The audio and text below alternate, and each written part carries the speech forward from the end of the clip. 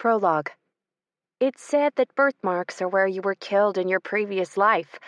Apparently I was killed by someone stabbing me in my boob. What a bitch way to die.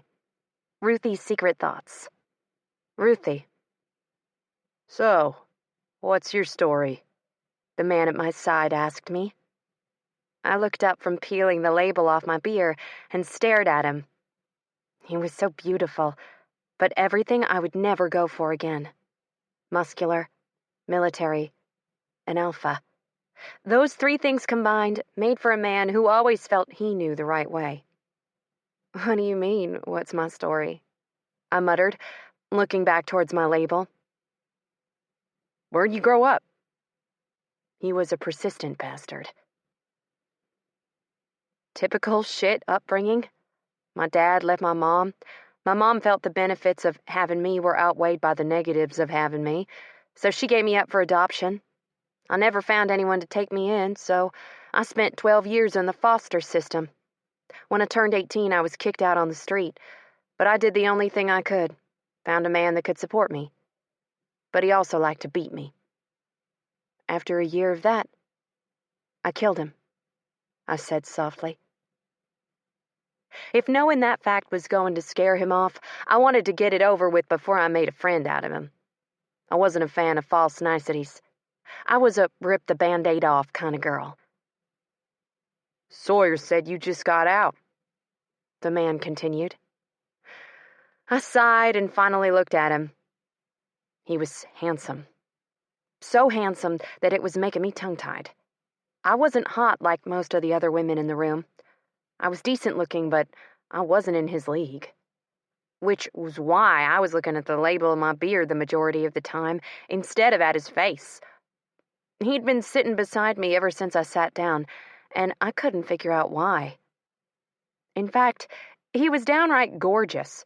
Everything that made him wrong. And the beard just made it even worse. I couldn't resist a beard. Never could and never would. Tall with muscular arms, wide shoulders, deep green eyes, and a messy mop of dirty blonde hair tumbling over his eyes, he was every woman's dream. His beard was one of those that was grown out of necessity instead of style, the kind where you were out in the desert and not near a razor kind of beard. Which was conducive with the party we were having in honor of him coming home from his deployment in Afghanistan.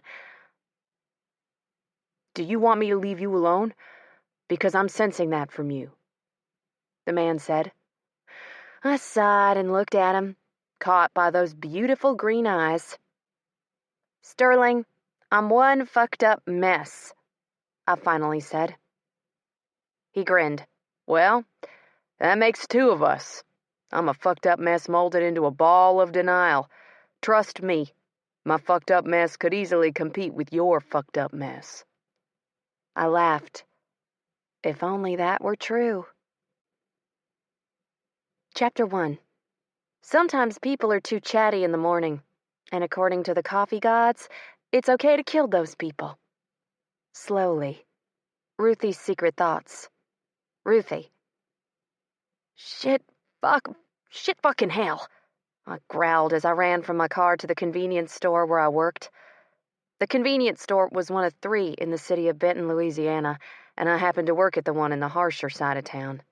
But I liked it. My boss gave me the hours I wanted.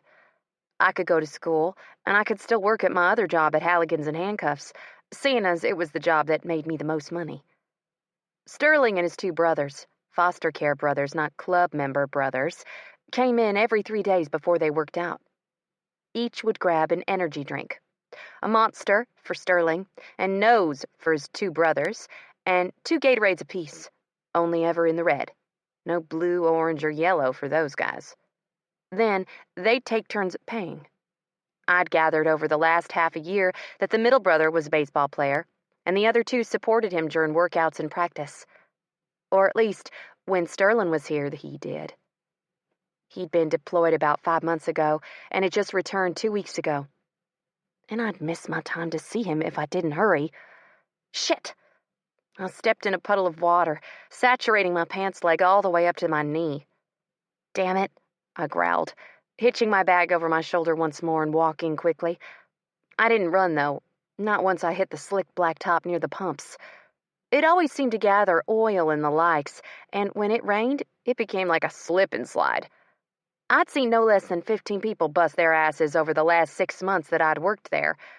I told my boss that it was a hazard and that one day someone would sue, but all he could say to that was, "Let them. Then they can have this place and I wouldn't have to deal with my mother-in-law anymore." I breathed a sigh of relief when my feet hit the sidewalk that would lead me inside the store and shivered violently when a bolt of lightning came down out of the sky and seemed to practically touch the tip of a 6-foot pole that was just to the left of where I'd parked my car. "Holy hell," I said in awe. I'd always been interested in meteorology. I was just not smart enough to go that route when I had the chance. At 32, I was well on the way to middle-aged, and there just wasn't time to go anywhere in life anymore. "You're late," my boss, Dane, growled at my side. I gasped and jumped, covering my face in reflex. Not because I thought he'd hit me, but because it was simply just a reaction. Something that had been ingrained in me since I was a young kid, living in a foster home full of kids that like to beat you up for the hell of it. Dane didn't take offense to my maneuverings, only nodded at me, staying where he was so he wouldn't scare me any more than he already had. "Hey," I said, "my car's a bitch in the rain." Dane smiled. "You should get a new one. You can afford it now." I could, but I didn't want to waste my hard-earned money that I was saving to buy a house on a car. That wouldn't be practical. I mean, I already had a car that worked. What was the point in getting something new? I know, you've been telling me that every day for a month. I just don't want to get a new car," I said. "I'm saving up for a house." In reality, I was saving up for a house that I could pay outright, seeing as everyone in this stupid town thought that I wasn't good enough to be here. Apparently, they looked upon a convicted killer with vehemence. My husband, Bender, had been a real asshole. He liked to beat me when he drank, beat me when he didn't drink, beat me when he was mad, beat me when I looked at him funny, beat me when I forgot to wash his uniform. If you could think it up, Bender beat me for it. He literally hated everything about me. But he'd knocked me up when I was 18, and his parents had made him do the right thing. And he'd hated that. He wanted to marry another woman. Had had his sights on Lily Brienne, my best friend since I was 12. I hadn't known that, though. Lily and I had gone through a lot together. We'd been in the same foster home until we were 18, and kicked out since our foster mother was no longer under any obligations to allow us to stay there. Plus, she wasn't getting any more money for us, so what was the point? I stowed my things in the locker and headed to the front counter and thought about Lily and me. Lily and I had moved into a women's shelter in Monroe, Louisiana, the same night we landed in Monroe. We'd started working shortly after that, and then we shared a one-bedroom apartment. Then we started going to school, where we met Bender. Well, we'd met Bender before, of course. We'd all gone to the same high school. Bender had qualified for a full scholarship at the same college we had randomly picked to attend. Yet, we were in such different social circles that we never got a second look from Bender and his peers. Or so we thought. Lily obviously got a lot more attention from Bender than I did. Bender got a lot more attention from me rather than Lily, who had her sights set on another man at our college, Bender's best friend. And Bender hated that. Absolutely hated it. So, he moved to little old me in hopes that he'd catch the attention of Lily. I, of course, didn't know that at the time. I was too busy being on top of the world that the man that I was half in love with was giving me the time of day. Too young and eager to please, I slept with him on the first date. He left once he realized that the tactic wasn't going to work with Lily. He never spoke to me again until 6 weeks later, when I told him that I was pregnant. I still wasn't sure how his parents had found out. Whatever the reason, I'd been done with him because I wasn't into trapping men. But I had had a difficult pregnancy at the beginning. Medical bills started piling up, and then Bender's parents got involved, forcing us to marry. The bell above the door rang, and I looked up. smiling at the man that came through the door. "If it isn't Mr. Baseball," I crowed. Sterling flipped me off. "You've got the wrong guy. That dumbass is behind me," he said. "I'm just helping him look the part." "I take offense to that, you big dick muncher," a voice said from just behind Sterling. I stood on my tiptoes to see his two brothers following close behind him. Cormac was the baseball player. He was about a month away from starting his final season of baseball at ULM. The University of Louisiana Monroe was lucky to have him, from what I'd heard. He was older than all the other players at 25, having not started attending college until he was 21. Cormac was 6 foot of lean muscle and sinew, with black hair and a quick smile. Their other brother, Garrison, was the same age as Cormac, although that's about where the similarities ended. Garrison wasn't what I would call cute. He was too mean-looking to be called cute. He had a perpetual scowl on his face that rarely could be seen through his bushy beard. He was in shape, though. Very good shape. He'd have to be to keep up with the other two. He was currently a high school science teacher and baseball coach for Shreveport High School, and probably the most feared man in the school. I would have shit myself had I been sent to the office to have to deal with him. But he really was loved. He was a sweet man, from what little I'd spoken to him at Halligan's and Handcuffs and here, but my heart belonged to the man that came up to the counter to talk to me instead of grabbing his drinks. "How you been?" he asked. I smiled at what I now counted as one of my best friends in the world. "My car doesn't like the rain. I think I need new tires or something.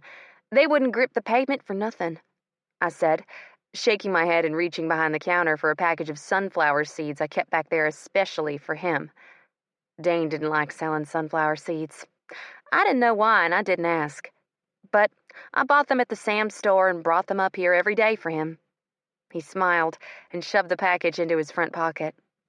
My eyes followed the movement, mouth-watering as I watched the front of his elastic shorts dip down, exposing the taut side of his stomach before disappearing once again as his hand came out of his pocket.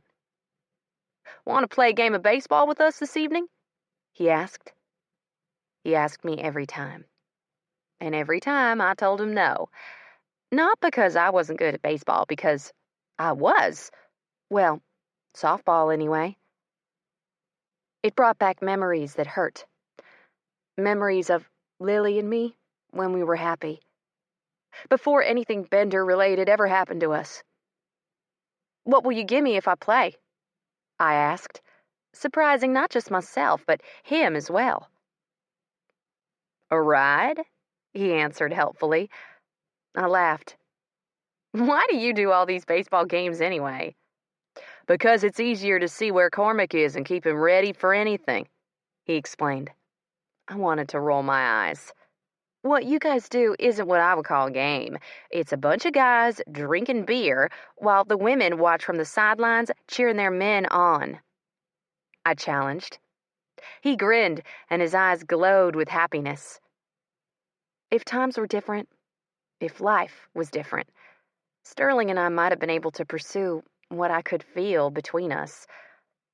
But times weren't different, and my life wasn't all shits and giggles like Sterling needed. I had demons. I had so many demons that it was a wonder I functioned at all. And Sterling deserved a woman that would stand by his side, make him proud to have his arm around her. And I wasn't that woman. So I made a promise to myself while staring at that smile. A promise that I wouldn't drag Sterling down with me. He wouldn't get caught up in me and everything that floated around me like a hurricane, ready to destroy anyone that entered my proximity. "Regardless of what it is, I want you to come. I know you used to play, and we could use some new blood," he said. "I'll pick you up at 6. I blinked as I watched him throw a 20 on the counter as all three men walked out only moments later, bickering about someone having the hots for a woman that was way too straight-laced to ever date him. I had a feeling they were speaking about me, but that couldn't be further from the truth. Sterling didn't deserve to have to deal with my crap. Not even a little bit. "Now that you've had your fun, how about you get your shit together and go clean the bathroom?" Dane ordered. I smiled at Dane. He was a great boss. He knew I had a secret crush on Sterling, knew it and loved to tease me about it. "What's wrong with Allison doing it like she usually does?" I asked, walking around the counter to grab the mop bucket out of the storage closet. "Allison called in sick because she thinks she has the flu," he said. "So it's just you and me this week, chica." Yay. Not. That would suck. If it was just me and him, that'd mean I would be needed for more hours, which would hack into my nap time. "Just don't expect me to work tonight or tomorrow night or Friday night. I had plans tonight and the bar the other 2 nights," I told him. Dane nodded. "I know. I was listening to that boy trying to ask you out." I smiled. He wasn't trying to ask me out. Dane gave me a look. "Honey, I have a dick. I know what it looks like when a guy's dick is hard, and his was hard. For you. Trust me," he said, sitting down on the stool behind the register and turning his eyes to the TV screen that was sitting next to the register. Rolling my eyes, I rolled the mop into the bathroom and started the tedious job of cleaning up the bathroom. The girls' room was never that bad. It was the men's room that always got me. How could grown men miss the toilet like that? By the time I was done with the men's bathroom, I felt the need for a hot shower and a beer, both of which I couldn't have right then. And since I had somewhere to go later, I wouldn't be having it for a very long time. But just the thought of seeing Sterling again made my heart race. "Your phone's been ringing the whole time you were in there," Dane said as he shoved 3 cheese crackers into his mouth. I rolled my eyes. Why wouldn't it have occurred to him that I needed to answer that call if they called that many times? I smiled when I saw Lily's smiling face lighting up the screen of my phone. "Hello?" Lily answered breathlessly.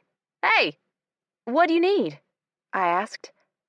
Lily called once a day, regardless of whether she needed anything or not. It was just who we were, and I'd missed her constantly when I was locked up. "I have someone who wanted to talk to you before she went on stage," she said happily. I smiled as Lily's daughter, Tony, got on the phone. "Aunt Ruthie, guess what?" Tony yelled loudly. I looked down at my hands and smiled through the pain. "What, Stinker Bell?" I asked softly. "I hit a home run today at Putt-Putt," she squealed. I smiled, my pain taking a back seat to the excitement in Tony's voice. See, Tony and my daughter Jade would have been the same age right then. But my husband had nearly beaten me to death when I was almost 8 months pregnant, and I'd lost my baby girl before I'd ever even held her. Lily had found out she was pregnant the week before I'd lost my little Jade, and it was heartbreaking to talk to Tony when I couldn't talk to my own little girl that would have been doing something similar had she been able to live. "Don't you mean hole in one?" I asked her, a smile in my voice. I could practically see her shaking her head when she replied. "No, I mean, Daddy tossed me the ball, and I hit it with my golf club, and I hit the ball into the last hole at the very end of the course," she corrected me. I closed my eyes. "Your daddy should know better." "See?" Lily said as she came back on the line. "That's what I said. He's like a big 2-year-old. I smiled at my hands. Dante was such a good guy. He started an auto recovery business when he got out of the Air Force, and from what I'd heard, was a pretty successful businessman now. He had my whole heart, though. He was such a good man, always there for me if I needed him to be. He'd come to visit me when Lily made the trip. He was a good father and a good friend, something that I desperately wished I had married instead of the man I had. "So where are you going?" I asked, ringing up a man's purchase as I did so. The man gave me a funny look since I was on the phone, but I ignored him, stuffing things into the bag as I held the phone in between my ear and shoulder. 957, I said. The man gave me a credit card, and I swiped it through the card reader before handing it back to him, while listening to Lily tell me about Tony's recital that was scheduled to take place in 20 minutes. "You're late," I laughed. "Shouldn't you have left already?" I handed the man his receipt, and he took it with a slight huff of annoyance. Yeah, about 20 minutes ago, but we were having a meltdown because we couldn't find the pink shoes, only the blue shoes, Lily said. We only found a single pink one, so now we're wearing one blue and one pink. Well, that works, I laughed. And it did. What little girl wanted to wear blue shoes when she could wear pink? All right, gotta go. I love you, Lily said as she hung up the phone. I rolled my eyes and shoved the phone into my back pocket before turning to Dane. What's up with you? I asked. Dane smiled. Well, I have a prostate exam around 4, and I have a colonoscopy next Tuesday that they're going to make me shit. I stopped him. That's enough information, Dane. Thanks, though. He shrugged.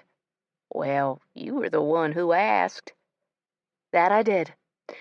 And I would not be asking that question anymore. I walked out of the house that I was renting, into the late afternoon sun, annoyed and unbelievably pissed off. What's that look for? Sterling asked me. I handed him the ticket I'd received. I got a ticket for a boat parked in front of my house that isn't even mine, I told him, walking to the passenger seat and hopping inside without prompting. My neighbors hated me. Literally hated me. I was in a house that I'd rented through the chief of police. It was nice to have a hookup through my other best friend, Sawyer. She was currently married to the president of a motorcycle club, the same club that Sterling belonged to. Sterling wasn't wearing his cut, the leather biker vest that he usually wore, which designated him as a member of the Dixie Wardens MC. But I guessed it probably wasn't the most comfortable thing to wear when you were outside working out in 100-degree weather. So whose boat is it if it's not yours? Sterling asked from my open window. I pointed at the man across the street, sipping his beer with his feet up on the porch railing. That man's. I pointed at him. Sterling looked at him, hunching down so he could see through the truck's open windows, and grimaced. Hold on, he said. Be right back. I shrugged. I'd already tried talking to the man, but he was dick, so I just left. I was planning on going up to the police station tomorrow and talk it out to whomever would listen, but if Sterling wanted to try that for me, then I'd let him. I had enough on my plate to deal with without something minor like this. I watched and sipped on my ice water through my Camelback water bottle that cost way too much money for me to own so many. Sterling topped the man's front steps and crossed his arms. I could see his mouth moving, but other than that, I couldn't make out what was being said. However, by the tension in the man's previously loose shoulders, I could tell that whatever was being said wasn't very nice, or appealing to the older man. That's where I've always parked my boat, the man yelled. Sterling said something calmly to the man, and the man reluctantly took the ticket that Sterling held out to him, ripping it from Sterling's hands and shoving it down into his pocket. I blinked, and then blinked some more, as I watched Sterling come down the steps and straight to his truck. He got into his side, slammed the door shut, and started the engine. Seconds later, he was driving away from the curb before he explained. The man's going to move the boat tomorrow, and he's going to take care of your ticket, he said without hesitation. That's awesome. I can't believe he was just going to let me pay it, though. I mean, who does that? I asked. He shrugged. No clue. Not sure why you'd even get a ticket for that. Seems inconsequential, seeing as they had 2 murders in the city last night, Sterling said, shaking his head. Not knowing what to say to that, I asked, Why aren't you on your bike? He grinned as he turned to me, glancing quickly before he turned back to the road.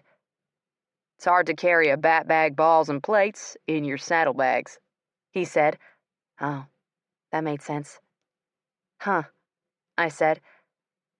So, when do you go back? I didn't have to explain what I meant by go back. He knew exactly what I meant. I have to be back in Belle Chase in another 13 days. He answered as he swung the wheel wide to get out of my neighborhood. My mouth dropped open. You're already going back that quick? He nodded. Yeah, but I'm not getting deployed, at least. I'll be there for about 3 months while they decide what to do with us next. Normally we would be heading to California, so I'm lucky they're allowing us to stay close to home." I just shook my head. I just got him back. "How often will you come back?" I asked softly. I was fairly sure I was hiding my sadness well, but he placed his hand on top of mine where it rested between us on the seat. His big fingers forced themselves in between mine as he said, "I'll probably be back every weekend. Gotta get my boy ready for baseball. And I have a vested interest in someone special." I blinked, suddenly hurt. He had a vested interest in somebody? What was that supposed to mean? Was he seeing somebody? I didn't get the answer before we pulled into the ballpark's parking lot. We were playing on the city's baseball field, where the older kids played. It was a normal-sized field for baseball, and it was absolutely massive.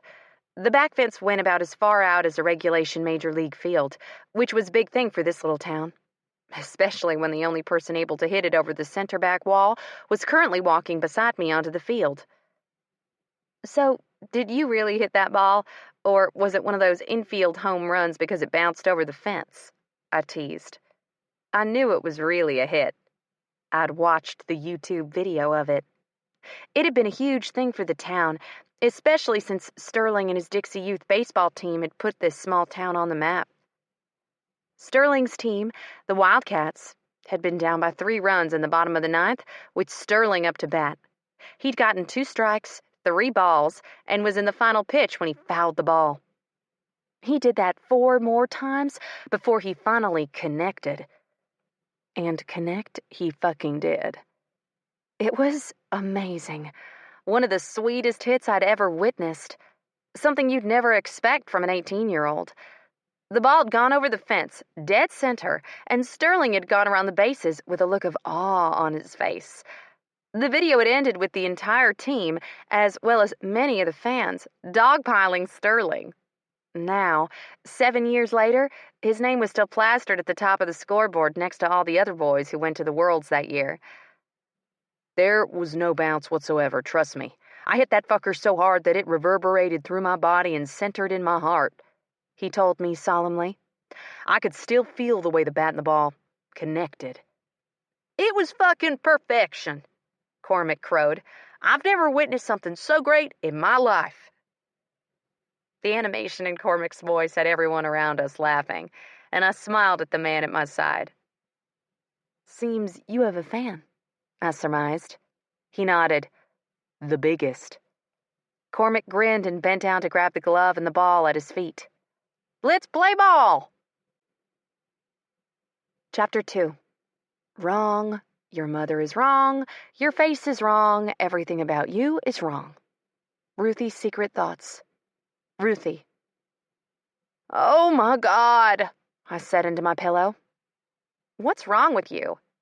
Sawyer said from the foot of my bed. I didn't scream like I wanted to. I knew she was there, well, at least knew she was in my house. I hadn't realized she was that close, though. "I can't move," I whispered. "I think I'm paralyzed." "You played really awesome, if it's any consolation," she said, bouncing on the bed a few times. I glared over at my cute pregnant friend. "Why are you here? It's my day off," I grumbled, turning over and yanking the blanket over me. Or would have had it not been partially under Sawyer's ass. "You promised me you'd go to help me register for the baby shower," she told me. I groaned. "I meant that in a lying kind of way. The kind of thing where you say niceties, yet don't follow through with them because you know you don't really want to do it." "Well, you said it, and I'm not letting you take it back," she grumbled. "Get up. I'm making eggs." "I don't like eggs," I muttered to the now empty room. How did a pregnant woman have so much energy? Shouldn't they be tired all the time? Because I hadn't seen that from Sawyer yet, and she was well into her 7th month. Rolling out of bed, gingerly, I walked blindly to the bathroom, only opening my eyes a crack to give me an idea of where I was going. I left the light off as I took care of business, brushed my teeth, and walked out into the main room. It didn't even occur to me that there'd be anyone else there. which was why when I finally opened my bleary eyes and saw the tall, sexy man sitting on my couch talking to Sawyer, I froze.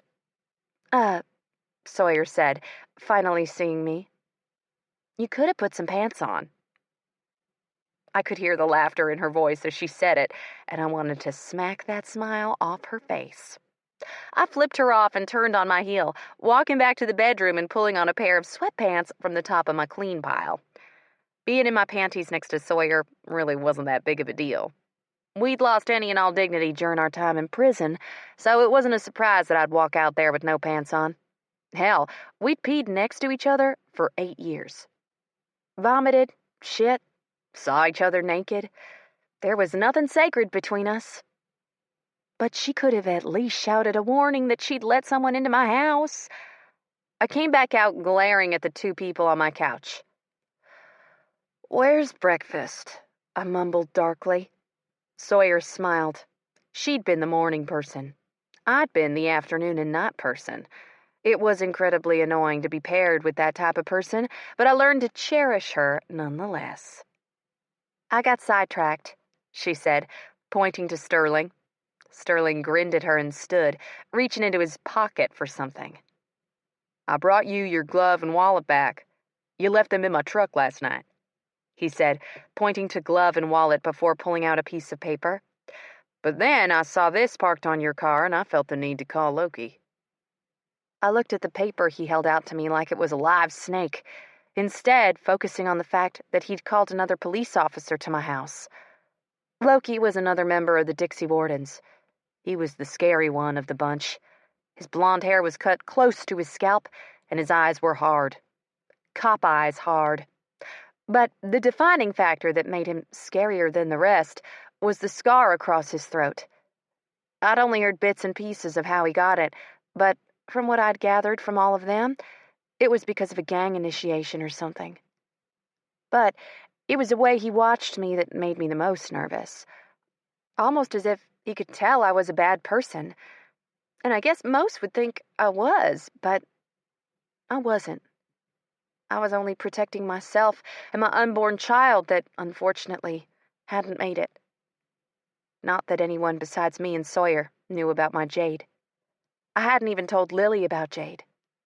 Not because I didn't feel that she would sympathize, but because the fact that I'd lost her still hurt so deeply that I couldn't talk about it. Hadn't talked about it since the day she was taken from me after I spoke to the cops. "Wonderful," I muttered, turning on my heel to walk into the kitchen and start a pot of coffee.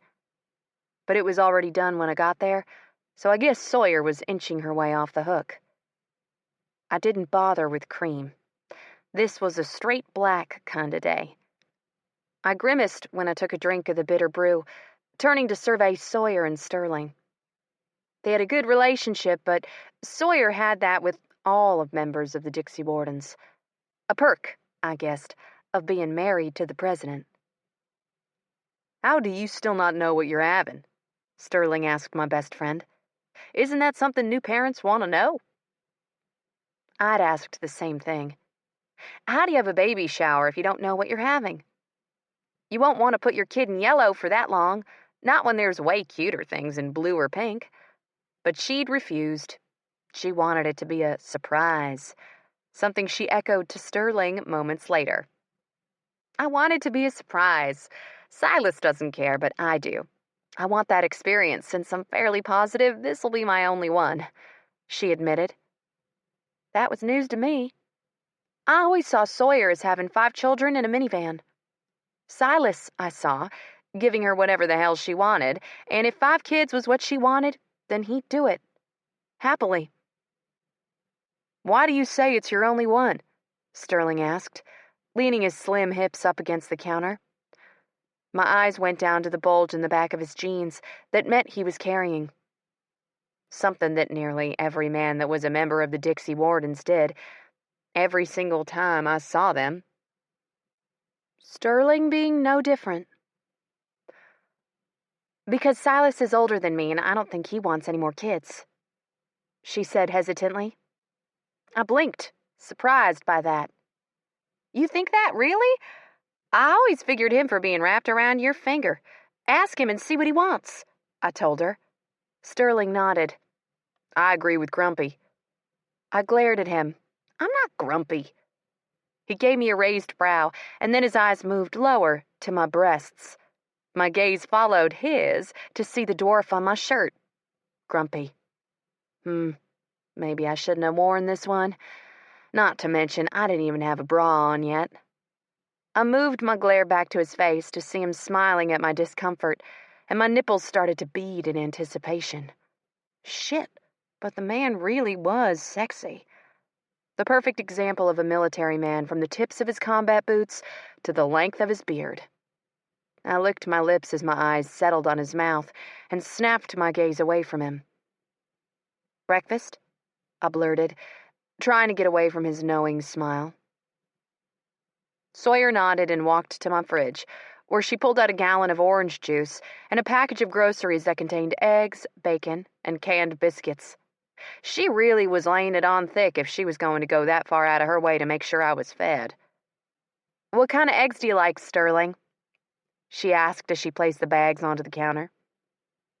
Over easy, he said oddly, almost as if he wasn't aware that there were any other ways to eat an egg. Sawyer nodded as she started to pull out a frying pan from somewhere I'd never seen before, followed up with a cookie sheet from above my stove. I narrowed my eyes. Had she gone shopping? Because I definitely would have remembered having either of those items. I hadn't cooked since I'd moved in unless it was microwavable, and I was fairly certain I had a pot only.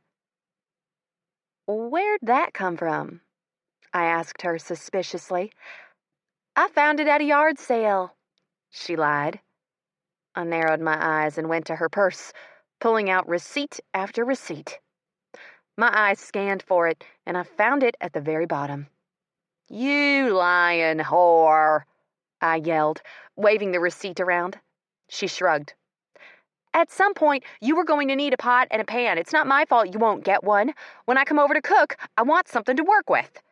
Sawyer yelled right back. I glared at her. You need to leave me alone, and I never asked you to cook. I pointed at her. She ignored me, though, and started to place the bacon in the frying pan. I narrowed my eyes at her and walked into the kitchen, picking up the tube of biscuits and peeling the paper off of it.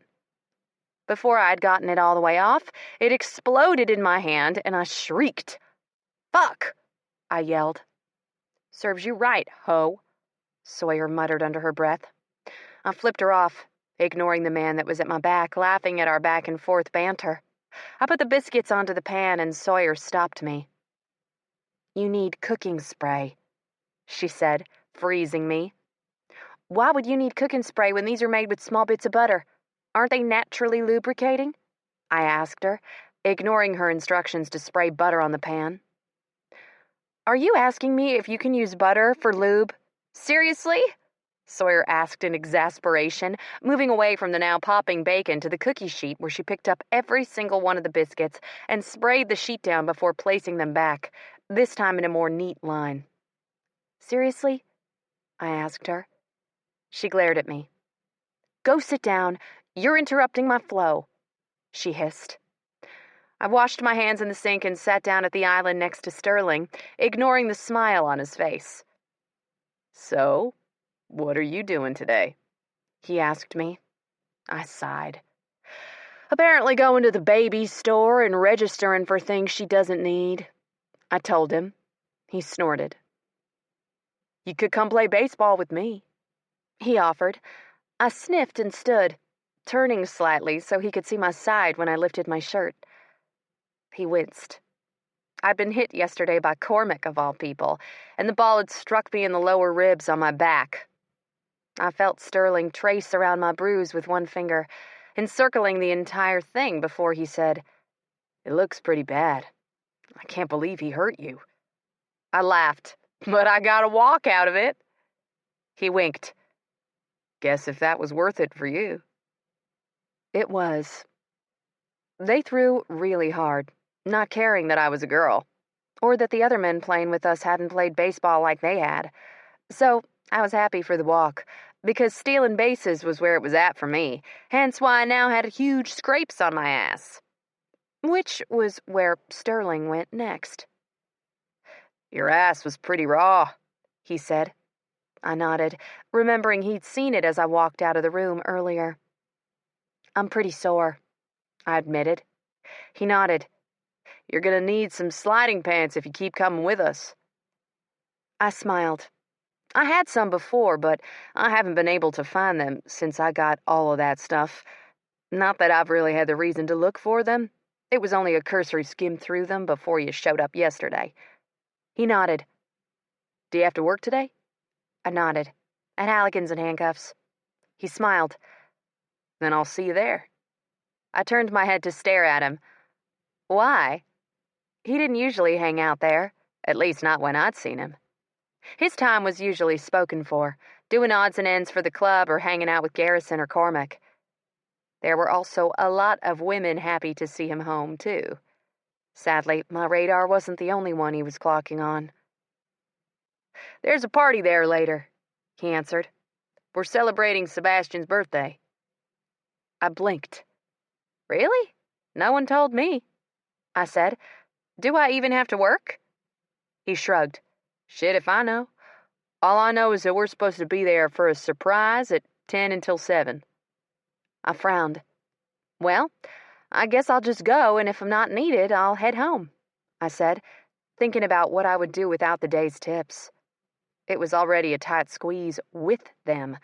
Without them might leave me without the new clothes that I'd intended to buy with them. "Shit," Sawyer said. I looked over to her to see she dropped a piece of bacon and looked around for her dog, but didn't see him. "Where is your dog at?" I asked Sawyer suddenly. Normally we took him everywhere with us, especially since she was training him as a service dog. There was no way to acclimate him to new experiences if he didn't go with her to experience them. She grimaced. "He's getting neutered," she answered. I winced. That had been a bone of contention between Silas and Sawyer for a while now. She didn't want to get it done, and he did.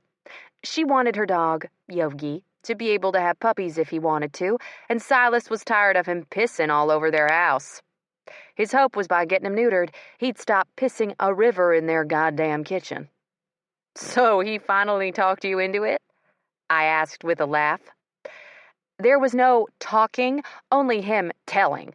Trust me, I tried really hard to free him, but Silas was gone before I woke up this morning. She pouted. Sterling snorted.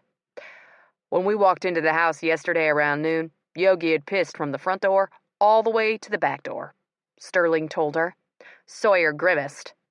I, on the other hand, thought that was quite impressive, especially since he had to go through a hallway, past the living room, through the kitchen and dining room, before coming to a stop at the back door.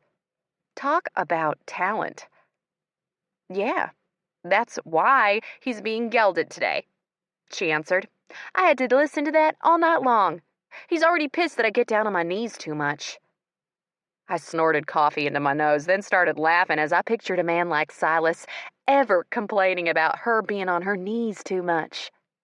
Sterling pounded me on the back to help with my breathing, I assumed, but it only ended up making me less able to breathe due to his nearness. "Loki's here," I mumbled as I heard a bike pull up outside. I was using any distraction I could to get the man's hand off me, because I might spontaneously burst into orgasm right here next to him, and holy hell would that be embarrassing. "I'll get the door and let him in," Sterling mumbled as he slipped from his seat. Once he disappeared from my side, I turned to study Sawyer. "You doing okay?" I asked her, really looking at her now. She had a fake smile pasted on her face, the kind that were always meant to make her look fine. However, I knew her. I knew everything about her down to the very last detail. I knew when she was getting sick or getting her period. I knew when she was having a bad day because the guards were being douchebags or another woman was fucking with her. I knew her. She was my girl, the only person that I trusted all of my secrets to. Except one, I thought morosely. But it wasn't like I was trying to keep that one from her. It was just too hard to talk about it, I'd be better showing it to her. An idea started to form in my mind, and I smiled down at my plate when I realized what I could do. I'm having a bad day, Sawyer mumbled, snapping my attention away from myself and to her. Why? I asked her. She shrugged. We went to the store to get this food and saw a couple of women who thought it'd be funny to make fun of me. That's all. She shifted and looked away like it was no big deal. Anger pierced my chest, sharp and tight. Those fucking bitches. Seriously, all everyone in town ever did was gossip about us. What was a big damn deal? So we were in prison. Whoop-de-fucking-do. Thousands of people went to prison every year for something or another, yet those stuffy women weren't talking about them. Cops were being killed all over the country. A war was going on the other side of the world. Children were going hungry. Animals were being abused. Seriously, there were millions of things that they could focus on, yet they chose us, Sawyer in particular, because she was the nice one who wouldn't say a word in defense of herself. And she so didn't deserve their censure. What she had had happen to her was a complete and utter accident. She'd been driving her drunk friends home when a Ford Bronco had pulled out in front of her. The truck she'd been driving had pulverized the smaller vehicle, and with it the vehicle's occupants. None of the passengers survived. And then Sawyer had been wrongfully convicted of their murders when the father of the teen who'd been in the car falsified evidence to make it look like Sawyer was over the legal blood alcohol level. Something she hadn't been. After being falsely accused, tried, and convicted, she spent 8 years in Huntsville Women's Penitentiary as my cellmate and called me selfish, but I was glad she was there. Because if she hadn't been, I would have been raped every single day that I'd been in there. But I wasn't, and I would thank her daily for the rest of my life if I had to. I owed her that much and more. What'd they say? I asked, worriedly. Sawyer shrugged, flipping the eggs onto the plate in front of her as she slid them out of the bacon grease. My mouth watered as she set the plate in front of me, but I crossed my arms and refused to eat once I realized she wasn't going to talk. She sighed and leaned forward on her elbows, making sure that only I would hear what she had to say.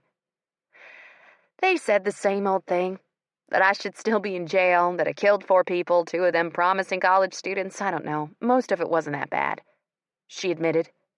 I raised a brow. Not that bad? What do you think Silas would do if he heard what everyone was saying?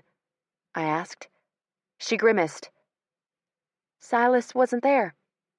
Yeah, because they don't say stuff like that when he's around, because they know he'll fight back, which is what you should start doing. You, my manipulative friend, should have nothing but roses and fairy dust. Me, on the other hand, I've earned everything they call me. I'm a murderer. But that doesn't mean I'll let them sit there and talk badly about me while I'm right there.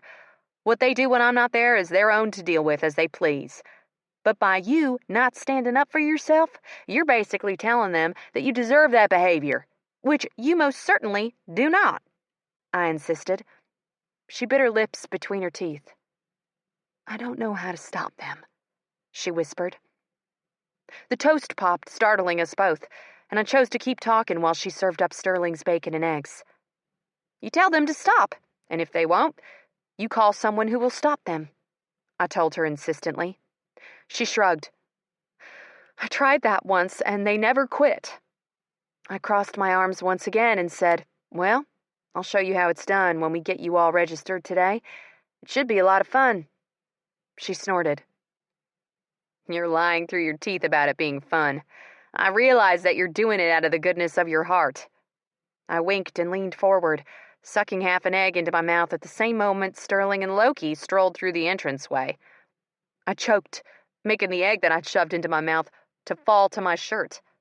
Completely embarrassed, I quickly wiped my shirt with a hand towel at my side, but was only effective in spreading it out even more. Yellow yolk sank into the porous fabric, making a very noticeable stain for all to see. You missed your mouth, Sterling teased as he took his seat beside me. I flipped him off, causing him to laugh, as did the scary guy. Hi, Loki. How are you? I asked softly. I didn't ever know what to say to the cops of the Dixie Wardens. I felt like they knew I was a bad person, and generally felt the need to stay away from me. So I came off as a standoffish type of person. Not because I wouldn't like to get to know Loki as well as the other cop, Trance, but because I was trying to protect myself. Something some people didn't always do. Something I hadn't always done. But spending all those years in prison had changed me, had given me a certain selfishness. Because, besides Sawyer, I had to watch out for my own back in there. "Hello, Ruthie," Loki's deep, rumbly voice said. I gave him a tight smile, and he moved those piercing eyes away from me and settled them on Sawyer. "Hey, Sawyer. How's it going, honey?" Loki asked. See what I mean? Totally nicer to her than he was to me. "I'm doing well, Loki. Thanks for asking. Would you like some eggs?" Sawyer asked. I nearly choked on my coffee. Was she really going to force me to be in Loki's presence for more than just what I needed to deal with? "Absolutely," Loki said. "Love some." I closed my eyes and pushed my eggs around on my plate, no longer hungry at all. It wasn't that I hated cops. I didn't.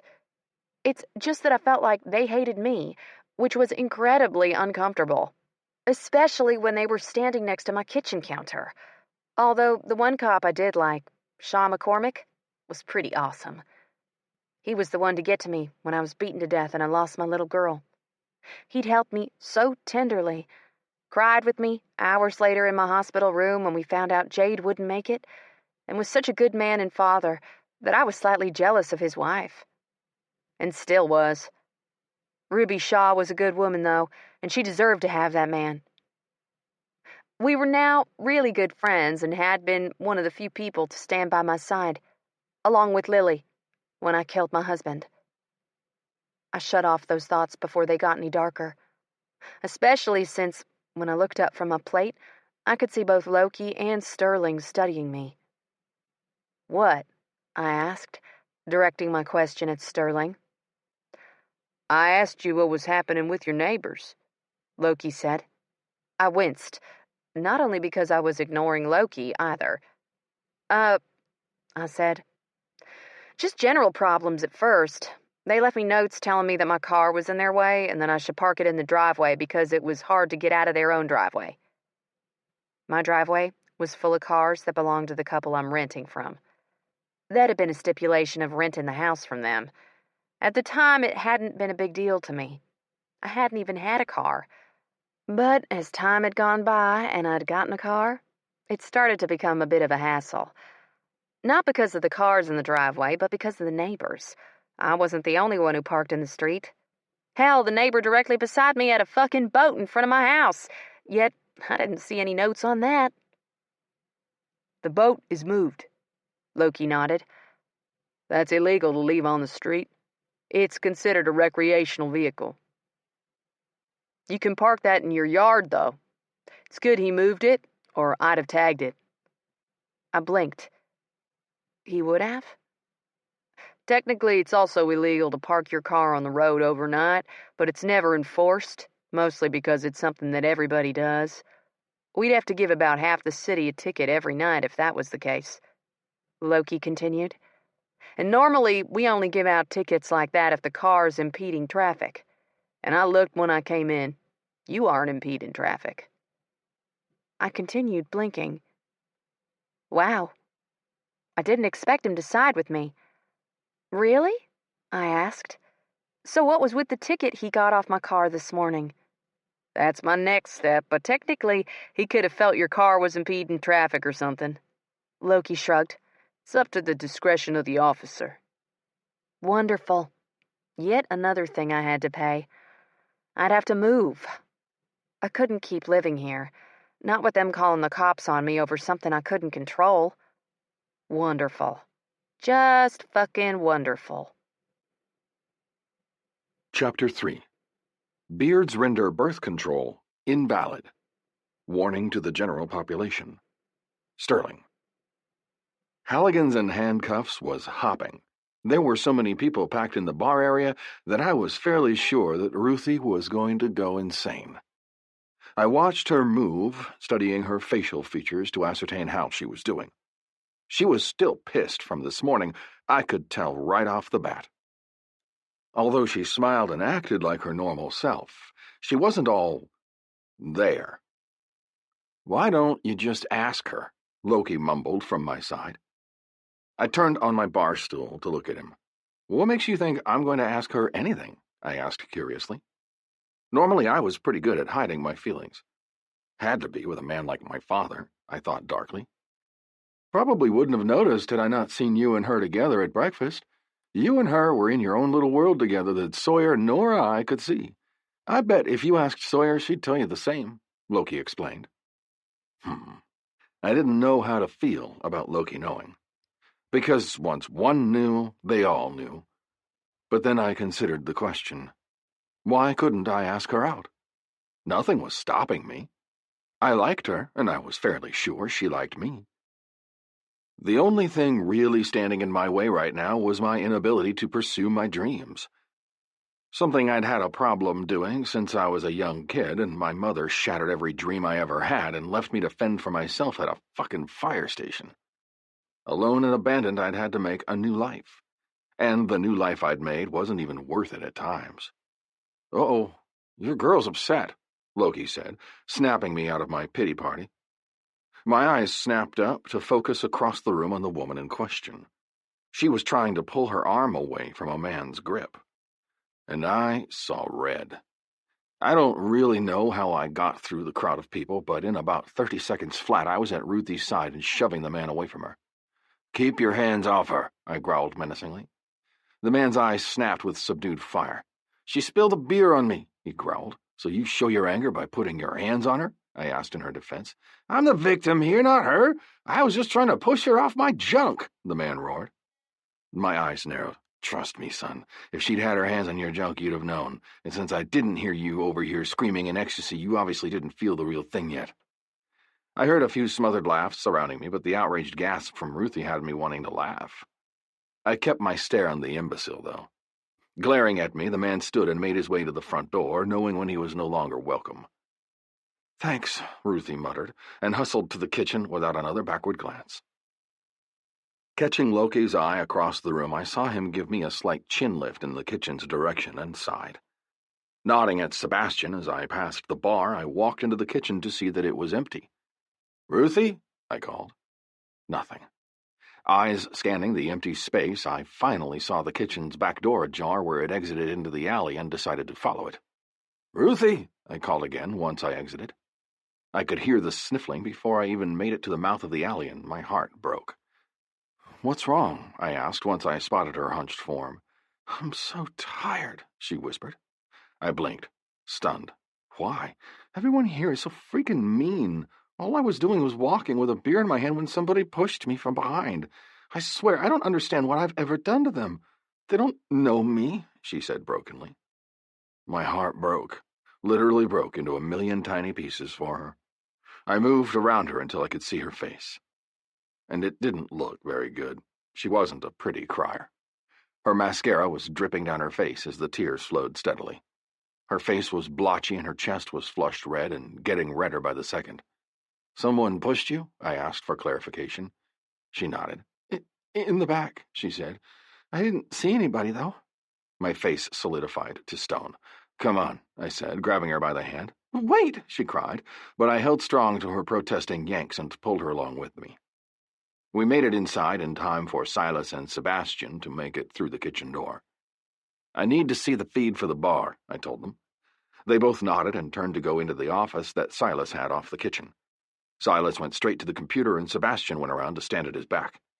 "What part of the room?" Silas asked, looking up to stare straight at Ruthie. Ruthie hiccuped and said, "The back quarter section."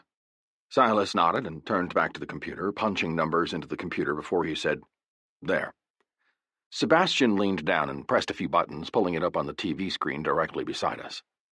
We watched as Ruthie passed once, twice, and then, on her third pass with 2 glasses of beer, a woman wearing a red dress got up from her chair and shoved Ruthie violently.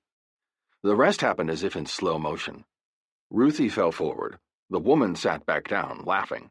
The man got his front and crotch drenched, and reflexively he sat up and clutched Ruthie by the hand. Ruthie apologized profusely, but the man kept yelling at her. "Who's that woman?" I snapped, watching as Silas rewound. "I don't know," he said. "Sebastian."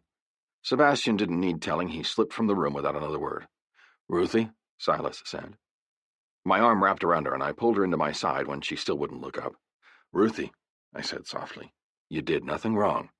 She finally looked up at me, and as I took in her eyes filled with tears, I fell in love. Hard and deep.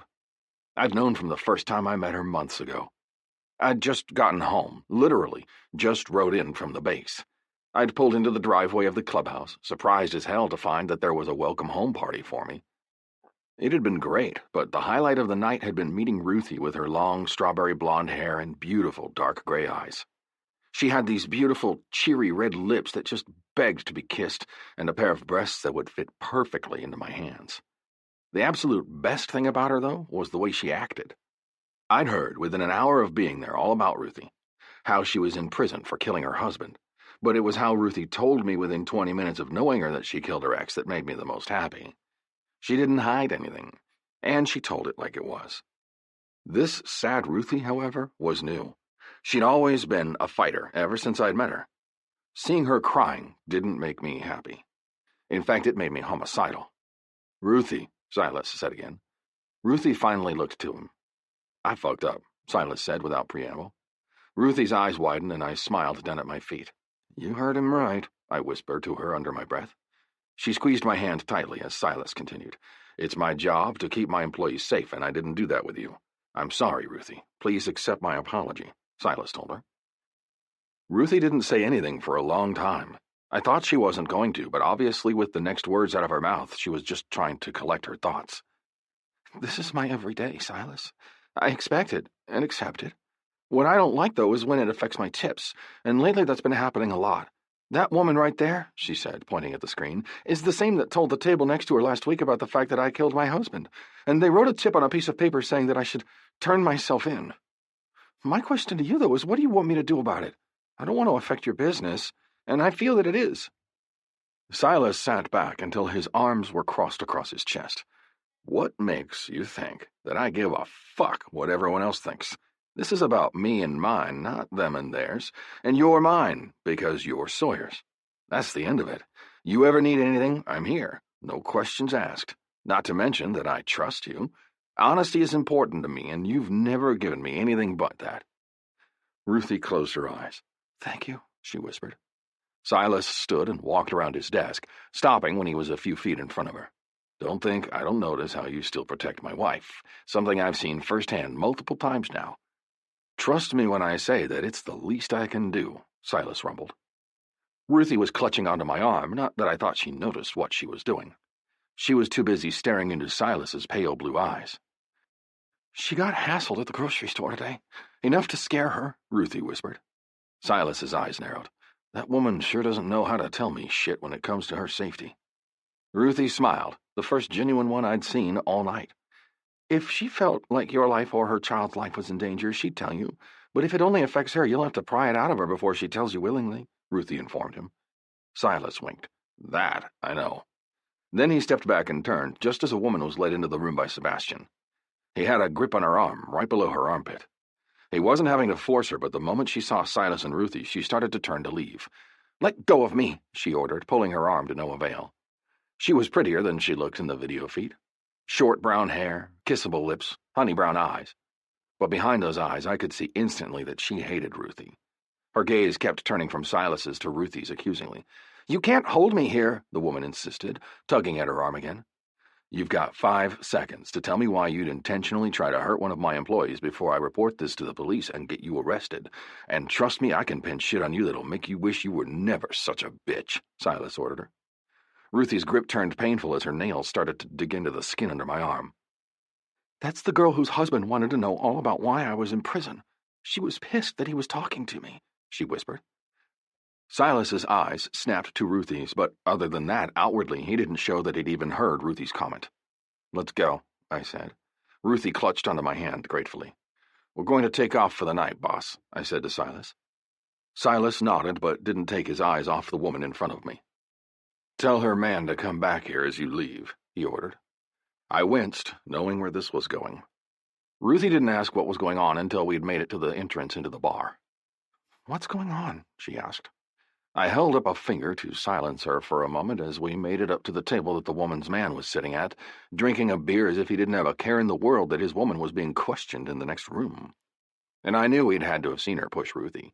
It happened directly in front of him. I stopped when the table was less than a foot from me and stared at the man until he lifted his gaze up to me. What? He asked, looking me up and down. I smiled. Silas would like to see you in his office, please.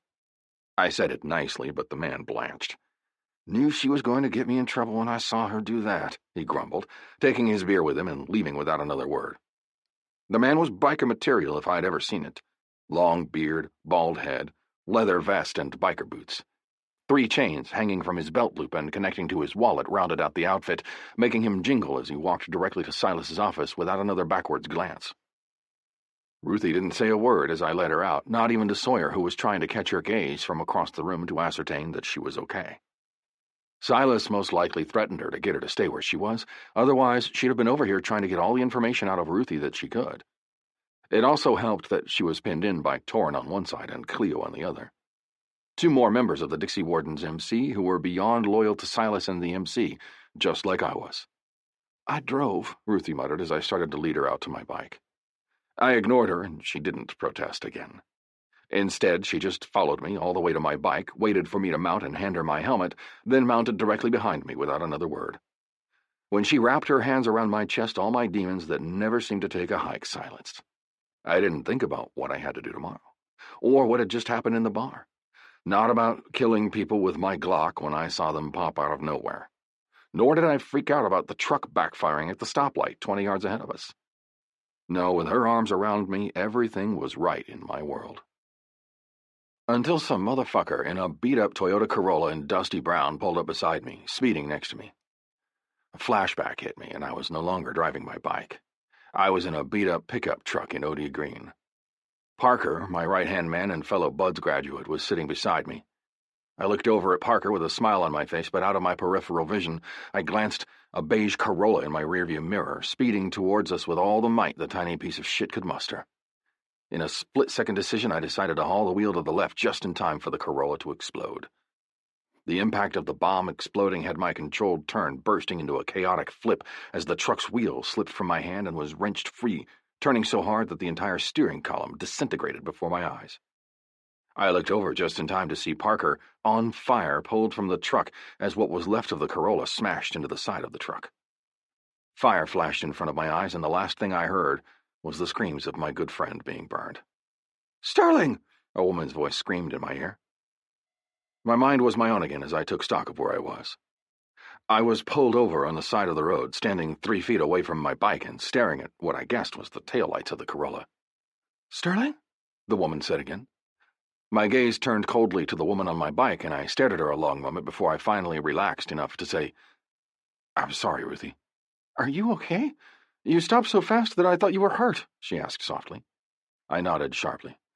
"That car," I rasped, "the brown one that started to creep into our lane, caused a flashback."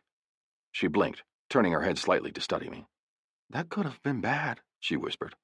I nodded sharply. "Yeah, it could have," I agreed. "Do they happen often?" she continued. I shook my head. "Barely ever. It was just—" I shook my head. About a month into my last deployment, the man I counted as one of my best friends in the world nearly burned to death by a Corolla blowing up directly next to us.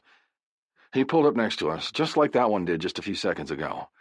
I can still smell the scent of his skin when it started to burn. Bile rose in my throat, but Ruthie's words stopped the panic before it started. "My husband beat me so badly that I lost our baby in the back of our Corolla," she whispered. I blinked, turning to her sharply. All of my problems were gone in the wake of what she'd just revealed. "I think Corollas are bad luck," she choked. I made to move forward, but she held up her hand to stay my movement. "One day I'll tell you more, but I felt that you needed something personal from me after what I just witnessed," she explained. "Just don't ask for information unless I tell you, because it'll set off a panic attack that'll blow the socks off your panic attack." I laughed. "We sound pretty fucked up." She nodded, agreeing. "I am. 50 different ways, but They have two-way streets and side streets, as well as underground garages of crazy to add to the mess, she explained. I snorted. Maybe one day we can compare notes.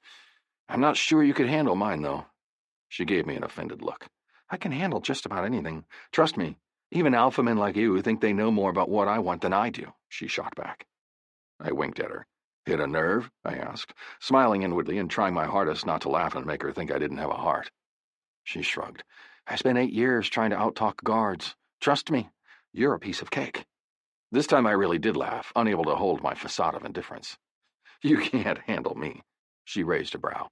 I can't? She challenged. I crossed my arms and didn't flinch as the tractor-trailer passed by us in a rush of air and thunder. She, on the other hand, flinched, throwing her hand up to cover her galloping heart. Yeah, I can handle anything you got, she nodded. And how do you propose to do that? I asked. She shrugged. I don't know. Is this something you show me while we play a round of mini-golf? Or laser tag? I asked. I was happy now. Really happy. This sparring we were doing was like verbal foreplay. And I liked it. A lot. I don't do mini-golf, she said. I'm more of a hot dog eating competition kind of girl. Or a monster truck rally. Those sound like dates, not challenges between me and you. She smiled. I'm sure we can find something to challenge your mind if you need it. I grinned. Okay. How about 2 days' time? Friday at 7. She shrugged, acting like it was no difference to her what I chose. Okay. So, is this like a date? I asked, smiling. She patted the motorcycle seat directly in front of me. Dates are for teenagers, she answered. I nodded. And what do you call it when adults go on dates? She grinned. Foreplay. Chapter 4. I can't eat any more. I'm full. Do you want dessert? Yes. Text from Ruthie to Sawyer. Ruthie. I got ready for our date, butterflies swirling around in my stomach like bees swarming in their hive at a disturbance. My hands were jittery. My feet were bouncing, making the process of putting on mascara rather trying. Once done, I smoothed my hands down my sides, surveying my appearance. Jewelry! I exclaimed, almost as if I'd solved the world's hunger problem. I closed my eyes and choked back an excited squeal as I fit my earring into my ear, finishing off the final touches of my ensemble. I studied myself in the mirror. I was wearing my tightest pair of jeans that I owned, which meant I probably couldn't sit down, but that was neither here nor there. I couldn't believe I was actually going on a date with him. It went against every ingrained protection that I'd instilled in myself. Don't put yourself out there, and you won't get hurt. It had been my motto since the day I was sentenced. I smiled at myself, leaning forward to check my teeth. Finally happy with my appearance, I walked out of my bedroom stiffly, rethinking the whole tight pants thing. But I decided to keep them on. I liked the way my ass looked in them, and I assumed he would too. That was, if he ever came. 2 hours later, and there was still no Sterling. Resigned that I waited for over 2 hours before I realized he wasn't coming, and when I finally did, something inside me, the only happy left, died. The old Ruth Ann was no more. In her place was a bitter bitch who knew she shouldn't rely on anybody. Shouldn't have been surprised that a man like that wouldn't be interested in a woman like me. I closed my eyes and reached my hands up to my earrings, the only ones I had left that was worth something to me. Once they were both off, I walked to the backyard and threw them hastily in the grass. Fuck the earrings. Fuck my life. Fuck everything. I didn't care anymore. Why bother? Because I was only a worthless piece of shit like he'd always accused me of being. The lowliest of the low. I closed my eyes, sank down to my knees on the back porch, and cried. Sterling. Come on, I growled as I called Ruthie once more. Shit, I yelled, pulling my teammates' attention from their own musings to me. What the fuck? Beacon, the weapons specialist for our team, said. I can't get her to fucking answer. Do you realize what's going to happen? She's never going to give me the time of day again. God damn it, motherfucking piece of shit! I seethed, pressing redial on my phone once again. Once again, I got 7 more rings before it went back to the generic voice message of a woman said, "You have reached the voicemail box of 903-777. Motherfucker, I growled, hanging up before the numbers were finished. Motherfucker! When I went to call Silas, the sign on the plane went on indicating that all cell phone devices should be turned off, and I realized I was out of time. God damn it. Seems that was my favorite word for today, as well as all the other words. I'd been called in less than an hour before on a mission that was paramount to national security, 7 hours before my date with Ruthie. I'd totally forgotten about her in my haste to get my things packed and get to base. And why it hadn't occurred to me in my 6 hours driving to base that I had a fucking date today, I didn't know, but I did forget. And now I'd royally fucked myself. In the ass with a fire poker. A fucking hot one, too. Fuck, I growled. Dude, learn a new word, another teammate, Reuben, growled. I glared at him. Fuck off, I growled, roughly shoving my useless phone into my backpack and zipping it closed. As of 1 hour ago, myself and my 7 teammates, Parker, Reuben, Beacon, Chase, Donnie, Ellis, and Estes, were all being sent to the Middle East. Iran, to be specific. The specifics of the mission hadn't been explained to us as of yet. We'd only gotten the "get your ass on a plane" speech, and that was it. I hadn't even realized that it wouldn't be a practice mission, which narrowed the amount of time it took us to get back on base and get ready until our CO was ushering us into the back of a fucking plane. Someone pissed in your cornflakes, Donnie said lightly. I turned my glare onto him, but the man didn't flinch, which wasn't surprising. He was a badass, stone-cold killer. Then again, we all were. That was what Uncle Sam trained us to be. Does anybody know what we're going for? Donnie asked, looking away from my scowl with a smile. It wasn't Estes, our CO, who answered like I thought it would be. It was the man I'd seen in the pilot's uniform that answered the question on all of our minds. Usually in a circumstance where we're called in like this, we know ahead of time what's on the agenda. This time, though, we had no clue. And I knew why moments later. The Speaker of the House's ex-wife was visiting an army base when she was captured, the man in front of us said. I blinked, surprised. Why the fuck wasn't he flying the fucking plane? That's the Speaker of the House, Donnie whispered at my side. It was then I realized where I'd seen him. On TV the night before, the one where the Speaker of the House spoke about his pregnant ex-wife, who was missing. He'd said that at that time nothing was being done to bring her home, and he pleaded for her life. And with us now on a plane to the very location she was stolen from, I assumed that something was now being done. Must be nice to have that kind of power, I thought darkly. It wasn't that I was objecting to saving a pregnant American's life. It was that there was no forward planning that had taken place. It was all thrown together too quickly, and we should have deduced a plan before we went off half-cocked. Because that was how people got fucked up and killed, was by assholes like this who had too much power and money. Chase was the one to ask the question that I knew everyone wanted to ask. Chase was what I'd like to call blunt. He said what was on his mind and didn't give a shit who he offended in the process. And why are we going in without any knowledge of what's going on? Why rush this when this is still a hostile country? Are 6 lives worth it when we may get killed before we even get in there? Chase asked. The man, Jason Reed, turned towards Chase and narrowed his eyes. What your job is, Marine, is to follow orders, Reed growled. Chase narrowed his eyes and stood, moving closer to the man. Estes stopped him before he could get up in his face. I'm a fucking SEAL, not a goddamn Marine, and maybe you should get that straight before you send us in somewhere where we won't come back out alive. Unless that's not your main priority here, Chase hissed. I looked around the belly of the transport plane we were currently flying in and wondered if it could withstand Hurricane Chase. I decided that it should hold up to him if we were able to take Chase's rifle away from him. Silence continued, so long that you could practically cut the testosterone-filled air around us with a fucking knife. All you guys have to do is find my ex-wife, get her out, and we'll get home. She's in a hotel with a man named Ymir Drakmar. She was taken the moment she got off the plane. He's got no men in the hotel, and as far as we can tell, she was meant to meet him there.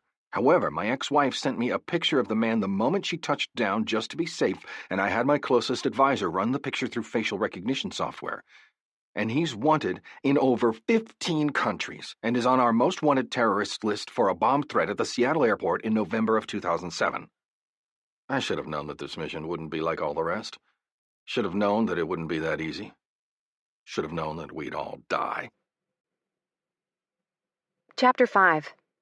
Don't hate me because I'm beautiful. Bumper sticker. Ruthie. 3 weeks later.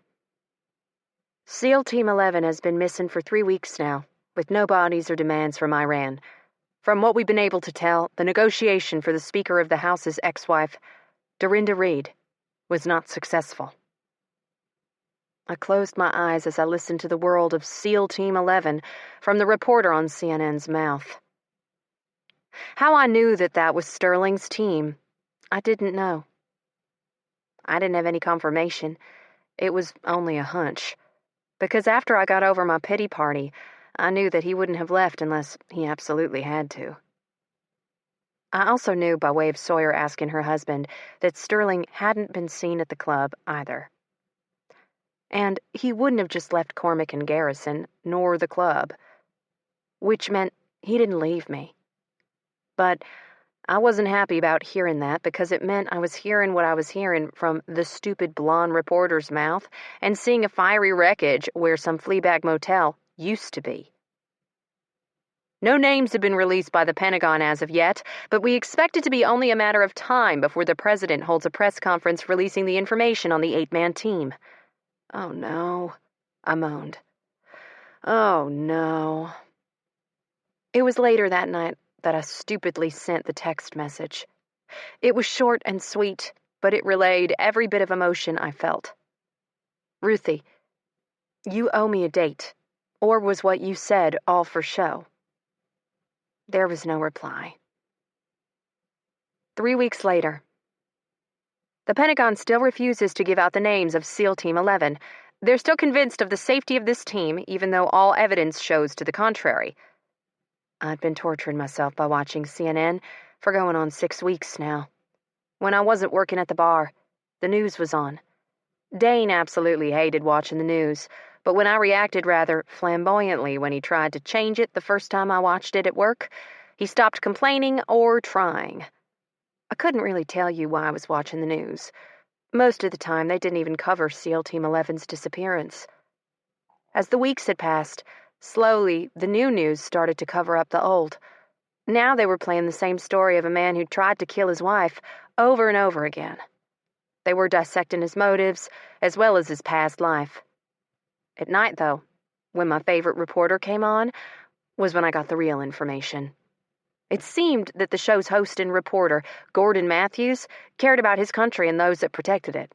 He, of course, touched on the other hot topics, but the majority of his time was spent on what was happening with our troops on the other side of the world. Gordon, what do you think is the White House's reasoning behind their refusal to give any names out? A woman on the screen asked him. I froze in the kitchen of Halligan's and Handcuffs, where I sometimes snuck breaks so I could see if anything new had transpired over my shifts, and stared at the flat screen hanging on the wall. Being a Navy SEAL is a tremendous accomplishment. However, they put a lot of time and effort into becoming a SEAL and maintaining their status as a SEAL. Their identity is their protection. They rely on their identities being secret while they're over there. What if they're alive and their pictures are splashed all over TV screen in the world? If they're taking cover waiting for the fire to die down and see their face on the TV screen, how are they supposed to protect themselves? They'll be sitting ducks in a country that still doesn't trust us, and no one to protect them or have their backs. Trust me when I say what they're doing is protecting themselves as well as the soldiers that protect this country by not giving out names. I smiled at the screen. That had been about what I was thinking, and he'd said it eloquently. He's okay. Silas's deep voice rumbled from my side. I whipped around, heart pounding 1,000,000 miles an hour. How do you know? I gasped. He winked. That boy has street smarts that you wouldn't believe.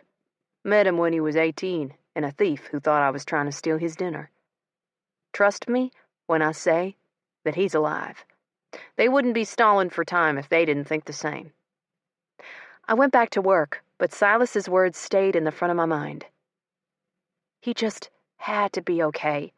I'd never worried about anyone this much unless they meant something to me. And I was afraid to admit it, but the longer it went that he was gone, the more I realized how attached I'd become to him. 3 weeks later, I bit my fingernails down to the cuticle. Again. Here I was on a Saturday night, biting my fingernails and eating a gallon of ice cream while I stayed glued to the news. SEAL Team 11 believed alive. An 8-member team of some sort is seen here leaving the Saudi Arabian embassy. None of their identities can be confirmed, but it is believed that this is the team that went missing 2 months ago after a botched mission gone wrong. Nothing has been proven yet, but Fox News will visit this new development upon the hour. Was that him? They looked a lot smaller than what I thought Sterling should look, but if he was in hiding for 9 weeks, then that only made sense. My phone pinged at my side, and before looking at it, I scooped a humongous wedge of ice cream onto my spoon that was made for 2 mouths instead of 1 and pulled it up to my face to read the message. Kraken. It wasn't all for show. Come outside. My brows furrowed. Kraken? What the fuck? And who the hell was that? I'd never programmed a Kraken into my phone. But, like the dumb movie heroine who always gets killed in the scary movies, I walked outside with my large spoon in my hand, still holding my ice cream. Thinking I was being smart, I unlocked the back door and slowly slipped into the night. It was raining, like it always was here. I felt like I'd moved to Seattle with all the rain we'd been getting. Luckily, the house was equipped with a wraparound porch, even if it did need fixing in places. I knew how to avoid those places, though. Apparently, so did the man that snuck up behind me and pulled me into a warm, hard, extremely hard body. A metal clang announced the melting spoon hitting the ground. "Trying to sneak up on me?" the man asked. My heart was pounding, but not because I was scared. Not anymore. Because I was over the fucking moon. "Sterling!" I cried, wiggling in his arms until I had my arms around his neck. He let me, of course, but I didn't notice as I hugged him tight. "You're okay," I cried. "Mm-hmm," he hummed. "A-okay." I leaned back until my hands were pressed on either side of his face, fingers grazing his beard that had grown exponentially since I'd last seen him. His hair had as well, from what I could tell by my emergency lights that had flicked on the moment I'd passed. I'd ask him later how he'd managed not to set them off. "You missed our date," was the next thing that popped out of my mouth. He smiled. "Yeah, I did. I'll have to make that up to you." His rumbled reply was felt deep inside of me as I started to take note at how close our bodies were. His arms circled tightly around me, holding me off the floor with hilarious ease. One arm was under my ass, and the other was banded across my lower back. My crotch was pressed to his hard belly, and I could feel the distinct outline of what I guessed to be his cock, or possibly a baton of some sort, which I seriously doubted, pressing against my thighs. And yes, I do mean thighs. It started at the edge of one and traveled across the length of the other, making me swallow hard. "How are you going to make it up to me?" I rasped, licking my lips. He grinned, and suddenly the security light blinked out, plunging us into darkness once again. The thunder boomed all around us as rain poured down in thick sheets, surrounding us in a world that consisted of only him and me, our breathing and my body pressed against his. He moved quickly, pinning me so that I had my back pressed up against the side of the house.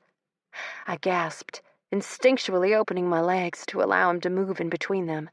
He took the invitation, pressing further into me, and proving once and for all that what I'd previously called a baton was indeed a part of him. A very hard, very warm, yummy part of him. "What?" I licked my lips and tried again. "What are you doing?"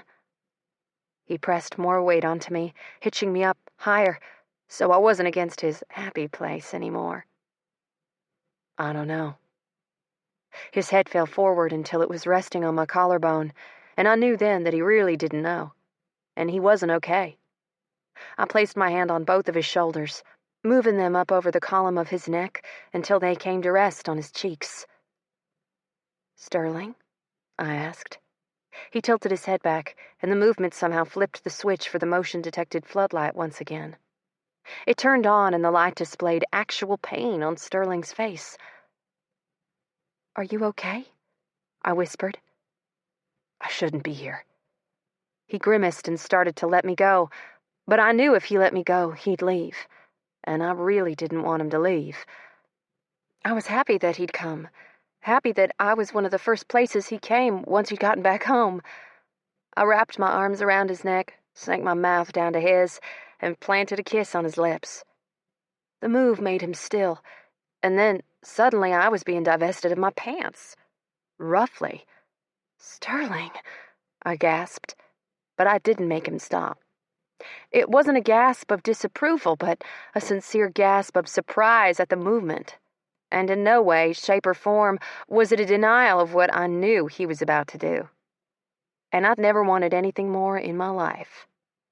His hard cock was suddenly at my entrance, and he slowly sank inside of me, one delicious inch at a time, until I could barely gather breath to fill my lungs.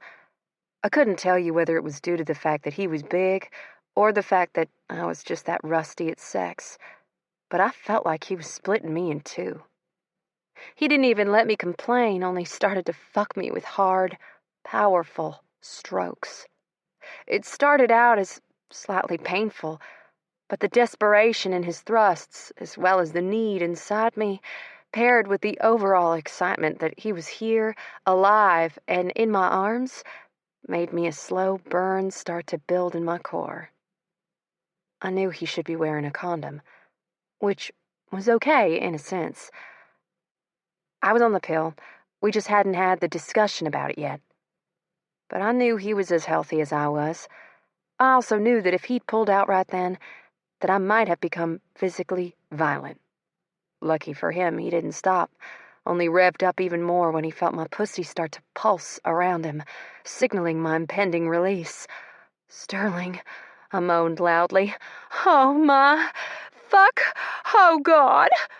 His mouth went to the exposed column of my throat, and he sucked.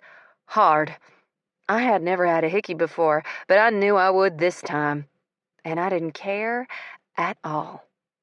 Sterling shifted his hips, and he reached down until both of his arms were holding my legs up. His hands planted onto the wall behind me, and suddenly the only thing touching me was his hard arms behind my knees and his cock splitting me. And as I looked down, the security light only highlighting bits and pieces of our bodies as they moved as one, I came. My world shattered with a loud boom that had the very air around us shaking. Logically, I knew it was thunder, but at that moment in time, I couldn't give less of a fuck. My mind was so focused on this, on him, that I couldn't separate the two things. He watched me come, and my eyes stayed ensnared by his. "Sterling," I gasped his name, and he finally let go. He came hard inside my tightened pussy, shooting himself down so deep inside me that I knew I'd be feeling him there for days. Both of us panted in the revamped storm. Cold rain pounded my bare legs where Sterling held them in place, which meant his ass was surely getting wet, since I could now see that his pants were down around his ankles. A flash of lightning had the world lighten up around us, and I saw the need as well as the pain still deep in his eyes.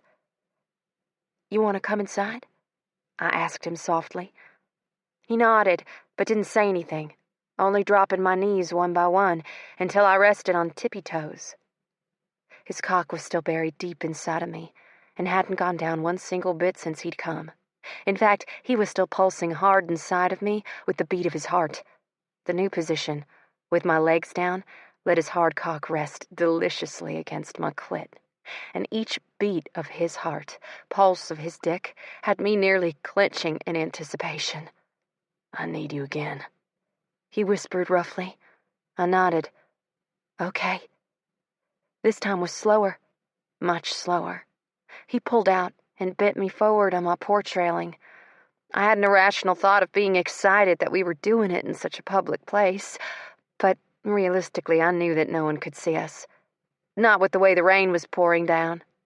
The wind blew, spraying me with the light mist across my face, just as Sterling sank back inside of me. I moaned and threw my head back, eyes closing again as he started to slowly push into me, before starting the long pull back out. I clutched onto the wooden railing with tight fists, holding on for dear life as he gave me all he had to give. I don't know how long that went on. Minutes, hours? Hell, I didn't know, and I didn't really care. All I knew right then was that he was with me and I was with him. And when I came long minutes later, pulling him with me along the way, I'd never felt anything so right. I heard something disturbing today while Silas and Sawyer were talking, and I wanted to make sure that I spoke with you about it to make sure I wasn't going to flip any triggers for you, although I'd intended to talk to you about it before you, Sterling said later that night. My head was pillowed on his chest, and his fingers were sifting through my hair. "How long have you been home?" I asked softly. He answered instantly. "Last night around 11 p.m., he answered. "But nobody's seen me yet. I only went to Silas's place to grab my spare key. Mine was lost, which was where I heard them talking about the things that happened to you while you were in prison." He twirled my hair around his finger, playing with it and making me nearly purr. I loved having my hair played with. We'd just finished round 3 of the best sex I'd ever had in my life, and I was fairly positive that my legs wouldn't be holding me up anytime soon.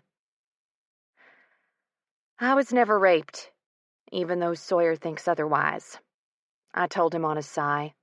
Although they thought I had some questionable diseases, I was taken away and made to look like I was raped to scare the other women. I never told anybody any differently.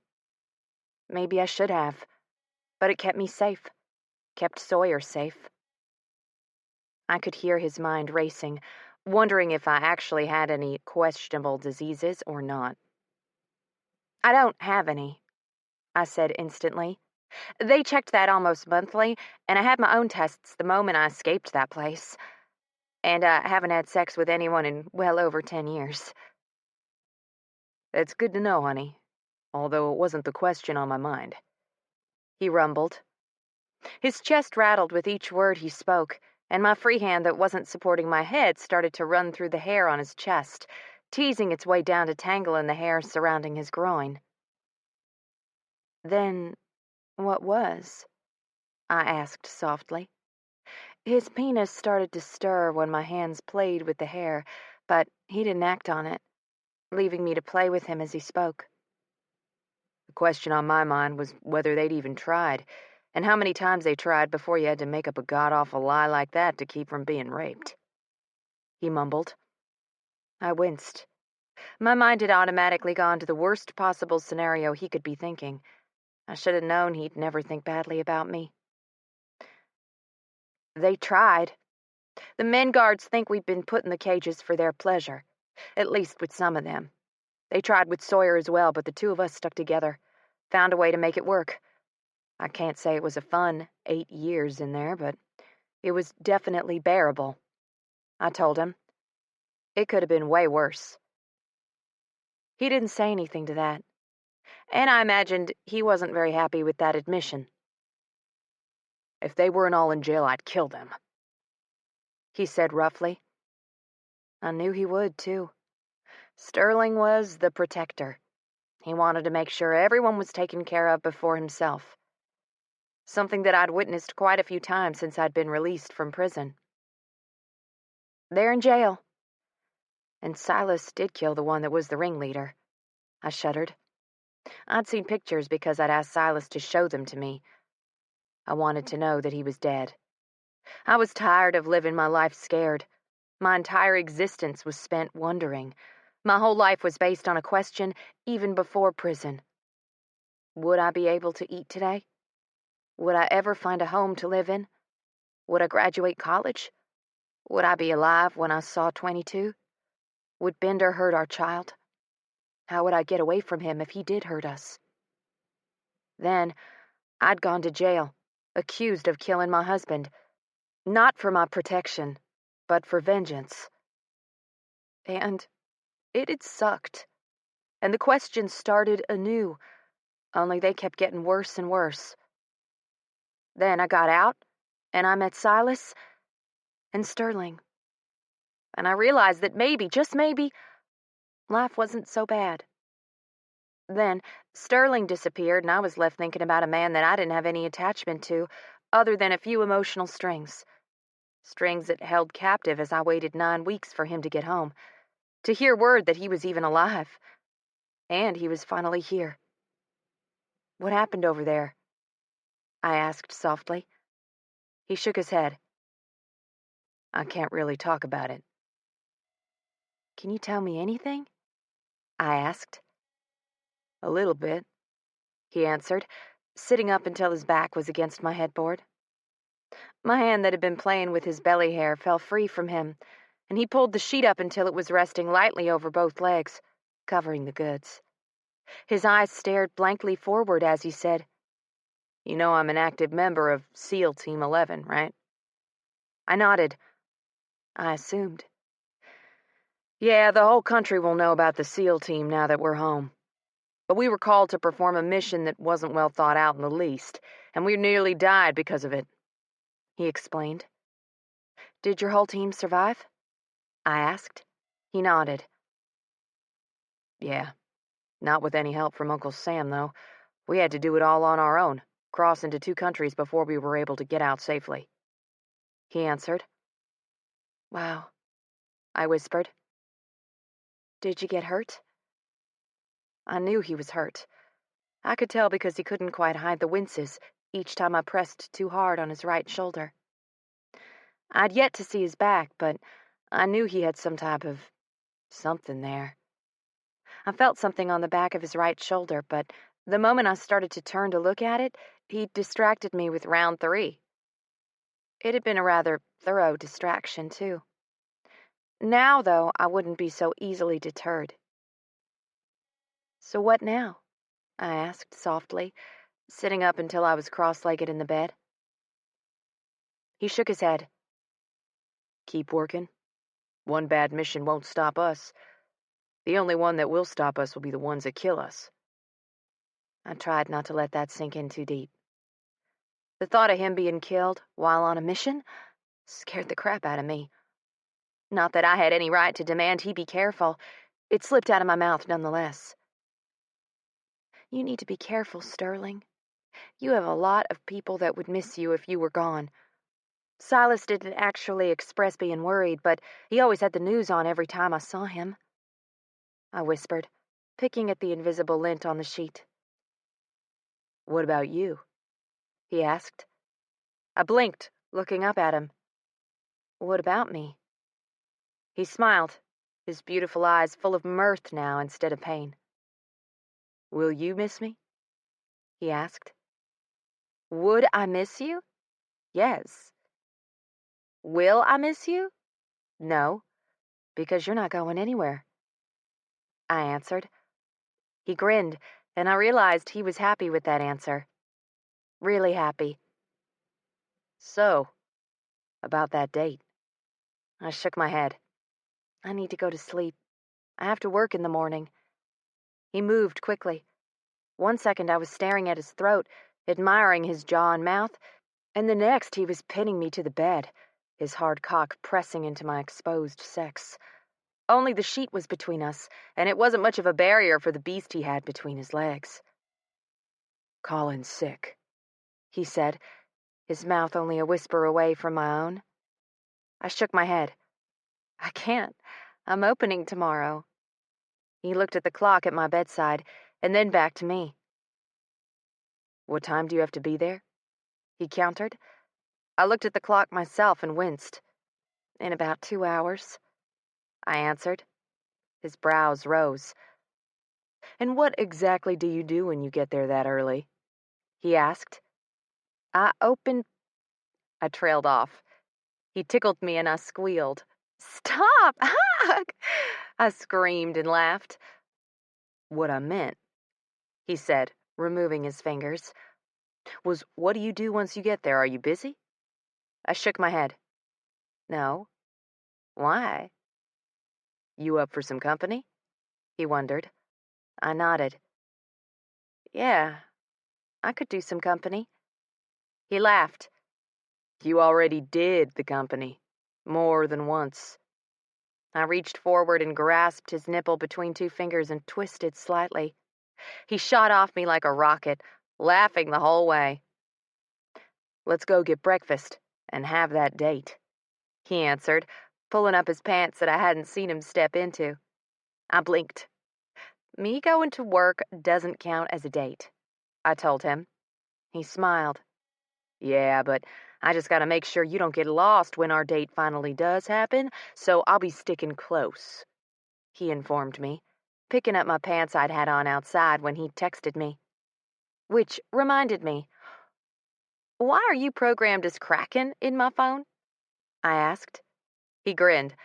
I came in last night for my key and snuck your phone from behind the bar. Reprogrammed myself. That's my club name. I blinked. How did you do that with nobody seeing you? I asked incredulously. He pointed at himself, declaring, Seal, baby. Means I can do things most normal people can't. Full of yourself much? I asked, dropping the pants in favor of a pair of blue jeans at the foot of my bed. The only one who's full of me is going to be you if you don't get dressed in the next 15 seconds. He shot back. I hastily pulled on my jeans, smiling at him over my shoulder.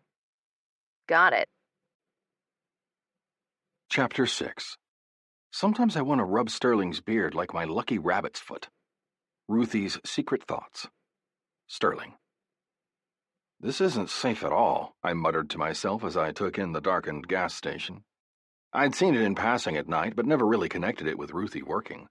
There wasn't a single light on in the parking lot, and once you turned the light on inside, you were highlighted perfectly while you couldn't make out a single goddamn thing outside. And my SEAL training was screaming at me to get the fuck out of such a high-profile spot. Would you chill out? You're scaring away the customers, Ruthie admonished as she started flicking on all of the coffee makers. I looked back at the parking lot that had yet to see a single customer. There haven't been any here at all. How would I have scared them away? I asked, confused. Ruthie tossed a smile over her shoulder. I was teasing. Something that obviously went right over your head. Hey, will you do me a favor and bring me a bucket of ice out of the back? She pointed in the direction of a doorway, one I remembered looking into earlier when we'd first arrived. All that was in it was an ice machine and some extra supplies such as coffee cups, napkins, and straws. I went and did what she asked, hearing the door jingle not even 30 seconds after I started filling up the bucket. I came out with my hand grasped around the metal handle to see Ruthie flirting away with an older man that looked to be in his mid-90s. Was he even able to drive a car anymore? He could barely walk. But he could talk. Ruthie, you didn't get me a cup yet, did you, darling? The old man asked. Ruthie smiled at him. No, Mr. Adams, I just got here myself. My man decided to make me late. I felt my chest expand as she called me her man. I'd never really had anyone in my life call me their own, and it felt really good to hear someone be possessive of me. Oh, did he get cheeky with you to make you late? Mr. Adams asked teasingly, walking stiffly over to the metal counter where all the drinks were being held. He pulled the half-done coffee pot out of its holder and held his shaking hand underneath the flow of coffee still pouring out of the pot. Once he had it filled, he replaced the pot with surprising agility and placed the paper cup onto the counter where he proceeded to fill it up with so much sugar that I was fairly sure it could be nothing but sludge at the bottom. He just complains about my safety, Ruthie said, turning a wink on me before she went over to Mr. Adams and put a lid on his coffee cup. Seems SEALs are overly cautious. It was almost as if she'd done it so many times that it was a sort of routine for them. Being safe isn't a bad thing. When I was in the war, I came home doing a lot of things differently. Like, I used to check my locks 5 times a night. God forbid I hear a creak I couldn't explain, which meant I was doing the lock thing again. My guns were always at the ready, too. My wife, bless her sweet heart, hated it, but she loved me and lived with it, which is what I assume you're doing by that smile on your face, Mr. Adams said. Her eyes locked with mine, startled. I couldn't say that it was fear in her eyes, per se, but it was something. Hope? Nervousness? Maybe them all. I didn't know. What I did know was that what I felt for Ruthie went beyond just the physical. While I'd been pinned down in Iran, I'd had a lot of time to do some much-needed thinking. thinking about my life, how I wanted things to go for me, who I wanted in my life, what I wanted to do for the rest of it. But I had to survive first, and there were times in the last 9 weeks where I wasn't sure I was going to. But Ruthie had been at the front of my mind through it all. It had been her face I'd seen when I'd nearly lost my life, when I was hightailing it out of a dark alley, a barrage of gunfire following the team out. We'd been ambushed. Soldiers were at the ready the moment we'd stepped foot onto the street of that flea-bitten motel. We'd never even seen the pregnant ex-wife, nor the man who'd brought her to that cesspool sandbox of a country. "You gonna bring that ice over here, or do I need to do it myself, son?" My eyes snapped back from where the blank stare I'd been giving the sign above the Coke machine. "Yeah, I'll get it," I said, bringing the bucket to the machine and pouring it in the hole at the top of the machine where Ruthie indicated. "It's more fun to watch her climb up on the ladder and do that herself," Mr. Adams said. I tossed him a grin. "She does have a fine ass," I agreed. Ruthie gasped. He winked, but his face smoothed to somber as he turned to Ruthie. "I say, you really should control this man," Mr. Adams said as he started shuffling to the front door. "I'll pay you tomorrow. I forgot my wallet in the truck, and it'd take me longer to go out there and get it than I want. I don't move like I once did, and the fish are going to be biting soon if I don't hurry." With that, he slipped out into the still pre-dawn air, leaving the jingling of the door in his wake. "He was nice," I said, taking the bucket back into the storage room. "Will you grab me a box of straws off the top shelf?" she yelled. I grabbed the box and started back outside, but stilled when I saw the man coming into the store. He looked shady as fuck. Long, shaggy hair, wild eyes, dirty, grunge-covered jeans, tennis shoes that looked like they should have been retired long ago, and the shirt was so covered in filth that I wanted to cringe. When was the last time the man took a bath? Or washed his clothes? Not waiting to see what he wanted, I walked back out, placing the box on the counter next to Ruthie, who still had her back to the customer as she straightened up the straws and cups in the dispenser in front of her. "Can I help you?" I asked. He jerked, surprised that I'd actually spoken to him. "Yeah," he said, licking his lips. "You got $1 you can spare?" I reached into my back pocket, withdrew my wallet and fished $1 out of it, and folded it in two before handing it to him. Although I knew what he was going to do before I even saw him move, I still gave him the benefit of the doubt. He reached forward and tried to snatch the entire wallet out of my hand, but I snapped my arm back and placed myself in front of Ruthie before aiming the gun that suddenly appeared in my hand pointed at the man's face. He froze. "Don't," he whispered. "Give me a reason," I growled. Ruthie slowly turned, but stayed plastered to my back, not even peeking her head over my shoulder to get a look. Good girl. I could feel her softness sinking into me, and I hated that she was there right then. What would have happened had I not been there? "I need it, man. I just need it," he chattered, arm rising to scratch at his neck viciously. I shook my head. "Go to the hospital. Get yourself cleaned up." He shook his head. "I can't. They said I had to bring the money or they'd kill her." "Her who?" I asked sharply, startling the man. "My dog," he explained like it was completely rational that whoever it was would threaten his dog if he didn't pay the money he owed. And genuinely, it would have worked with some people. I wasn't some people, though. I was me. I couldn't say I'd been in his exact same position before, but I knew what desperation felt like. Yet here I was, making something of it myself.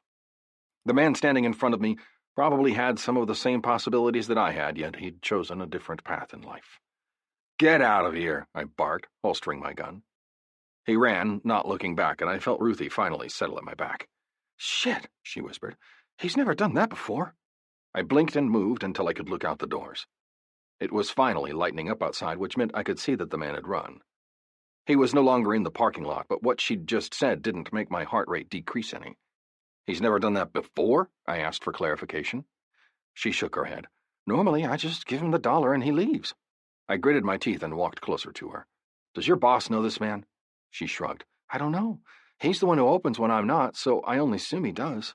"And the sight of that man never raised any red flags with you?" I asked. She shook her head.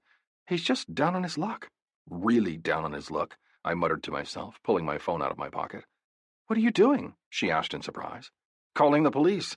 They need to know what happened. That way, if it ever happens again, a report is on file for it," I told her.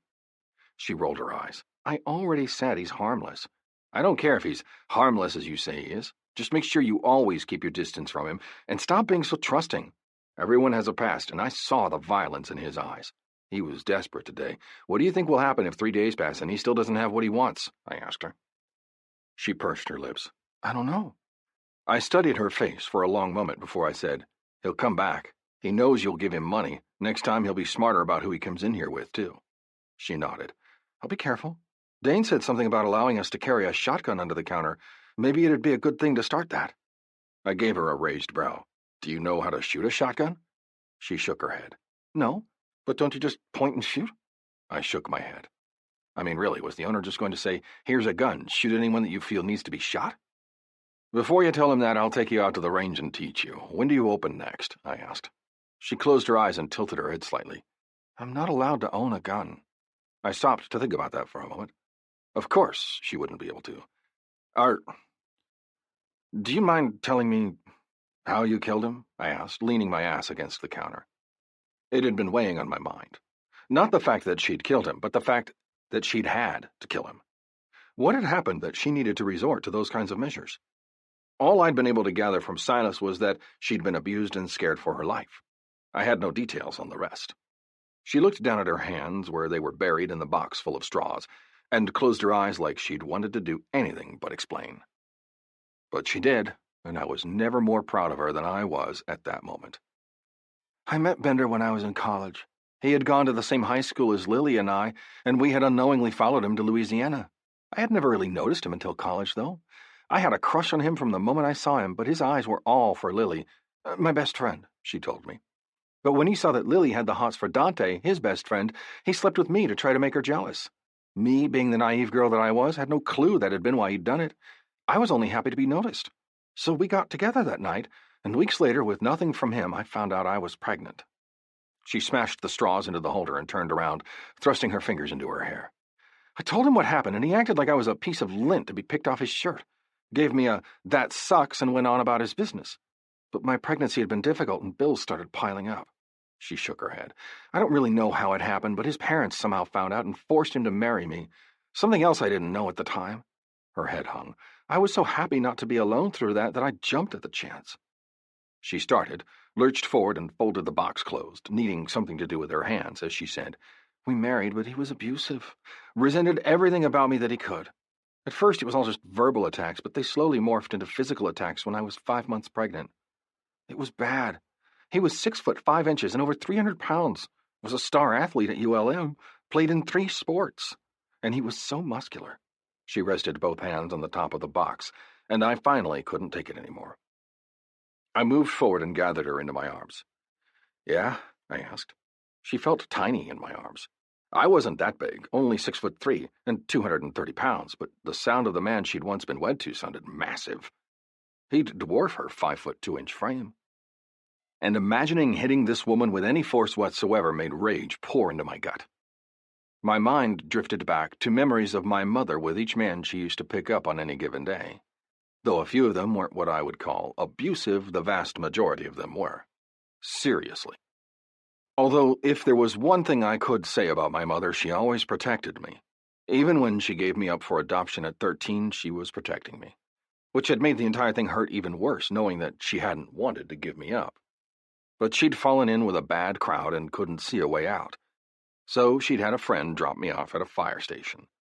I'd been coached for hours on what to say and not to say to the authorities.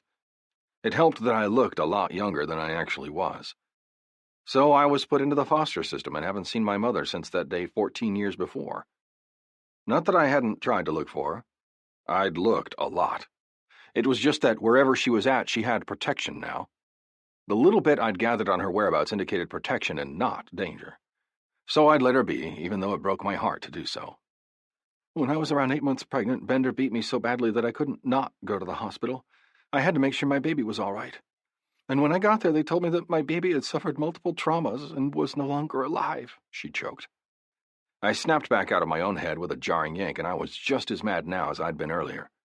Child abuse was a hard limit for me. I'd grown up protected from it until I'd gotten into the foster home with Cormac and Garrison, and there our supposed foster parents took turns beating the shit out of us if we didn't get our housework done on time. Something that happened quite often, seeing as they expected so much of us. But right then my focus was all on Ruthie and the tears that she was soaking into my shirt. "I pressed charges on him. For the first time in 7 months I finally pressed charges, when it no longer counted," she whispered brokenly. Her sobs were tearing through my armor that I used to surround my heart. to hold me back from this very sort of thing. If you felt, you hurt. There was no way around it. If you cared, and trust me, it was something that I tried valiantly not to do, you always end up hurt. You weren't too late, I told her, and the charges did count. She shook her head. He was arrested and in jail for only an hour.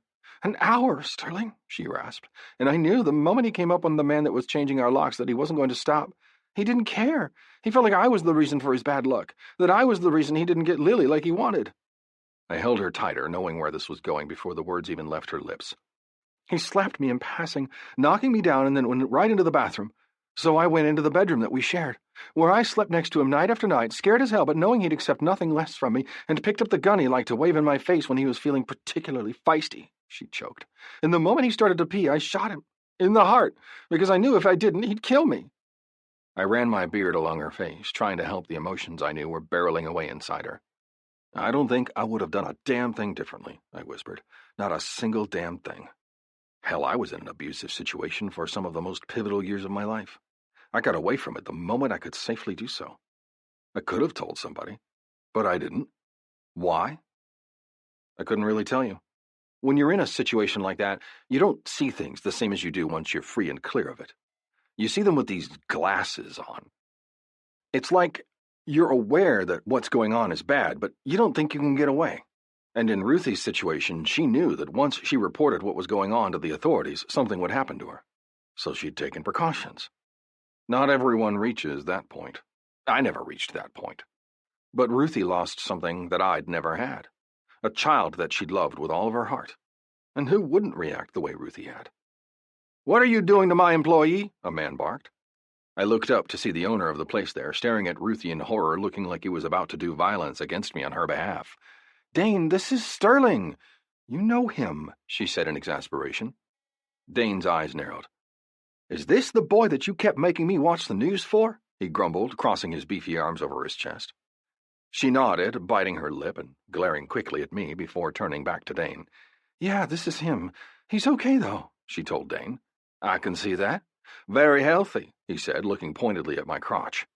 I laughed. Ruthie, however, missed the whole interaction. "So I'm guessing you want the day off," he grumbled, starting forward. Ruthie shook her head. "Not really, no. I was just hoping you wouldn't mind that he's here with me. I need the money." "You have a vacation, you know," Dane informed her, taking a seat on the stool behind the counter. Ruthie nodded. "Yeah, but I'm saving that up for something important." His brows rose. "What you got to do that's important that you need a whole 14 days for?" She pursed her lips. "I don't know, but something might come up." I could figure out something to do with 14 days, and it involved lots and lots of cardio. "Take your man and get out of here. Have breakfast. Be here tomorrow at 9. I got you for today," he said, standing up and offering his hand to me. "Glad you made it home, son. You would have had one upset girl in your hands had anything bad happened to you." I looked down at Ruthie's averted eyes and realized that I did, in fact, have something good on my hands. Something I planned to take care of indefinitely, whether she wanted me to or not. Chapter 7. There's a chance this is vodka. Coffee cup. Sterling. I walked into the bar of Halligan's and handcuffs, Ruthie's hand in mine, and came to a sudden halt directly inside the door.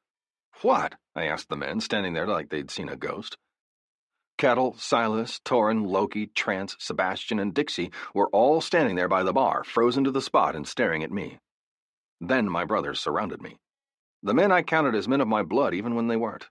The men who were genuinely happy that I was back. Which made me feel bad. I should have told them I was okay 3 days ago. But I'd only thought about getting home. Then I'd only thought about Ruthie's hot voodoo pussy. "Shit, Kraken!" Dixie exclaimed. "Where the fuck have you been?" I smiled as nonchalantly as I could, hoping beyond hope that he didn't read in my eyes how bad it had been. "I can't tell you much." "Because he's a SEAL and has an oath of secrecy, and he's sworn to keep silent even if his life is in danger and the people he cares about want to know if he's okay," Ruthie grumbled as she pushed through the men that had crowded in around us. "So, when did that happen?" Torin asked with a smile on his face. I grinned. "Last night. Priorities, man. At least you've got them." Torin winked. I laughed. It felt good to do that. I hadn't been able to do it much this last month and a half. In fact, it had been quite solemn while we were there. My team and I knew how bad it was. Knew that we'd have to fight for our lives if we wanted to get out of there and ever return home again. So yeah, smiling and laughing had been at a minimum. Ruthie walked into the kitchen, and I watched her go, only realizing when I turned around that all eyes were on me. "So, that's why you didn't stay last night," Silas said from behind me. I turned slowly, seeing the man I looked up to beyond all others standing directly behind me with his arms crossed over his chest and a very pissed-off look in his eye. Guess I didn't get past him like I'd originally thought. That didn't surprise me, though. Silas was a difficult man to read. I still, to this day, had yet to figure out what he actually did. I was aware that he owned quite a few businesses and had his fingers in quite a few pies, but I knew he was more than that. He had too many resources for him not to be something. I was betting he was CIA, but there was a bet going around that said he was a mercenary. Whatever he was, I didn't really give a fuck, as long as he was at my back. "I don't know what you're talking about," I hedged, mimicking his stance. His eyes narrowed on me, then suddenly he took 2 giant steps forward and picked me up in a bear hug so tight that I could hardly breathe. There were exactly 4 men in this world that could touch me like this. That was Parker, Cormac, Garrison, and Silas. And Silas had only done this to me twice. The first time had been when I'd gotten initiated into the club and I finally received my patch. The second was now, and I took it as a sign, one that meant he'd missed me. "I'm okay," I told him, slapping him on his back. "I saw that for myself yesterday, and you look even better today, which I'm guessing has something to do with that gray-eyed strawberry blonde who has a continuously bad attitude," Silas said. "And if you hurt her, you know I'll have to beat the shit out of you, right?" I snorted. Yeah, I didn't doubt it whatsoever.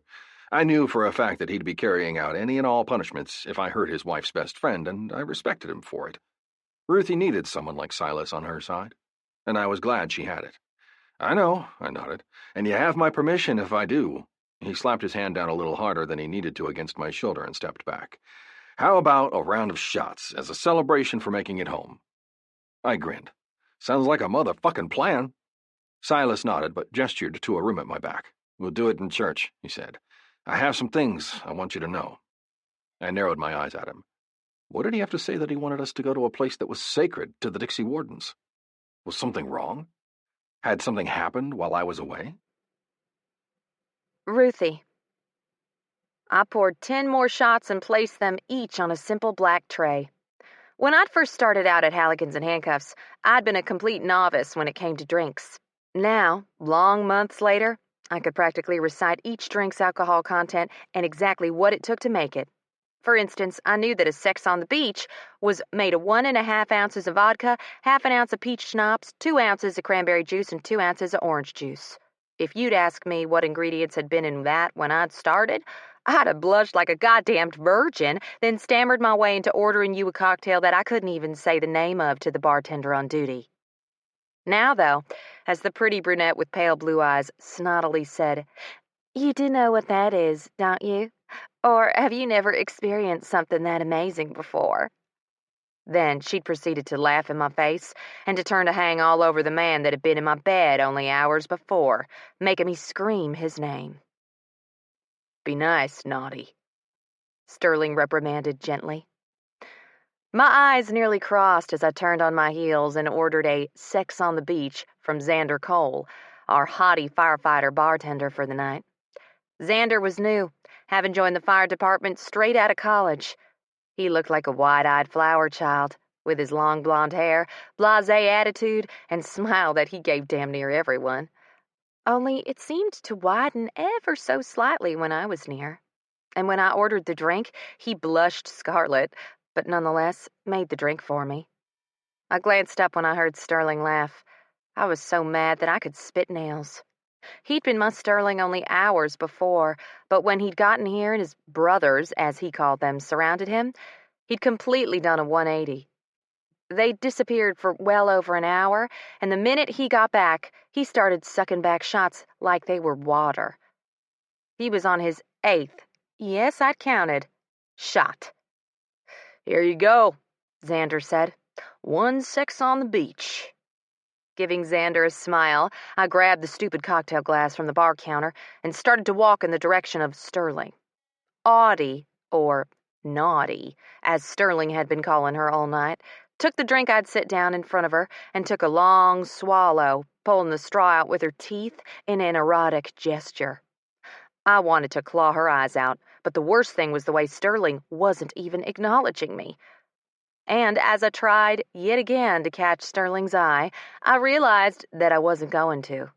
Not tonight.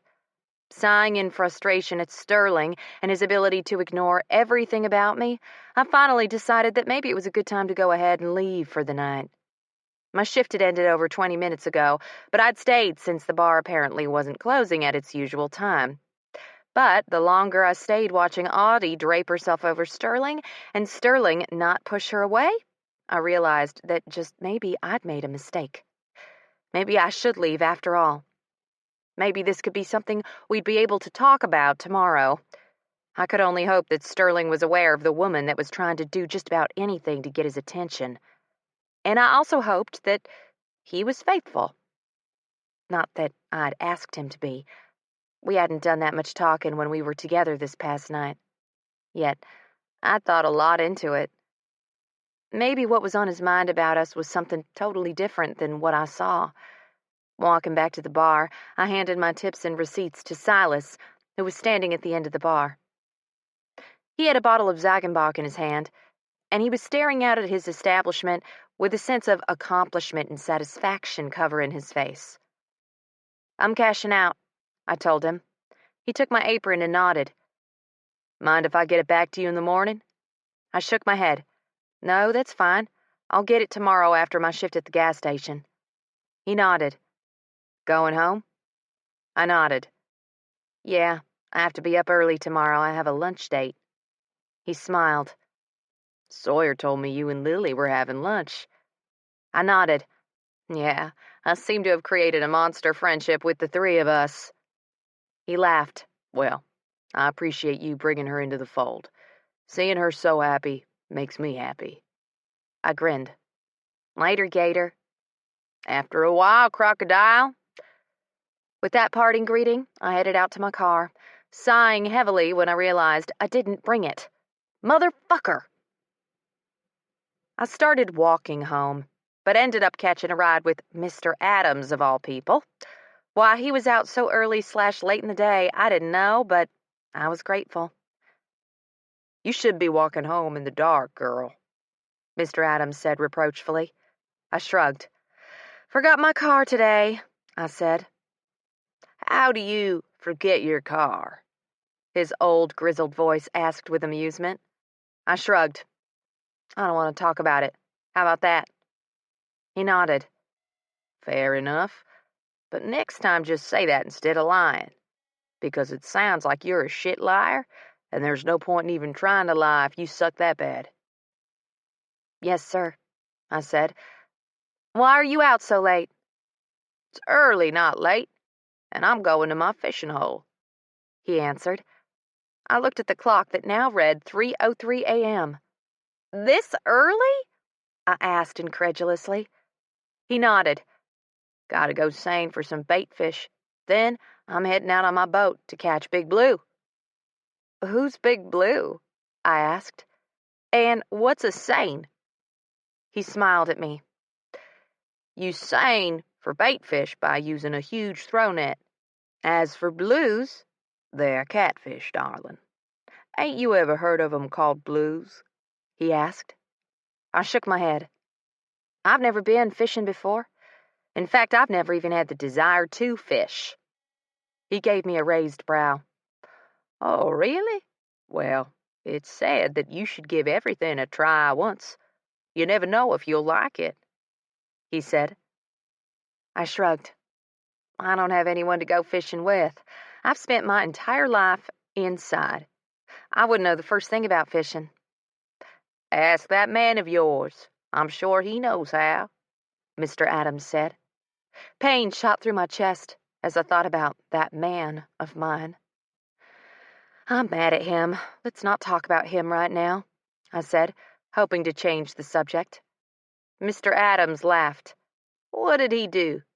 Ignored me all night and kept letting a blonde bimbo touch him constantly?" I muttered darkly. Mr. Adams laughed. "You just said this morning that he was in the military. And it looked like he recently got home, too. How do you know he recently got home? I asked suspiciously. He looked at me with his old, knowing eyes. Clocked him the minute he got out of that storage room. His eyes were on everything all at once, and he held himself differently. Not to mention he categorized every single sound in the place, he answered.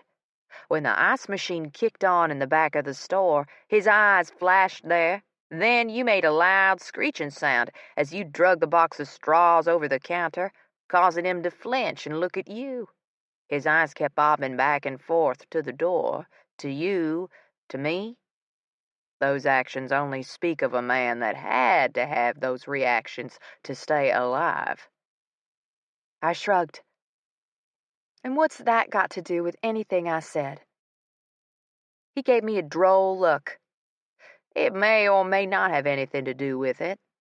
Whatever his problem may be, but you need to realize that things are going to be intensified. Reaction stronger, anger swifter, sorrow greater. Until he gets acclimated to being on U.S. soil again, he's going to act a lot differently than he did before. I thought about that for a long moment, and then decided that maybe he was right. Whatever was said in the room beyond the bar tonight had affected him. He'd been in a great mood earlier in the day. Then, all of a sudden, he turned a 180 and hadn't even looked at me all night except for covert glances when he thought I wasn't looking. But not once had he said a word to me after he stepped foot out of that room. Whatever, I finally said. I really didn't want to talk about this. Being rational about it wasn't helping. I wasn't a rational thinking kind of person. I'd always thought with my heart, which equaled more seat of my pants kind of reactions. Come with me tonight. I'll take you to my pond, he said suddenly. I blinked, turning to him to study his face. The green light from his dash lit up his paper-thin skin and outlined the wrinkles, causing dark shadows to appear. I can't, I said reluctantly. Can I come sometime soon, though? I think I'd like to learn how. He nodded. You know where I live. I nodded again and turned as the truck came to a bouncing stop in front of my house. I didn't bother to ask him how he knew where I lived. Everyone knew where I lived. It was the talk of the town about the convict living in the nice burb of Benton. Okay, Mr. Adams. Thank you for the ride, I said, opening my door. However, when my feet both met the pavement outside my home, Mr. Adams stopped me. You know, he said, there was this one time with my Annie that I was really upset. I'd had a really bad day at work, and I wanted to talk to her. However, she was too busy doing something else, and a neighbor woman came over to offer my Annie a pie. Well, the neighbor lady and I got to talking, and my Annie came out spitting mad because I was talking to another woman that wasn't her. You want to know why I did it? I shook my head, but my answer was the opposite of what I was feeling. Why did you do it? I asked softly. He smiled, looking far away into a memory that I couldn't see. Because I knew she'd fight for me. She may have been busy, but I knew all I had to do was talk to that woman, and she'd get unbusy. Because that's my Annie. She was possessive, and I liked her that way. Which begs the question, why didn't you do something? I looked at him for a long time, wondering the same thing. Why hadn't I done something? Why hadn't I forced the issue? And as I fell asleep that night, upset now at myself and not him, I realized two things. One, I was in love with Sterling. And two, I needed to fight for him if he was what I wanted.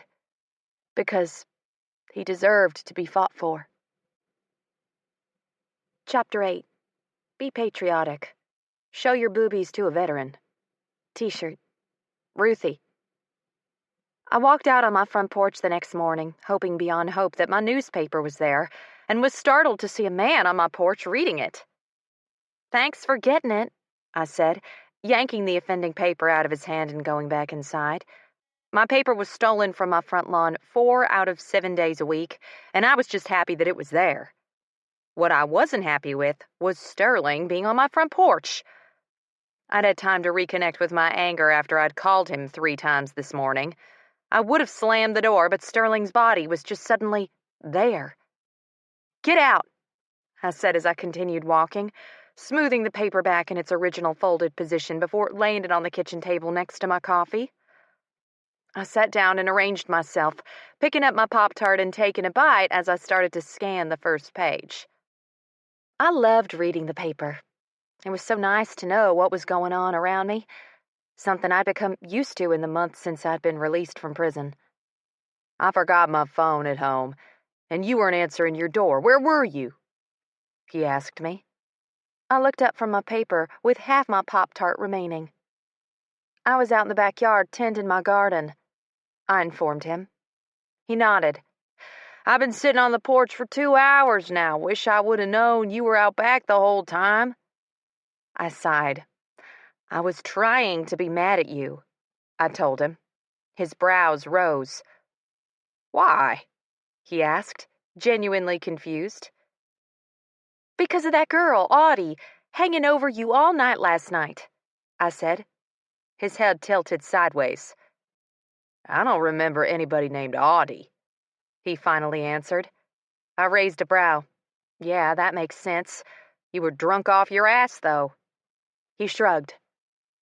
"You're not even going to tell me what had you so upset last night?" I continued. He tilted his head, first one way and then the other, cracking it loudly before starting on his fingers. The movement made the muscles in his forearm jump and release, drawing my attention to the way his shirt fit him. There was no gap whatsoever in the entire t-shirt. His jeans fit him well, too. Too well. Because then I started thinking about the things I wanted to do to him instead of the things he'd done yesterday to upset me. He began, going straight to the problem at hand. "A couple of years ago, when I first got into the Dixie Wardens," Sterling said, sucking back half a glass of water before he turned to me, pinning me to the spot, "I asked Silas to look for someone." I nodded. "Yeah, that's what I got from what I overheard." He didn't look surprised that I knew something about what he was trying to tell me, only resigned. "I stopped looking for her when I realized that she was under someone's protection, and that someone's protection was good. Good enough that I couldn't crack it without being put on radar and having her put on radar as well," he informed me. Silas was the one doing the looking, and he told me what he'd found out within a week of me asking it of him. But not wanting to disturb it any more than I'd already done, I told him to back off. Except he's been keeping tabs on my mom all these years. "Okay," I said. "So what did Silas have to say that upset you so much?" "Told me that she got here in Louisiana a little over a day ago and that her new husband was with her," he rumbled, staring down at his toes. Or his cock. I really couldn't tell which. They were both in the same direction he was looking. "So, what's the big deal with that?" I asked. He sighed. "Not a big deal, per se, but more of an inconvenience," he admitted, pulling his hands up until they rested on top of his head, fingers interlaced on top. "I'm not seeing the problem," I finally said. He sighed, and I was really confused. What was the big deal with his mom being here? Hell, I could see why it'd be a big deal why my mom was here, but hadn't he grown up with his? "My mom gave me up when I was a kid," he said finally. My mouth about hit the floor. "You're fucking kidding me," I said. He shook his head. "No. You're telling me that we have foster care in common and you never said a word?" I practically yelled. He shrugged, and suddenly I was extremely pissed off. I told him multiple times about how I'd been given up when I was a young girl, how hard it had been, and how I wouldn't wish it upon anyone. Knowing that you once belonged to someone, then having them decide that they no longer wanted you, was a killer on a person's heart. I always felt so alienated about it, yet, lo and behold, the same fucking thing had happened to him. Wouldn't that be something you'd share? I mean, where was the fucking camaraderie? Weren't fucked up kids supposed to commiserate with other fucked up kids just like them? And didn't the same go for adults? Apparently, it didn't work like that for Sterling. And I found myself mostly disappointed. I always felt so alone. It was a terrible thing to have your mother tell you when you were 10 years old that you're not worth the trouble. I never knew my dad well, and from what I've been able to gather when I was younger, my father never even knew I was his kid. My mom had hid it from him. Why? I couldn't tell you. My dad had been rather wealthy, from what I understood, and my mom hadn't been. Personally, I would have put my own happiness aside and made sure that my child had a chance to know his or her father. Hell, I did do that very thing. I don't like talking about it, he finally said, jarring me out of my own personal hell. That road never led to the correct path. It always led to despair and sorrow, and I was tired of being on that road. You're either going to have to stop acting like it's a big deal or talk to me, because all you're doing right now with a bad attitude is pissing me off and making me even more curious, I told him. I could hear his teeth grind, and then he growled in frustration. I'm still pissed off about it, all right? It pisses me off that she's fucking happy while I've spent nearly my entire life fucked over. Shouldn't she be fucking miserable because I had to be? He all but yelled. I blinked. No, she is your mother. Everyone deserves to be happy. Does that make our anger rational, though? Hell no, it doesn't.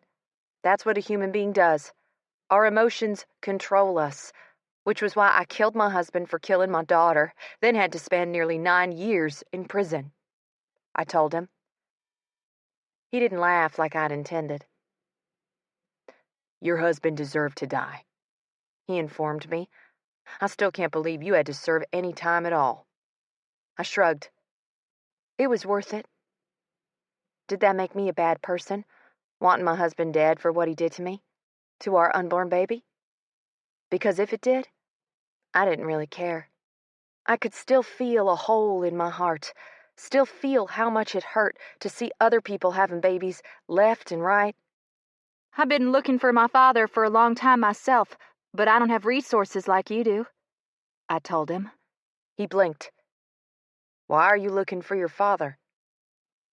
I fiddled with the crust of my Pop-Tart, breaking it off as I said, I don't think my father knew who I was.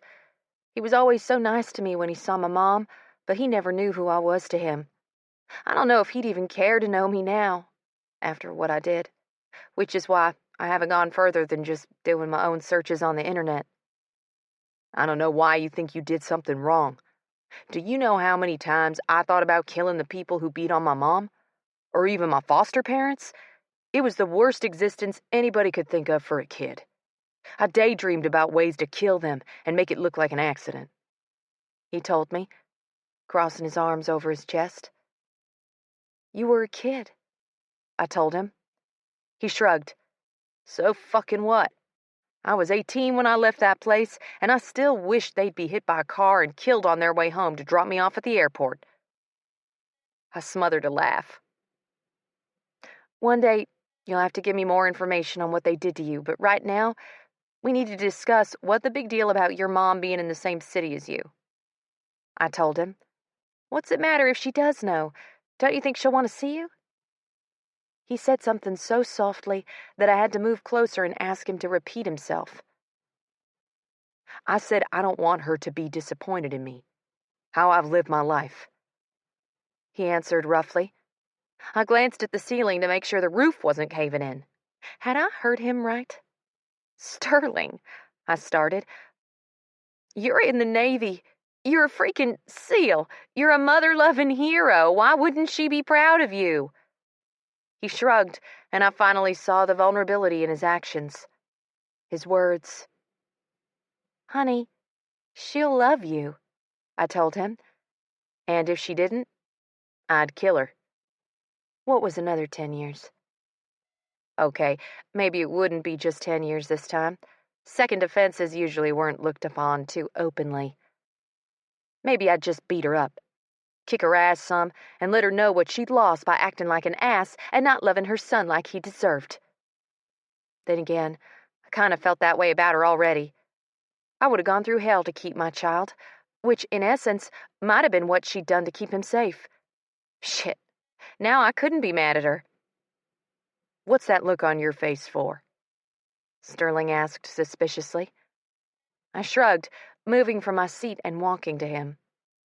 He opened his arms, and I face-planted into his muscular chest, rubbing my face between his pectorals. "That's kind of like motorboating," he observed. I laughed and lifted my hands to place both of my hands on his pecs. They were so well-defined that I could practically bounce a quarter off them. And don't get me started on his freaking abs. Those were just ungodly perfect. "What are you thinking about?" Sterling asked, his hand moving up until it wrapped around my throat. His fingers came to a stop at the frantic pounding of my pulse at the base of my jaw, and I closed my eyes as Sterling realized what he was doing to me. "You have a way that really calls to every primal level of me," he said, backing me up until my ass met the kitchen table. I could do nothing but lay back on it as he continued to push me forward until my back bowed over the table. His hand was still at my neck, and my eyes fluttered closed as I felt the raw power of everything that was Sterling.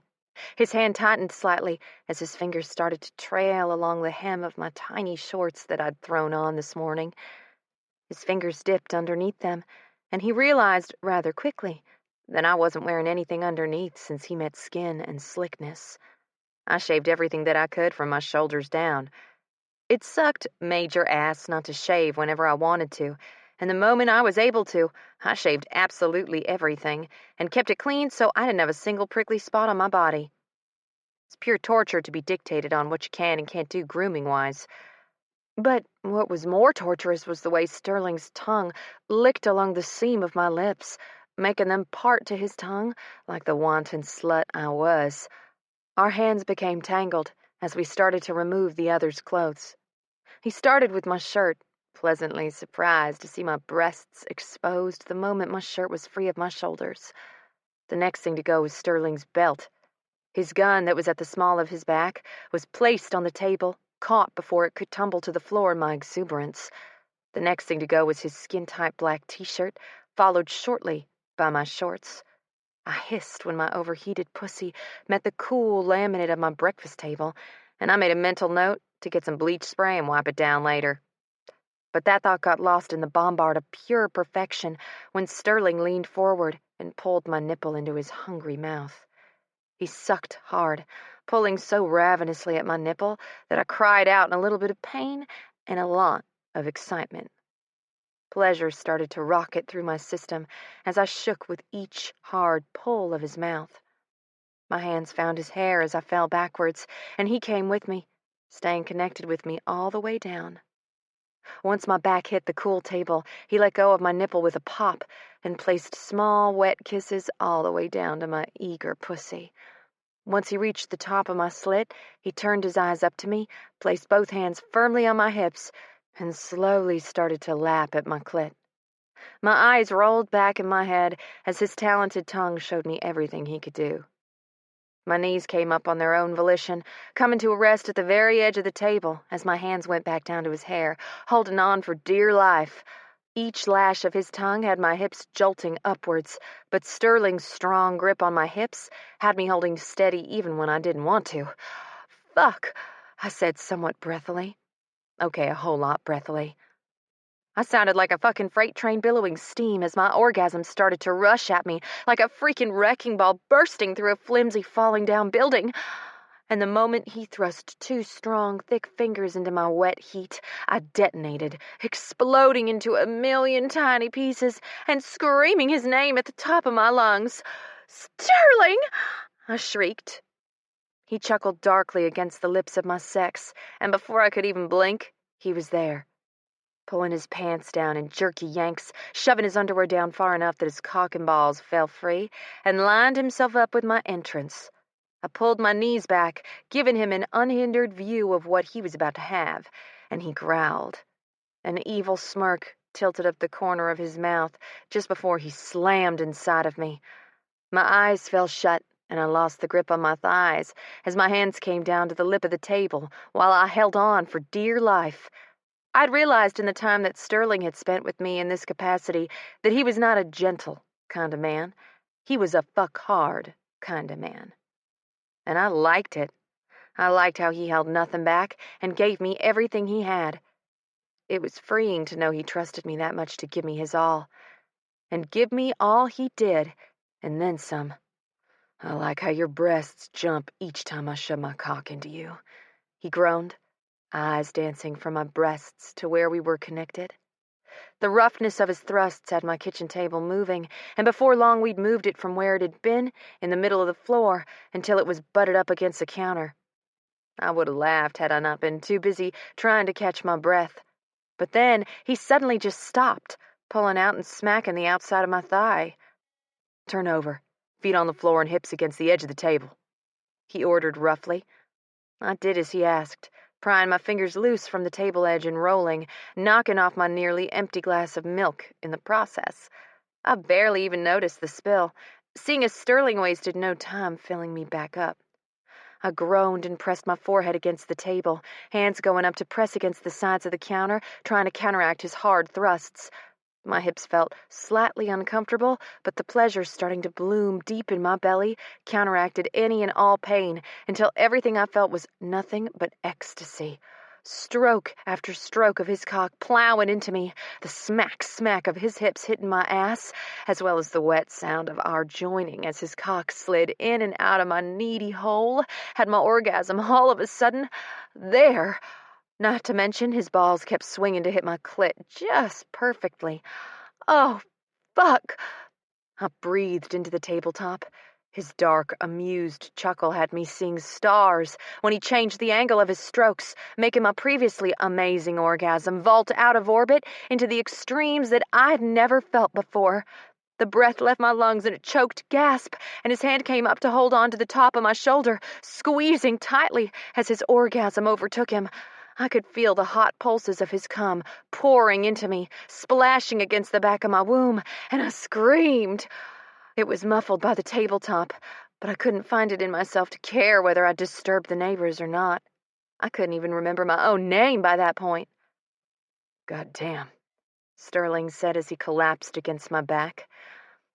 What little breath I'd been able to catch left my lungs in a whoosh when his body met mine, and he laughed at the small squeak that came out of me in the process. "Sorry," he said, lifting until his elbows held him up. I grunted in answer, turning my head to the side and allowing my body to catch the breath it needed after that spectacular show. "Your cock is welcome in me any time," I told him jokingly. The cock in question jerked at my announcement, and he pressed his bushy beard against my neck as he ran his lips along my shoulder blades. "Good to know," he said, reaching forward and grabbing something off the counter in front of me.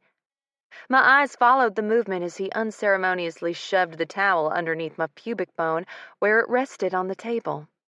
Then he pulled out, and a rush of his release started to instantly flow out.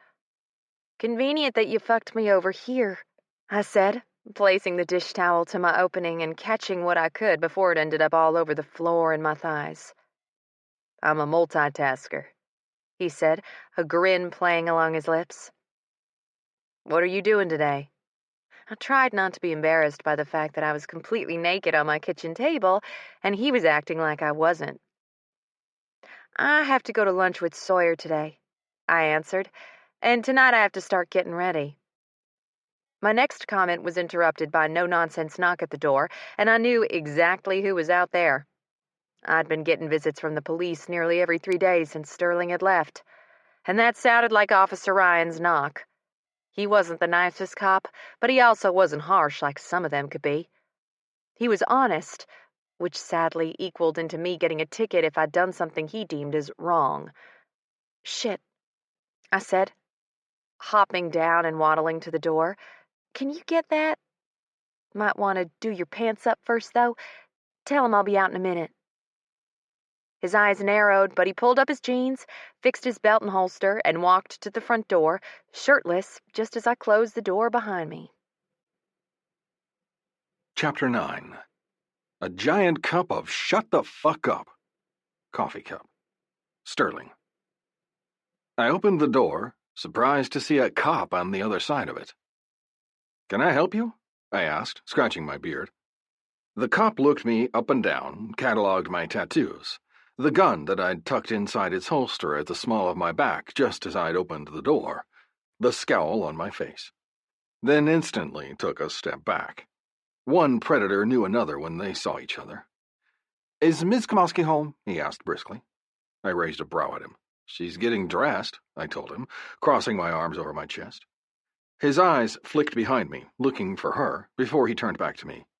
"What's your name?" he demanded. Not a question, very much a demand. But I knew my rights, and I didn't have to tell him a damn thing, and I wasn't liking the way he was being so rude and challenging me in my woman's house. "My name's none of your business," I said, just as Ruthie came up behind me. "Officer Ryan," she said the moment she came up behind me. She pressed her face against my bare arm, wrapping both hands around my arm. I wasn't sure whether she was doing it because she could tell I was pissed or because she wanted to just hold my hand. Whatever the reason, I was happy for it. I liked the possessive action coming from her.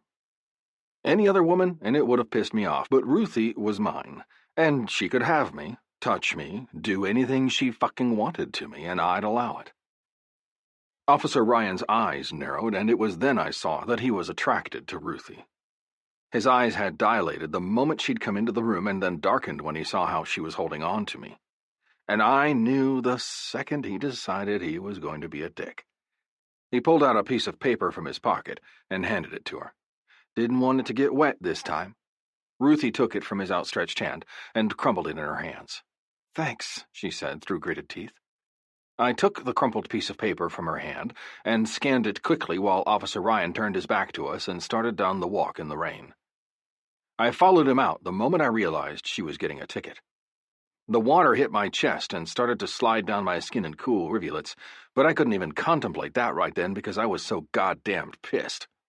It was likely steam was pouring off my skin with how mad I was. I looked first left down the street, then right. In those two glances I saw 8 cars, 3 on the left and 5 on the right. "Did you give them tickets too?" I asked. He didn't say anything, only started towards his car. Rage boiling in my gut, I pulled out my phone and hit Loki's face on the screen. "Yeah?" Loki asked roughly. He sounded like he'd been sleeping. But I didn't care right then. "I'm about to fight a cop," I said, making the cop walking away from me freeze. "How many years in prison is it if I hurt him?" "Threatening one will get you prison time too. Where are you?" he asked, sounding more alert now. "I'm at Ruthie's, and this isn't a fucking threat. This is real life. I'm going to bust his face in seriousness," I spat. "I'll be there in 10. I bet it was more like 5, but I didn't contradict him. I also knew he'd be calling in backup. The rain started to pour down harder, and my pants really started to get soaked. My phone would probably be fried shortly, too. Yet that didn't bother me. I was so fucking tired of Ruthie being treated like shit. Beyond tired of it. I was tired of it 3 months ago, and it split me in two to know she'd been dealing with this while I was gone. "So tell me," I snarled, "did you give all of them tickets too?" The officer looked wary. His hand was hovering close to his gun, as if he was ready to go for it at any second. And his eyes were watching me like I was a poisonous snake ready to strike. "I can't divulge that information," he answered smoothly. I smiled. "You can't, can you?" My eyes perked when I heard motorcycles heading towards us, and I smiled. Which made the jerk-off in front of me step back. This time he rested the palm of his hand on the butt of his gun. "You gonna go for that without reason?" "All I have to do is fear for my life, and there's my reason," he answered. "Do you fear for your life?" I asked him. He didn't answer. The motorcycles that had been coming towards us finally stopped, but I didn't look at them. You didn't take your eyes off a target that was ready to shoot. "What's going on here?" Loki. "Officer?" Silas. "Sterling, what the fuck is going on?" Cleo. I smiled darkly at the officer and his eyes narrowed. "Y'all need to back up and step back to your bikes. There's no reason you need to be here," Officer Dickhead said. "Actually, these are my brothers," I said, "and they have every right to be here." Not right now, they don't. I'll call in backup if you don't get on your motorcycles right now and leave, he growled. I was completely soaked to the bone when I heard the first siren. And it was obvious the second Officer Ryan heard the first siren that he was relieved to be having backup. I had a feeling he didn't know what kind of connection that I had, nor who and what I was. Because if he had, he would have known that it was futile to try anything with me. The Dixie Wardens owned this town. Something he found out when Trance finally showed. Loki caught his eye and gestured forward. When they both got to my side, they turned to stare at Officer Ryan like he wasn't playing on their team. "Officer," Loki said, "what's going on?" Officer Ryan looked from me to Loki to Trance, then back to Loki before saying, "Gave the woman a ticket for parking overnight. He wouldn't let it go."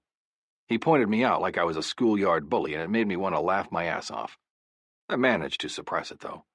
Instead, I crossed my arms over my slippery chest and waited. And it didn't take long.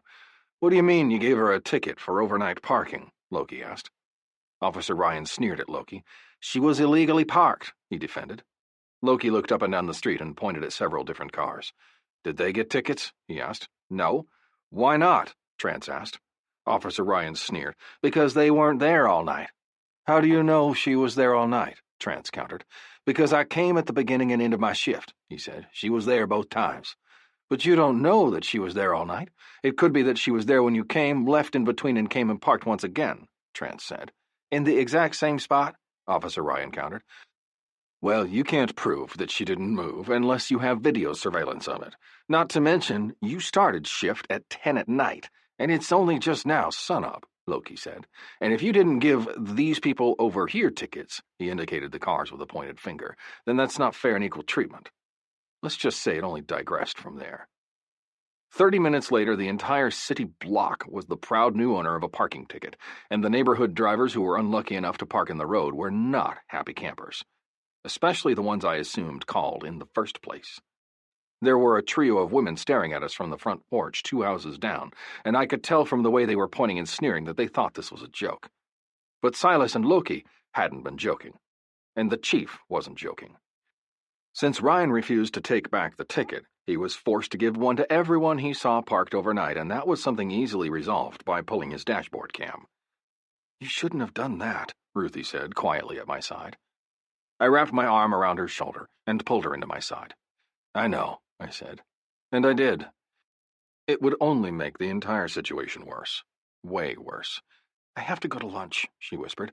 "Do I go pay the ticket on the way home?" "I wouldn't," I said. "The officer has to send his paperwork in, and my guess would be he won't turn any of this paperwork in at all. It would be too much work for him to, and I bet every one of you protest the ticket. The law is stupid and shouldn't have been made into one in the first place. It's too hard to enforce it." She nodded at my side. "So I just wait for the information in the mail to see if they process it?" she asked. I nodded.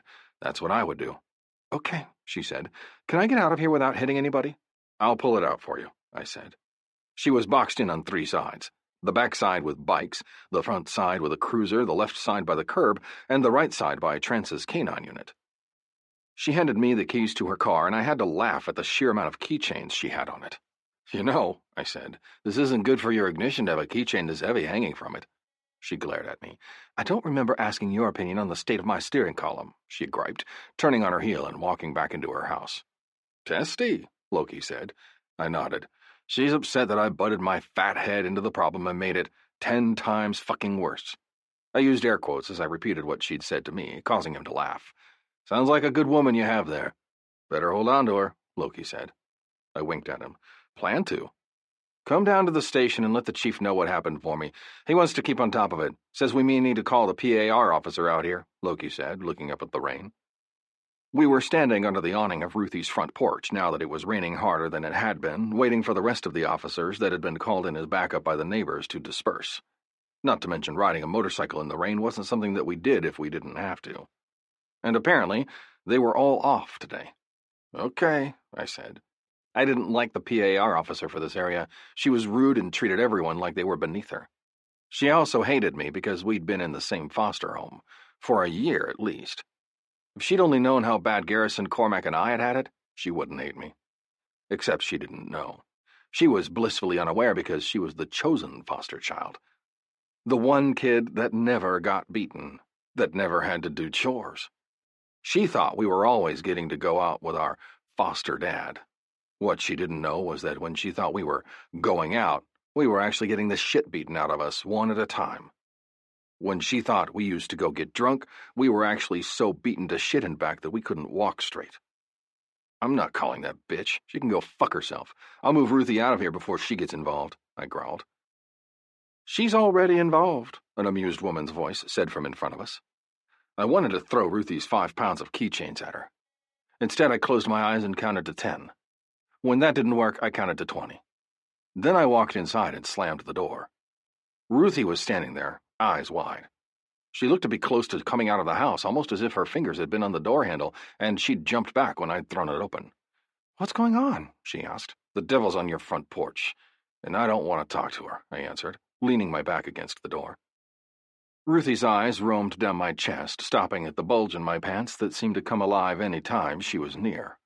"I thought the devil was a man," she said lazily, moving closer to me. I shook my head. "All devils are women." "How do you know?" she teased, leaning into me. Her soft breasts pressed into my diaphragm, and I inhaled swiftly, drinking her scent in. "Because women are the torturers. Men can torture, but women know how to do it way better than men," I answered her, snaking my arm around her back and pulling her into me roughly. "And what's this devil ever done to you?" she asked. "The devil, her name is Thomasina Daniels, and she made the last year of my life a living hell on an island of viperous snakes, with a constant firestorm devouring it. I'd describe it as worse than hell," I informed her. Her lips moved forward until they hovered over mine. "And what are we going to do about her being out there?" she asked. "What'll make her go away?" "Nothing," I answered honestly. It was honest, too. Brutally honest. I avoided the bitch because she never left me the fuck alone when she saw me. And I knew it'd take a miracle to get her to leave. She took pride in fucking with me. The bad thing was that I didn't really even know why. "She won't go away at all?" she asked. I shook my head. "No, she'll stay there until I get out, unless the boys convince her to go, and I don't think they're capable of convincing her of that." "Well," she said, pulling out her phone and texting someone. Her fingers moved expertly over the keyboard of her phone before she shoved it back in her purse and dropped her purse to the floor. "What was that?" I asked worriedly. "I texted the girls," she answered. "Why?" "Because I'm going to be late," she said. Then her mouth was on mine, and I forgot how to breathe. "We can't," I tried. There were about 10 people on the front porch, only separated from us by a shitty front door. They'd hear. I knew they would. Ruthie was too loud, and I was too rough to keep her from being loud. "Sure we can," she said, her hands going to the buckle of my pants. That was the easy part. The rest was hard because my pants were still wet, sticking stiffly to my thighs and nearly impossible to remove since they were quite tight. But she tried and got my pants down to just about mid-thigh before she gave up. "That's enough," she said. "I got what I want out." I would have been more amused had she not taken that moment to drop to her knees and suck my entire cock into her mouth. She swallowed the motherfucker, and I was completely hard. I felt the back of her throat and threw my head back in ecstasy. "Holy fuck!" I exclaimed, as the back of my head hit the door with a solid thud. Ruthie laughed, and I felt that laugh in my feet. "Fuck!" I said again. I was being really articulate, I knew, but I could do nothing less. The woman had the power to scramble my brains with just her mouth alone. "Fuck, fuck, fuck," I continued as she started to bob her head. And when she swallowed, making her throat muscles work on my cockhead, I pulled her up by her armpits and spun her around so her back hit the door with a solid thwack.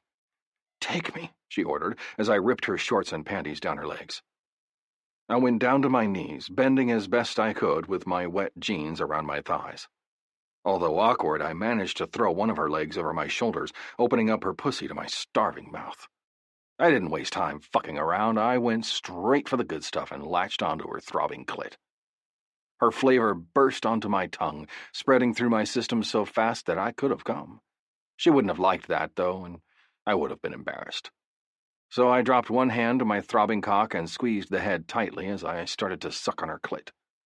When she yanked on my hair to force me lower, I took the hint and thrust my tongue inside of her pussy. She was so wet that I slid straight inside, and my eyes rolled back at the honeyed taste of her. I fucked her with my tongue, and she urged me on by using her hands in my hair. And just when I felt her orgasm start to take over, I shot up, dropping her leg as I went.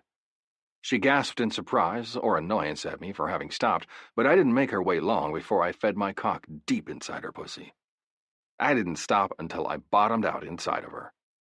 Our hips met and I lifted first one leg, then the other, until both circled around my back. Then, with little preamble, I started to fuck her. Long, deep strokes. I was taking her so hard that she bounced against the door. However, my mind wasn't on the people on the other side of the door. It was all on the woman that was staring into my eyes, looking at me like I was her world. The only thing that mattered in hers was whether I was with her in it. And that was something I'd never had from anybody else. Sure, I had great friends, but the human mind has a certain protectiveness about it. It always looks out for itself first, then others that you love. Well, that wasn't what was in Ruthie's eyes right then. It was all her love, for me. She wanted me to be happy, and I wanted her to be happy over my own happiness, which was, I guessed, what made a real relationship, one that was true and pure work. "You stopped," she whispered, her hands framing my face. I turned my head and kissed the palm of her hand. "I have to tell you something after we're done. Don't let me forget," I told her. Her eyes widened. "Are you going to say you're breaking up with me and just getting this done before you do?" My mouth dropped open. "That was not what I was going to say, not even close," I snapped. She looked wary and I sighed, pressing into her even deeper, letting my cock and the weight of my body hold her up so I could raise my hands up to her face. "I wanted to tell you I love you, but I thought it was a little cliché to do it while we were fucking," I snapped. Her eyes narrowed. "Well, you could call it something other than fucking. That sounds tacky when in the same breath you told me you loved me," she snapped back. I blinked. "Well?" I asked, waiting patiently. "Well, what?" she asked nonchalantly. I dropped my hands from her face and grinned. Well, if that's the way she wanted to play it, I could deal with that. Holding onto her ass, I withdrew my cock from her tight heat all the way before I slammed back inside. It was a furious movement, in and out, so fast that I barely had time to realize I was out before I was back inside her. She screamed. Loudly. Then she was coming. Coming so hard that her pretty pussy clamped down on my cock, and I saw the heavens. "Sweet, merciful mother of God," I gasped. She was so fucking tight. "God, Starling, yes!" Ruthie cried. "Yes!" I couldn't even function. I was coming too, and I hadn't even been aware I was close. Cum shot out of my cock in long spurts, bathing her insides in my essence as she continued to call my name. "Starling," she gasped. I growled as I started to work the last few dregs of cum out of me, coming down from my orgasm gradually. "You're like a freaking drug," she whispered. I buried my face in her neck before there was a loud pound on the door, nearly on top of my face. "I'm not going away, even after hearing how slutty you and your woman sound." I stiffened and started to pull away when Ruthie's arms tightened around my neck. "Go out the back," she whispered. I pulled out of her wetly, smiling when my cum started to leak out of her, falling to her thighs like an erotic picture. She looked down, following my gaze, and laughed.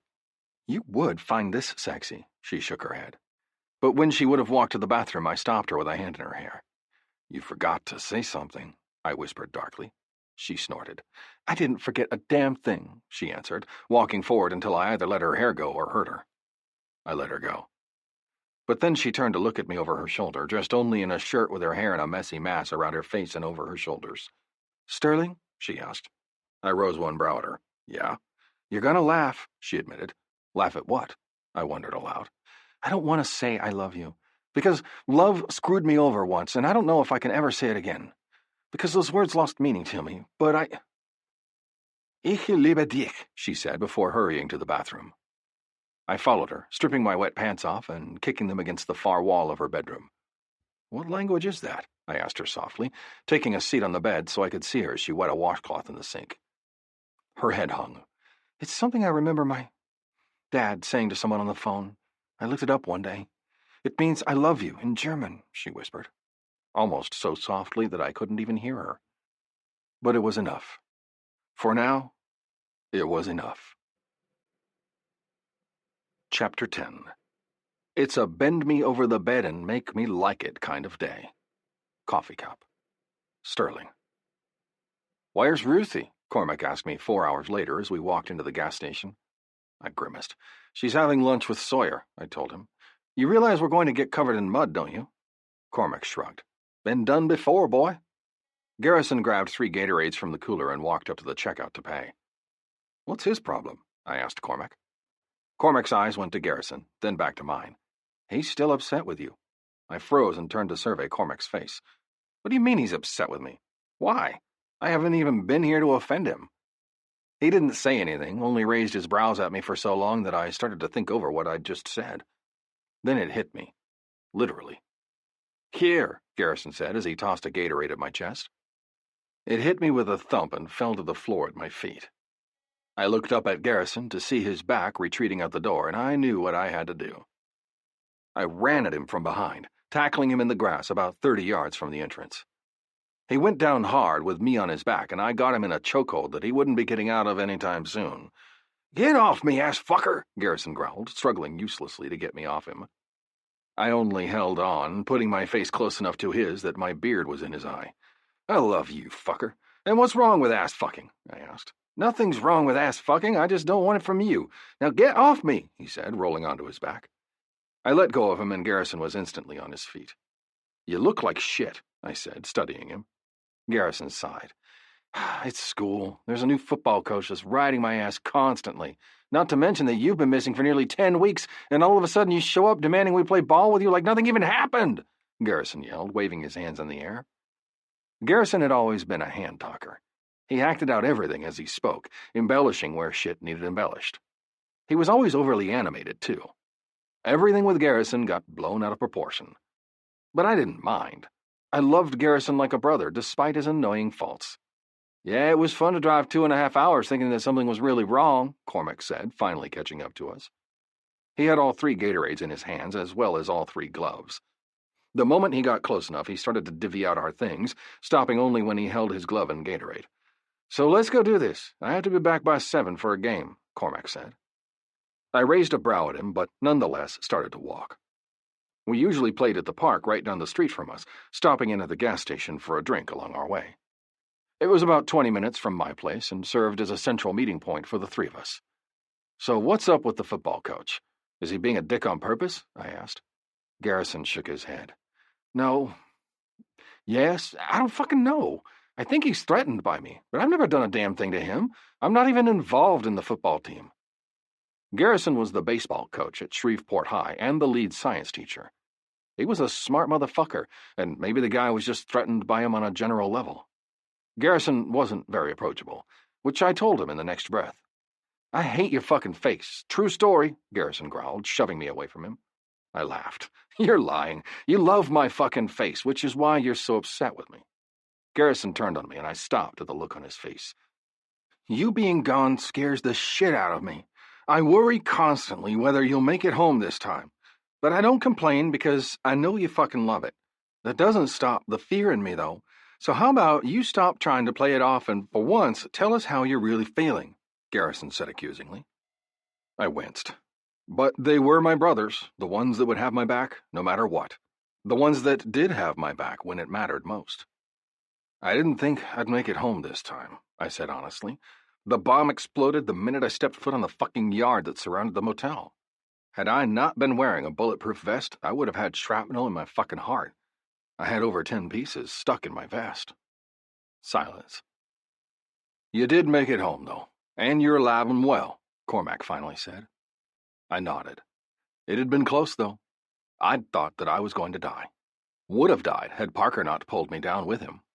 Parker and I, we traded turns, saving each other's lives.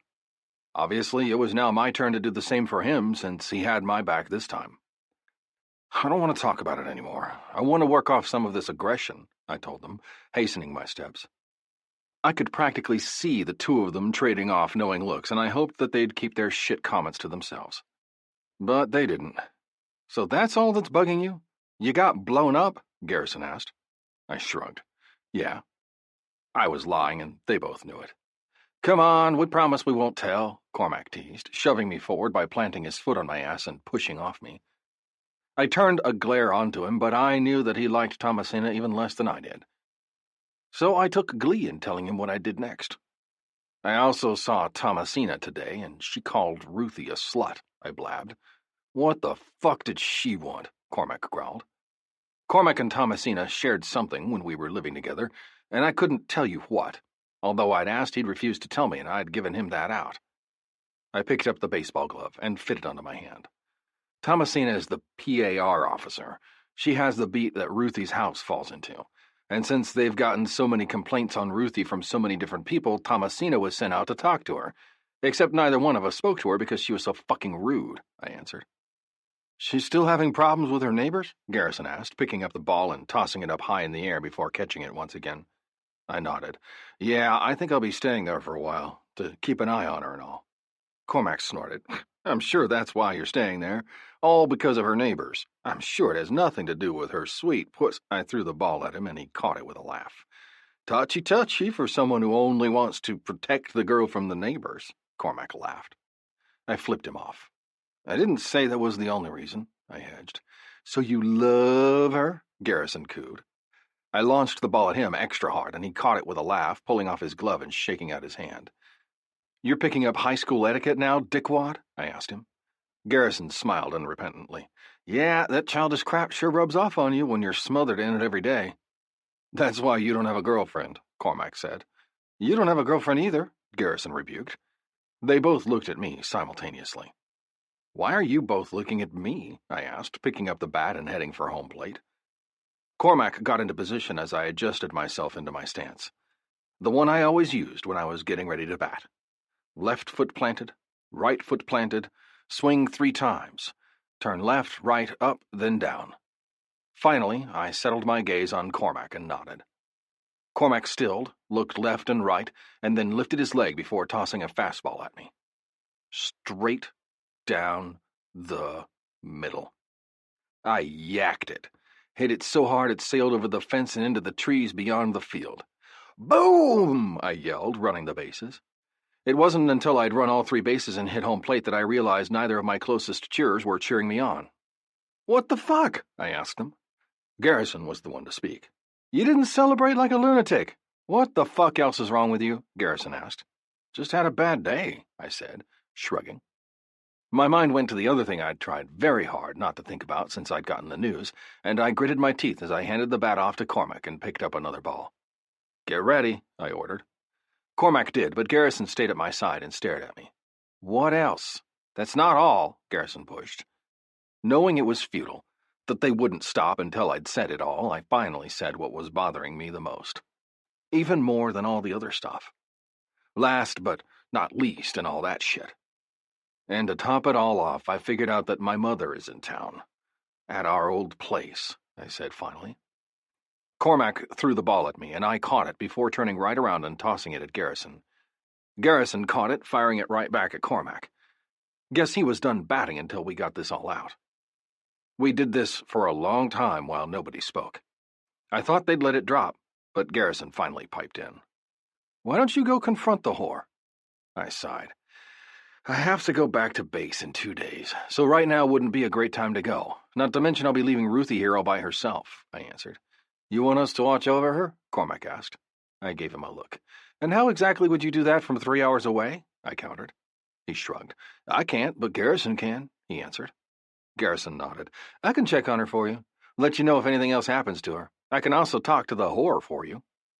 Garrison didn't like my mother. He was just as annoyed as I was that she'd given me up, mostly because he didn't like to see his friends hurt or upset. He was protective. He'd taken the role of protector when we'd been in foster care and hated that he couldn't protect us from all the shit that was thrown at us. I can't even think about her right now. I'll explore that when I get home. But you need to keep your nose out of her shit. I better not come back here and find out she knows I'm still here in town, I told the 2 of them. Cormac grinned. Garrison scowled. We'll see, Garrison finally agreed. But you won't be going it alone when you do get back. We'll all go together. How about we change the subject, preferably to something that doesn't make me want to puke, I told them. Cormac smiled. Garrison snorted. We could talk about the fact that Cormac is going to try out for the Sparks at the end of this month, Garrison supplied. I froze, ready to throw the ball to Cormac, and asked, What? Cormac glared at Garrison. I asked you not to blab about it, Cormac growled. I blinked. Why wouldn't you want me to know? I didn't even want this fucker to know, he pointed to Garrison. I didn't want you to go watch me try out, something I know for a fucking fact you'll do now. I didn't deny it. We'd gone to every one of Cormac's games that we could and would continue to do so. Why? Because he was our brother, and I wanted him to be happy. And baseball made him happy. You should try out too, Cormac offered. I shot him a look. I haven't played in a real game since I was in high school, I told him. Why would I embarrass myself by going to try out for a professional baseball team? You play games all the time, Cormac defended. I shook my head. No, I don't. I play recreationally. There's no competition in it. And I have a job. I don't need another one. Cormac grinned. You're saying that woman of yours wasn't competition? I held my tongue, because I knew whatever I said right then would somehow get back to Ruthie. So I chose my words carefully. Ruthie's good, don't get me wrong, but she can't throw a 100-mile-an-hour pitch, or hit so hard that it'll go out of the park. You're just making up excuses for why you're a pussy, Cormac chirped. I threw the ball at his face, and he caught it easily, firing it right back at me. I caught it, picked up the bat off the grass, threw it up in the air, and hit it as hard as I could. Garrison and Cormac both started to run, but they missed it. It fell just over the top of their heads, having both men cursing. Dropped balls meant laps had to be run, and I grinned. That's right, bitches. Get to running. Chapter 11. Just got the new DVD. Hot Co-Ed's Tri-Anal 3. Do you think I need to watch the first two to know what's going on? Cormac to Sterling. Ruthie. What's that? I asked Sterling, pointing to this little stuffed fish on a keychain that looked like it had been chewed on by a dog, yet Sterling didn't have a dog. That's Nemo, he answered as he slipped his shirt on. Why does Nemo look like he's been put through a torture device? I asked. He shrugged. I got it from one of those adopt-a-soldier boxes when I was on my first deployment, he answered, like it was something I should have known. I looked at him sharply. It was 2 days after what I like to call the fiasco, a.k.a. Sterling going head-to-head with a police officer. I still couldn't explain my reaction to it all. Even now, 2 days later, I found it extremely sexually frustrating to watch Sterling fight for me. I think that must have been what I found so arousing about it all, that he'd actually gone to bat for me, so to speak. He'd had my back, and he'd been willing to take on a man of the law to make it apparent that he would. I thought he'd been fine about it all when I'd left to go to lunch, and he'd left to go to practice with Cormac. Something had happened, though. Something he wasn't willing to talk about yet. I'd given him the space, trying to make sure he realized that I wouldn't push if he didn't want me to, but it was getting old. So, did it come like that, or did it happen after you got it? I asked, picking the thing up by one barely hanging on fin. He snatched it out of my hand and shoved the entire thing into his pocket, glaring at me. I got it from some kid that said it kept him safe at night when he was younger, and he wanted me to have it since I wasn't going to be safe. I've carried it on every patrol, mission, and flight home since I got it, he explained impatiently. He was acting like he didn't even want to be here, and I was getting tired of tiptoeing around him, worried I might cause the beast to wake. So instead of pushing, I didn't say a word. I wasn't a confrontational kind of girl. All right, I said, nodding. I'm going to go for a run. I didn't bother to ask him if he wanted to come. I knew he had to report to the base today and would most likely be gone when I got home. But I was terrible at trying to figure out what was wrong with people. I had enough of my own shit to deal with than to add other shit to my shit. Okay, see you later, he said. I shook my head and walked to the back door where my shoes were sitting. I'd changed earlier to running shorts and a tank top and hadn't planned on running until after he left. But it bothered me that I cared that he wasn't being very nice, and I didn't want to say anything I'd regret later on. So my solution was to leave before he could say anything else that would upset me. I managed to make it outside the back door and into the woods that lined the back of my house in less than 30 seconds. Except when I passed the fallen tree that was about 100 yards past my back door, I sat down and stared blindly at the ground beneath my feet. I hated feeling sad. And I was definitely feeling sad. Pathetically so. I think I was more upset with the fact that Sterling would be gone for 2 weeks, rather than the fact that he wasn't talking to me. I hadn't realized how much it had bothered me that he was leaving after everything that had happened. He'd only been here for a few days, and he was already leaving. A tree branch cracked somewhere behind me, and I twisted my back to look behind me, but nobody was there. Brows furrowing, I got up from my log and started to walk back to my house. Maybe if I just told him that I understood and that he could talk to me when he was ready, he'd know I was there for him. He didn't need me acting like a bitch. He had a lot of things on his plate, and not all of those problems revolved around me. Except, as I arrived back at my house and walked inside, Sterling was gone. I'd only been gone for 10 minutes at the most, but he'd left, and I had nobody to blame but myself. "What's your problem?" Lily asked me. I looked up to find one of my best friends in the world looking at me like she didn't know me. "Sterling left," I said finally. There was no point beating around the bush. I told her all about Sterling just a few days ago at my lunch with Sawyer and her. They knew that I was in love with him. "Why would he do that? Did y'all have a fight?" she asked worriedly. I shook my head. "No, he has some sort of training and debriefing. He'll only be gone 2 weeks, at least. That's what he said, but I didn't leave things between us good, and I feel like shit about it." "What happened?" she questioned, sitting back twirling the fork on top of the table with one finger. I sighed. "Well, not much, to be honest. After I got back from lunch with y'all the other day, I came inside and he was just staring at the wall with a blank look on his face," I said. At first I thought it was just because he was alone, but he kept doing it for the next 2 days. Then he just sprung the training he had to do for 2 weeks on me out of the blue, and I was left reeling. This morning, I was mad at him for not confiding in me what was wrong, so I left to go on a run knowing he was about to leave, and when I turned around to apologize, he was already gone, I told her. Lily nodded.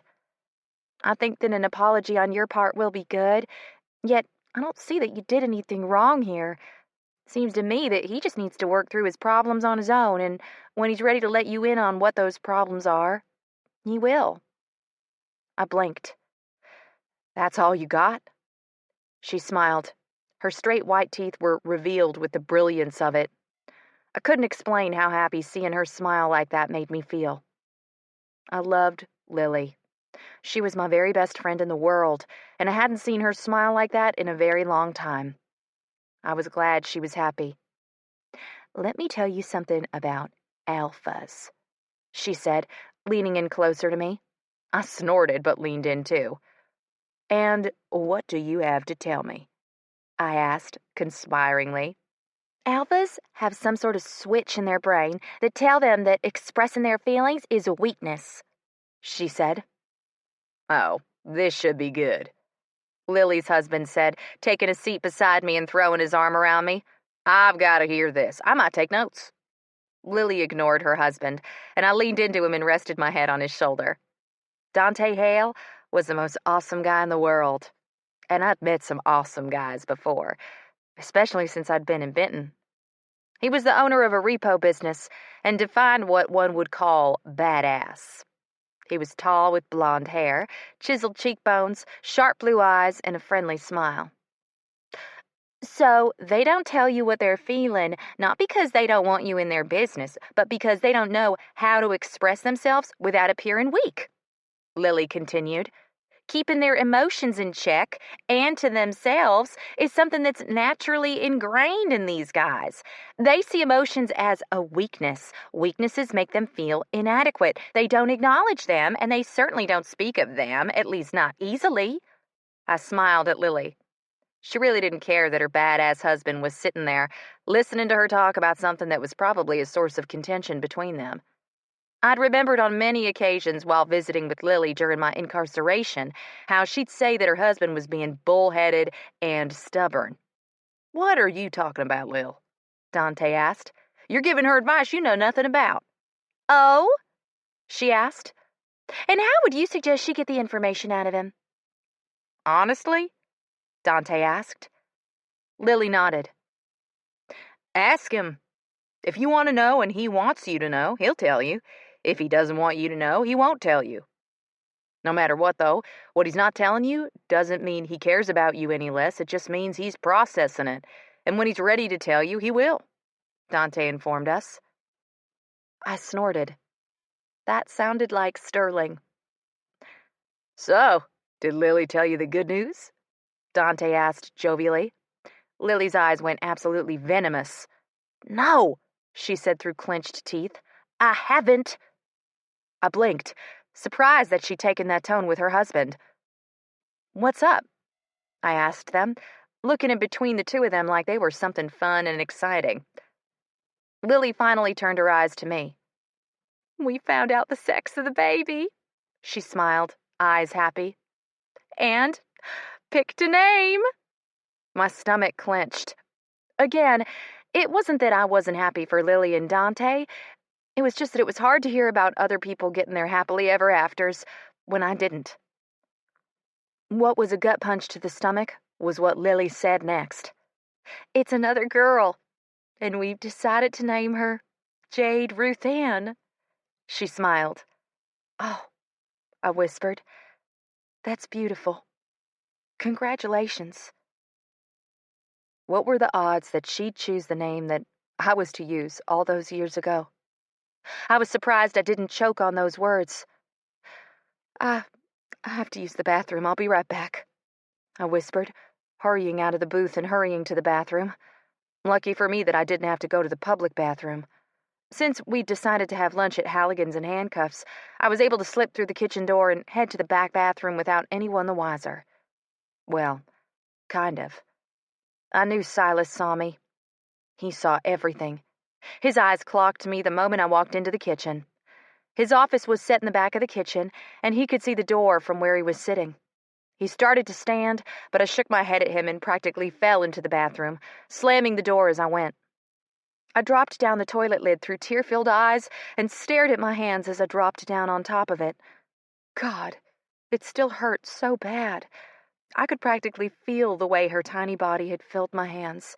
I'd been able to hold her for hours before they'd finally come for her. During that time, I'd given my police report with her in my hands, under the devastated detective's sympathetic gazes. I'd dressed her in her tiny newborn outfit that didn't fit her in the slightest, wrapped her in the tiny blanket that I'd intended to cover her in as we brought her home from the hospital. And I'd done it all alone. Lily and Dante had been halfway around the world, where Dante had been stationed in Germany in the army. They'd married a week or two before I told Bender that I was pregnant, all because of Dante's orders to be stationed at the army base in Heidelberg, Germany. I didn't have contact with her in well over 8 months, and I'd been so excited to introduce her to my daughter. So, I knew it wasn't Lily's fault. She had no clue what was wrong with me. At least, not from my own recounting.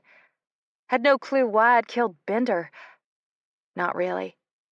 She hadn't been able to make it home for the trial, and what little she did know about the entire situation was what I'd told her had happened. And I think she did know. Or suspected. But she gave me that out, allowed me to have my secrets, and let me be. She knew I'd killed Bender in self-defense. What she didn't know was that it had been because I was consumed with grief over him killing my child. The one piece of me that was good and pure. I didn't realize that my sobs had become so gut-wrenching until a knock sounded on the door. "You okay?" a muffled male voice called from the other side. Silas. "Yeah," I choked out. "You don't sound okay," Silas challenged. "I'm fine," I lied. I heard something that sounded distinctly similar to fucking hard-headed women, but I couldn't be sure. "Call me if you need me," Silas ordered. I nodded even though he couldn't see me. "Okay," I said through another sob. I could practically hear him sigh through the door, and a small smile started to spread on my lips. I really loved Silas. I loved him for Sawyer. Loved that he treated my good friend with the tenderness that she deserved. I didn't like that he was putting his nose into my business. I craved independence like crops need rain. I'd become so accustomed to doing what I was told to do that sometimes I didn't even realize I was following orders until I'd already followed them and couldn't unfollow them. However, these men, these Dixie Wardens, they gave me the independence that I craved and always watched over me. Something Sterling had said would happen. We look out for our own, and baby, you're mine. That had come out of Sterling's mouth the night before as we'd been lying in bed discussing the politics of motorcycle clubs. I let my head fall back as I thought about all that I had to think about. I'd made the decision to move out of my rental, and the couple I'd rented from had already agreed to let me rent another place that was about 10 minutes from town.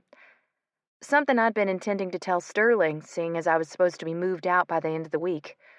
I'd also gotten Dane, with his huge car hauler, to help me move. Tonight, after I got home from my lunch with Lily, I'd start packing boxes I'd gotten from the local supermarket. Then, when I was ready, I'd be moving to the new house. Although the only one I could get on this short of notice and not break my lease was one just a street over from the one I was at now, a new set of neighbors would mean less problems, hopefully. With quick thinking, I texted Lily that I was going home on account of I forgot about a pest control appointment, unlocked the bathroom door, and then eyed the window in the corner of the bathroom. It was directly behind the toilet, so I used the mental trash can beside the toilet to stand on and unlocked the window. It slid open easily, and luckily it had a large enough ledge to allow me to straddle the opening, allowing me to not fall and instead slide out rather gracefully. I landed on the concrete beside the building with nearly silent feet, and then turned to close the window. Once I had it closed, I turned and started walking towards my car, ignoring the group of men that had gathered outside the bar as I did. It was Friday night, so it didn't surprise me in the least that there was already a line waiting to get in the door. What did surprise me, though, was the graceful older couple standing a little further away from the man. They didn't look the type to go into a bar to eat. Not with those clothes, anyway. And they really weren't dressed for a bar. The woman wore white linen pants, a pale lavender silk shirt, and a scarf around her delicate neck. She had dirty blonde hair that was styled in long, loose waves down her back. And although she looked familiar, it was the man at her side that held my attention. He was tall, really tall. He was older, but not really old. He had blonde hair with a hint of red in it when he moved, and sharp gray eyes that took in everything around him without actually moving an inch. He was wearing a similar dressy outfit to the woman at his side, but he was wearing black slacks and a pale lavender button-down shirt. His eyes caught me as I looked at him, and they narrowed, marking my turn to leave with haste. I couldn't figure out what it was about that man that had me staring at him so, but I knew it wouldn't solve anything to keep staring. And if I didn't hurry, then Silas would realize I wasn't in the bathroom anymore and come looking for me. He felt some sort of responsibility for me, and I hated that. So, in my haste to get out of there, I didn't realize that the man I'd been watching was now watching me in turn. I didn't see how his face turned down in a frown, nor the way he pulled out his wallet and looked at a picture from a long time ago. Because had I seen that, I wouldn't have been so surprised just a few days later when Sterling came home. Chapter 12. Do you ever start crying about something that's weak and realize the next day when you get your period that you weren't a weak-ass bitch after all? E-card. Ruthie. My eyes stared blankly at the TV screen. I was watching the 10 o'clock news and thinking about what a shitty day it had been. Tips had been shit. Customers had been even more shit. At least Silas hadn't caught on, or it could have been even worse. Anytime he caught on, my measly tips suffered even more. An Amber Alert has been issued for an 11-month-old baby that was stolen from a gas station this morning by the child's mother, who was thought to be unstable. The child was in his father's car while he was pumping gas, and while he was busy at the pump, he didn't realize that his child was being taken from the back seat. The news anchor droned. I looked up, seeing a grainy picture of a woman with brown hair taking the young child out of the car, while the man looked in the other direction. He'd never even realized it had happened. Drove off and left without a second thought. Something that I was sure every parent wouldn't think to check. Then a picture of the child was displayed on the screen, and I smiled sadly at the man and the child. The man was holding the child against his chest, the boy clutching a plastic dump truck in both hands that was bigger than his body. They looked happy, and it broke my heart that this would happen to him. Baby Donnie has a distinctive birthmark on the left side of his neck in the shape of a heart. If you see him, alert authorities immediately, but do not approach the woman. She is suspected to be armed and volatile," the news anchor said animatedly. I turned off the TV with a flick of my wrist, taking a look around at my now packed-up rental house. The only thing that was left out of the boxes were the sheets on my bed, the clothes I'd be wearing tomorrow, and my TV. Everything else was packed and ready to go. I looked down at my phone that was on the couch in front of me and willed it to ring. It had been 4 days now without any contact from Sterling whatsoever. Not even an "I arrived okay." Zero. Zilch. Nada. Nothing. Leaving my phone on my couch in hopes that I wouldn't check it 30 times before I laid my head down for the night, I walked into the bedroom and flopped down into bed, completely exhausted. My eyes got heavy, but that still didn't stop my mind from wandering where I didn't want it to be. But it seemed a certain man with green eyes and dirty blonde hair had a way of keeping me on his mind, even in my dreams. 3 hours later, I woke up to my last day in my house with it on fire. Smoke was billowing into my small bedroom with my bedroom door. It only had a limited place to come in. But as I said that, the door slammed open, and an imposing figure in a yellow jacket started through the doorway. Smoke poured through even faster behind the figure, and soon it became harder to breathe. "Shit," I said, dropping down onto the floor on my hands and knees. "Ruthie," Darth Vader called. I looked up to see the yellow-jacketed man about 3 inches from my face and realized that I was disoriented. "Ruthie," Darth said again. I blinked. "Yes, Darth?" I asked, somewhat delusional from oxygen deprivation. The yellow-jacketed man moved his mask aside and placed it over my face, allowing me a few blissful mouthfuls of oxygen before he removed the mask again. "It's me," the man said. It took me a few minutes before I realized who me was, and then I smiled, launching myself at him. "Sander!" I cried, so happy to see the goofball that I didn't contemplate what I did next. I threw myself in his arms, hugging him so tightly around the neck that he choked out a, "You're okay."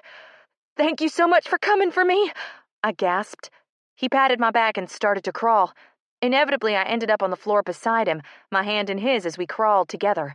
I couldn't see a damn thing with all the smoke, and the moment we made it to what, I guessed, used to be the living room, I was praying that it wouldn't be much further. And it wasn't.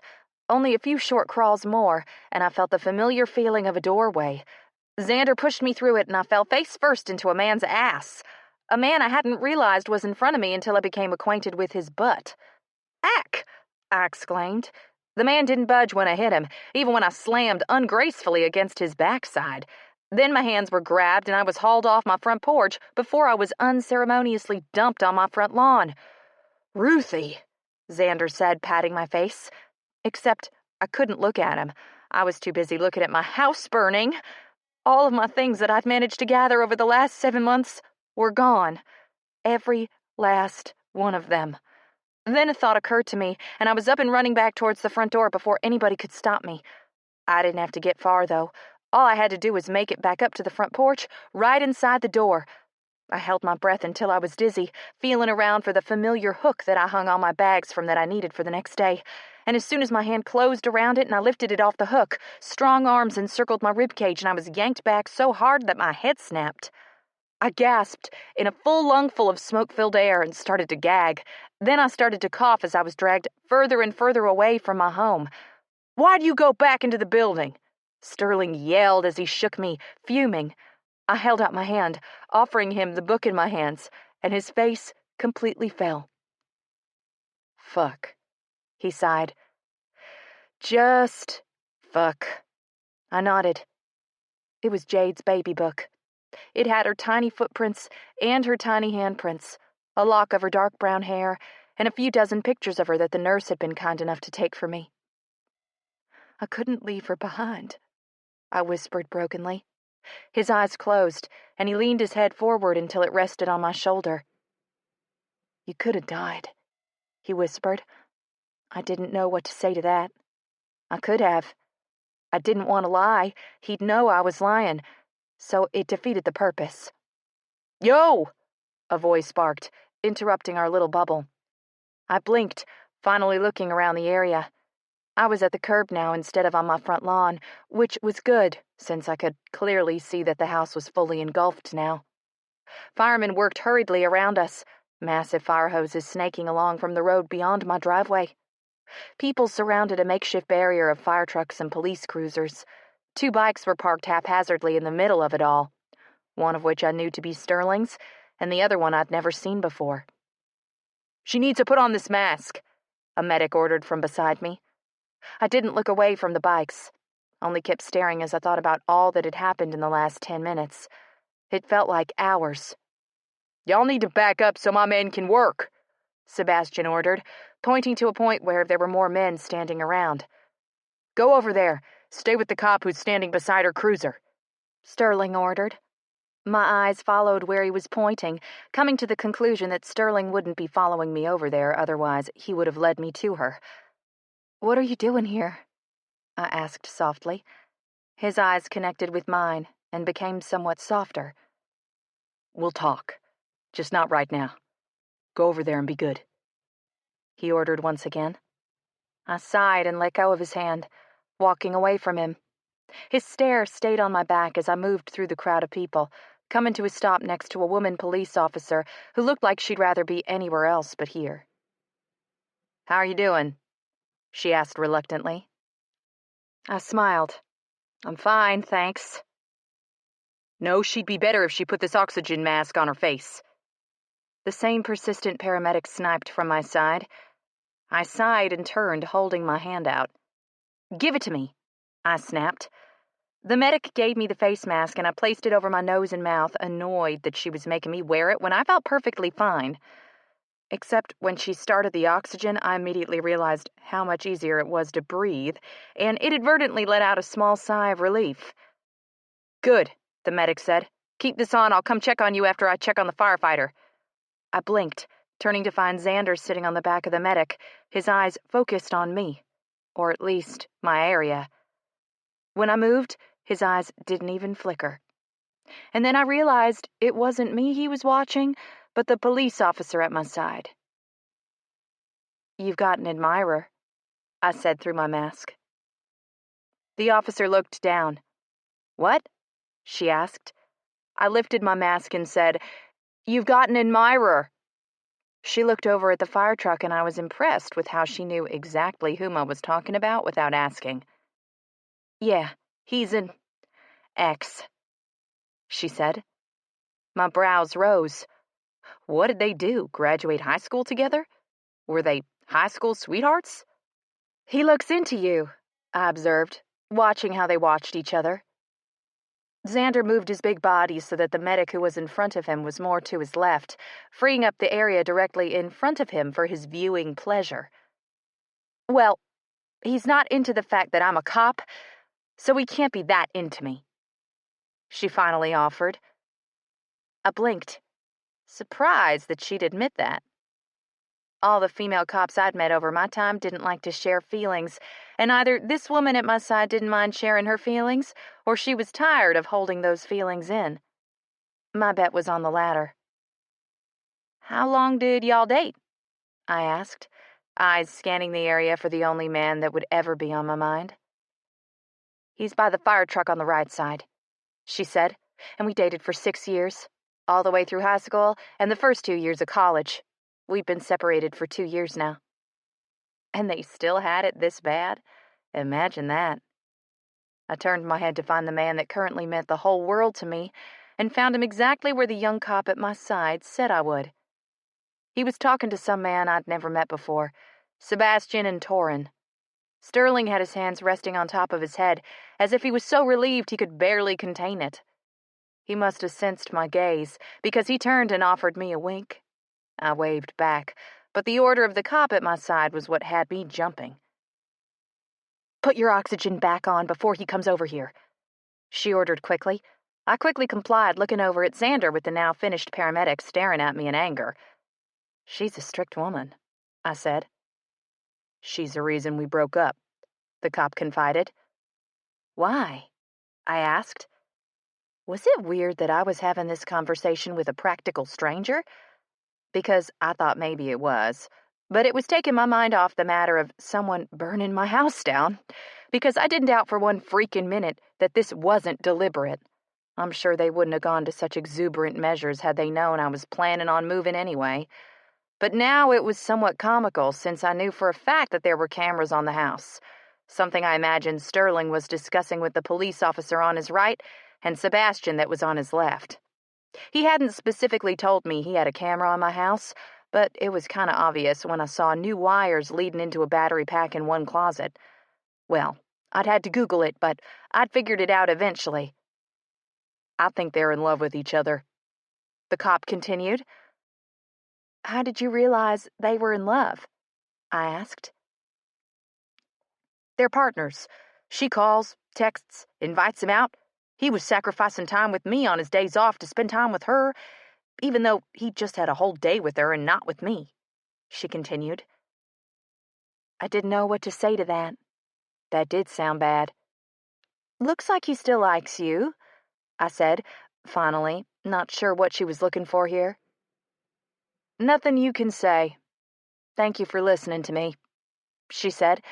Her radio squawked and she moved to the side to speak into it privately. It's trash like you who ruined this street. A woman at my side sneered. I looked over at the woman who'd just spewed that venom and couldn't help the tear that slipped out of the corner of my eye. What did I do to deserve your hostility? I asked woodenly. She sneered, her son in her arms as he slept away, blissfully unaware. You brought this trash to our neighborhood. You know it was because of you. She pointed at me. The movement woke the child in her arms enough that he switched sides of his face of which he was laying on, and it was then I saw the mark on his neck. A perfect heart-shaped birthmark that was plain as day, even under the harsh glow of emergency lights that lit up the night. I'd seen that birthmark on the news earlier. In fact, I remembered thinking to myself how good it was that he had such an identifying mark, because if anyone did spot the child, he'd be recognized almost immediately. I didn't know what to do. I vaguely remembered the news anchor saying that she was volatile and might have weapons. Yet, I didn't want to leave her here with the kid. What if she ran off? So what did I do? Did what I did best. Piss off my neighbors. Why do you care? Just go back inside your house and close the door. No harm, no foul, I sniped.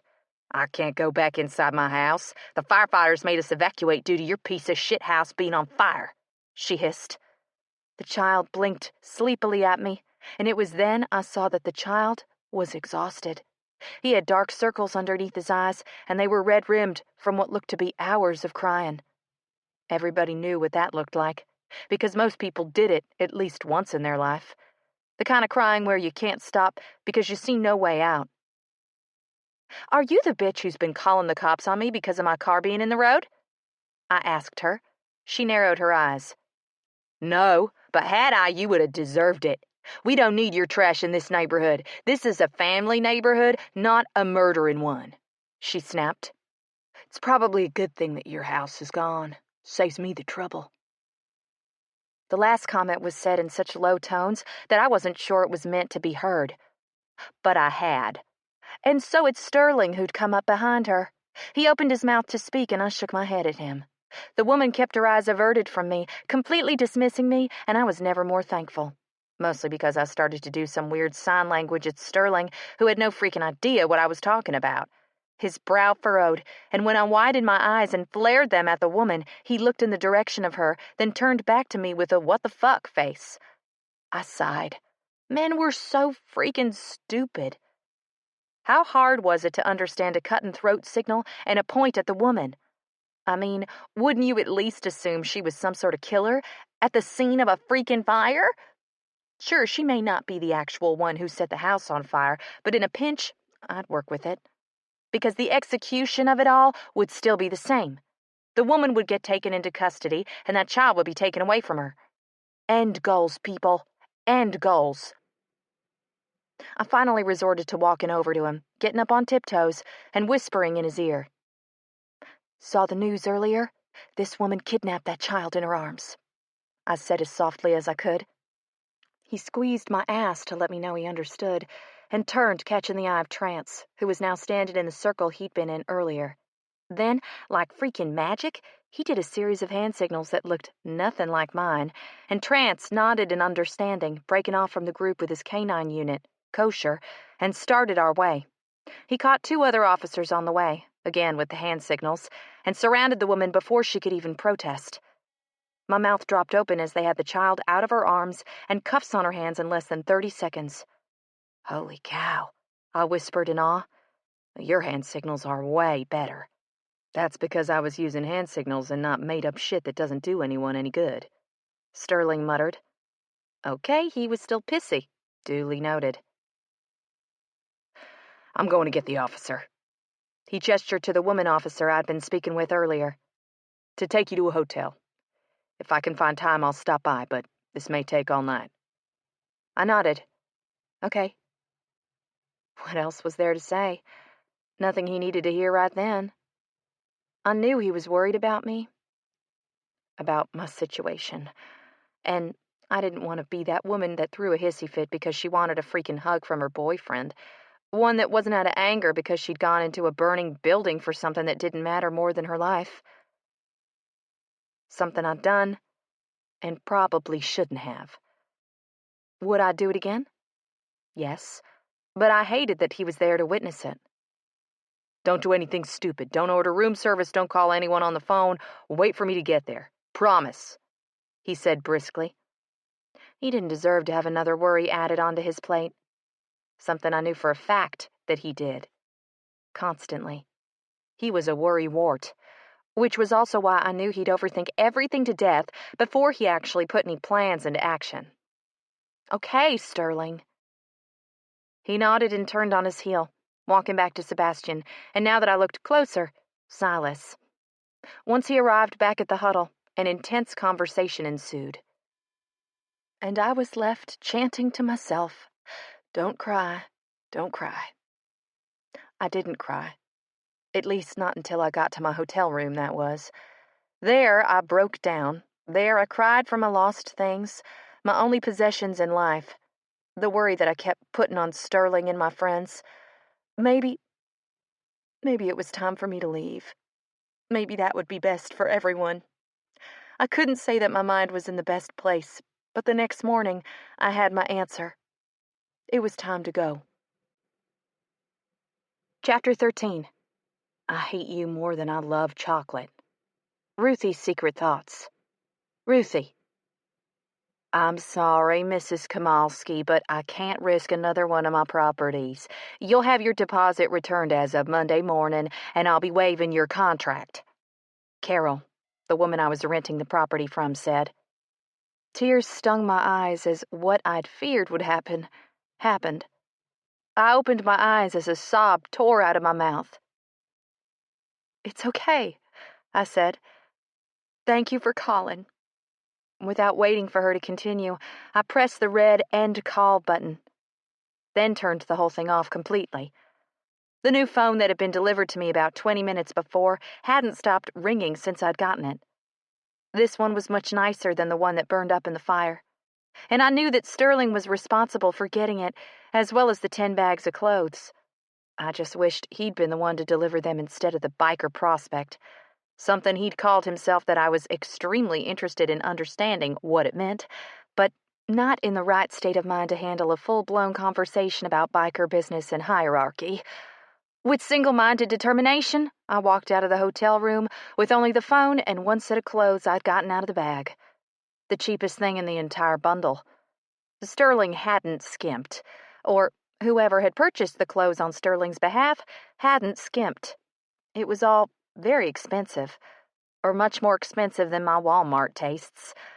With the door opened, I was unsurprised to find that there was a biker prospect sleeping against the outside wall. He'd get reamed later for sleeping and letting me out of my room, but that wasn't my problem.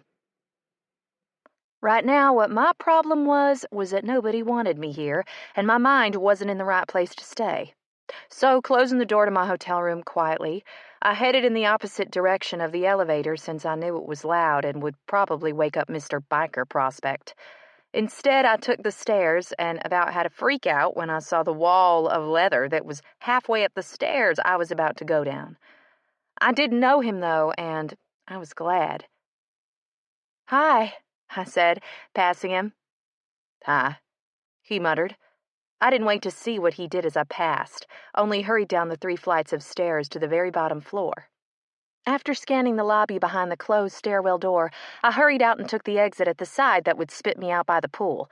Something I'd noticed this morning, or last night. Hell, I didn't even know what time it was. I skirted around 12 kids who were playing around the open area in front of the pool, threading in and out of the lounge chairs covered in colorful beach towels. "Hey," one of the mothers on the lounge chair said. "Did you hear about that baby being found?" Another woman on the next lounge over made an affirmative noise. "Mm-hmm," she said, not opening her eyes. "Some lady found him at the scene of a fire. Wonder what happened." You don't want to know what happened, because my life is depressing and is bound to put anyone in a horrible mood. I kept walking, not making eye contact with any of them.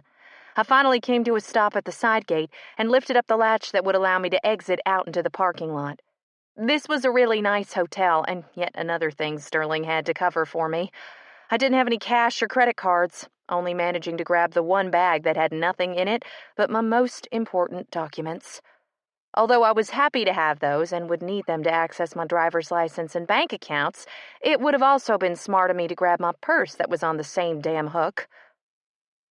"Watch your step," a man said in front of me. I looked up and smiled at the man. He was wearing a black polo and jeans, and on the black polo, it denoted him as a member of KPD SWAT. "Thanks," I said, stepping down off the curb. "No problem," he muttered. I kept walking until I arrived at the bus stop that I'd spied last night, then took a seat. My car had been totaled right along with my house, and with only liability insurance on it, I wouldn't be getting a new one anytime soon. I watched as car after car drove by, so lost in thought that I didn't realize some man had stopped his car in front of me until he finally yelled, "You need a ride?" he asked. I blinked. The man looked familiar. Very familiar. "No thanks," I said automatically. Then, with a shake of his head, he left, and I was left to contemplate the cars once again. I wondered how long it would take the bus to get here. Couple of hours? 20 minutes? I was in Shreveport. Surely the bus ran constantly. Then the bench shifted as someone sat, and I looked over to see the man who'd stopped his car in front of me earlier. "I saw you at that club, Halligan's in handcuffs, the other night," the man started. I nodded. "I saw you too." And I still thought about the man, even a week later. There was just something about him that had me curious. He reminded me of someone from my past, but I couldn't quite put my finger on it. "So, I did some research and found out you worked there," he said. I nodded. Did work there. In the past tense. Not that he'd know that. I also couldn't figure out why it didn't freak me out that this man had stopped to talk to me and had looked into me. I just knew that he was a good man. A nosy one, but a good one nonetheless. "Okay," I said. My bus chose that minute to pull up, and I stood. "Well, I gotta go. It was nice talking to you." However, I dropped right back down on my ass the moment the next words came out of his mouth. "And I realized that you were who I'd been looking for 15 years, he said. "My daughter." My father looked down at the cell phone that hadn't stopped ringing in over 30 minutes. "You gonna get that?" he finally asked. I shook my head. I'd turned it on to look the man, Abel Spires, up. He was an oil man who was worth tens of millions of dollars, if not more. And I'd grown up dirt poor. I'd gone to college on student loans, and unsurprisingly still had them even though I'd been on the inside for years. I ignored Sterling's phone calls. "Can you say that again?" I asked. I was sitting at a table in Cracker Barrel, stunned beyond belief. The man in front of me with his strawberry blonde hair and gray eyes just like mine was the man I'd been hoping for since I was a young kid. A man that never showed when I needed him. A man that I used to lay in bed at night and think about saving me from the monsters of my past and present. I have a trust fund for you. It's something I've been putting into an account for you since I knew you were mine, the man said. I ignored the trust fund part of his statement for the more important part. You knew I was yours? How? I asked sharply. And if he'd known, why didn't he look for me? Why was I left to suffer in a foster home with parents that didn't want me? Your mother. She told me about you, and then gave me a sob story about how you were scared of your own shadow, and that I should get to know you first, let you trust me before we told you that you were mine. He answered. Listen, Abel, I said. I don't know what you think is happening here, but it doesn't inspire hearts and flowers in my soul to know that you knew about me but didn't try any harder to find me. I tried for the last 15 years, darling. I just couldn't find you. Your mother, whatever the fuck happened to her, was dead, and nobody knew where you were. All your mother's neighbors never even knew she had a kid, Abel said. I rolled my eyes. My mom was a whore at the best of times, and having a kid cramped her style. She didn't like people knowing she had a kid. Kids ruin your pussy, she'd say. Gotta make them think that you're not here. Which was also why I never got toys, and rarely ever went out during the light of day. Something I still remember vividly to this day. When I started school, once I was abandoned, I was very behind on my learning, so behind that I had to start school in the 3rd grade instead of the 5th. But I worked my ass off to get back on track, something that I got complimented on quite a lot when I was trying to get back to my grade. I even managed to graduate 6 months early, which, for me, was quite impressive. Guess anyone could do wonders if they're let out of their house. That's true, I amended. My mother didn't like letting people know I was alive. I didn't want to ask why my father had known my mother in the first place. It was bad enough to know that someone like this man slept with someone like my mother. Had she trapped him, forced him, blackmailed him? The list of possibilities was endless, and I hated that my father had fallen for my mother's shit, just like man after man had fallen. My mother was what you'd call a manipulative bitch. She was good. So good. She knew how to act to get the maximum attention from any man. She could walk into a bar and instantly know which man was the richest in the room, and after studying him for only minutes, know exactly what to do to get him to latch onto her. Whether she needed to weave a sob story or come on strong, whether she needed to bitch about her abusive husband to get the man's protective instincts turned on full force, you name it, and she could accomplish that persona. And it was sickening. Something I could watch my mother accomplish even at the young age of 10 years old. I wasn't a stupid girl by any means, and I knew exactly what my mother was doing, which was why I always told the truth, even if it hurt to do so. Which was also why, that day when cops had come to answer the 911 call I'd made, I told them I was of sane mind. I hadn't said a thing to defend myself, because I wasn't insane with grief. I knew exactly what was happening and was of sound mind and body as I shot my husband. So after I started to search for you, I seemed to hit dead end after dead end. Checked hospitals and police stations, put your face onto a milk carton. He answered. You were just gone. My mother dropped me off at a hospital. She'd gone outside to grab her wallet while I was getting screened for a concussion that I never had, and just never came back.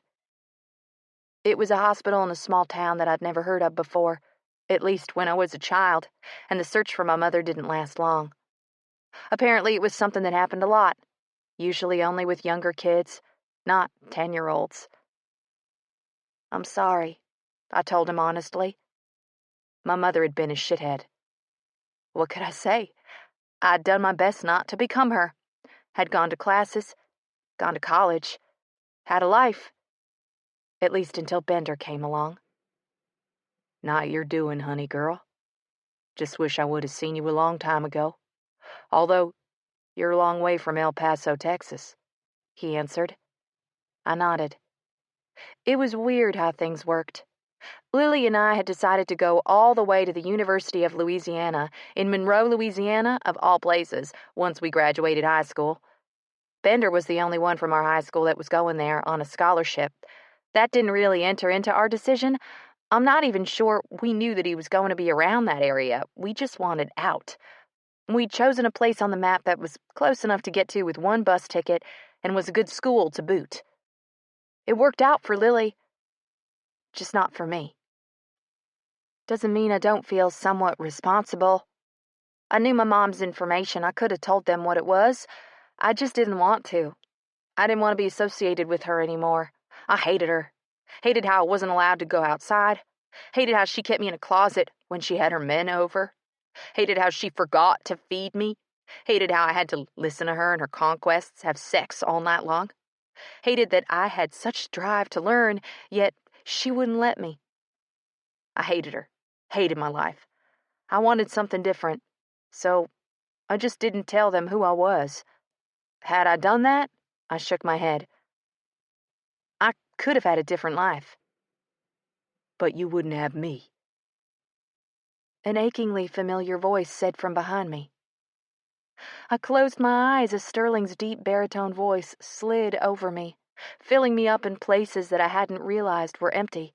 The man had the power to bring me to my knees, yet he never once asked that of me. He loved me, and I was glad he'd come looking. I hadn't wanted to leave, only needed a reason to stay. Needed him to put forth the effort. Because I wouldn't turn out to be my mother, wouldn't live off any man that I'd manipulated into keeping me with him. I didn't turn around, but my eyes closed in happiness when Sterling's hands started to tangle in my hair. "Why are you here?" he asked. I could tell that was directed at Abel, without even looking to clarify. Abel was shooting death rays at Sterling over my head, and I wanted to smile at how dad-like it was. But then the tension started to slowly make itself known, and I froze in my seat as I took stock of what was going on. How Sterling's hand in my hair had come to a standstill. How Abel looked at Sterling like he was the scum of the earth. "What's going on?" I finally asked, worried. "How about you tell me why you're having breakfast with my stepfather when you should be waiting for me at the hotel room I paid for?" Sterling snapped. Chapter 14. I suck at apologies, so unfuck you or whatever. Ruthie to Sterling. Sterling. Thanks, I muttered, walking inside the restaurant and walking straight past the hostess stand. Sir, can I help? I held up my hand to the woman and kept walking, heading straight to the woman that had left without so much as a word. Who would have left me had she not been stopped? By the man I'd had under surveillance since I'd come home from that clusterfuck of a mission. I'd been talking to Loki about the man we saw set fire to Ruthie's house when I'd received a call from the prospect saying he couldn't find Ruthie. Then another, not even 20 minutes later, saying that the man I was watching, Abe, had picked up whom he thought was my woman. And when I'd come to the restaurant that the prospect, Alfie, had followed them to, I'd seen the two of them in deep conversation. Which led me to now, as I stalked into the building and headed to the table I'd seen her sitting at through the window. She was in the exact same spot, only I couldn't see her face. Abel saw mine, though, and stiffened. Ruthie didn't, though. She kept talking animatedly, moving her hands and body as she spoke. Doesn't mean I don't feel somewhat responsible. I knew my mom's information. I could have told them what it was. I just didn't want to. I didn't want to be associated with her anymore. I hated her.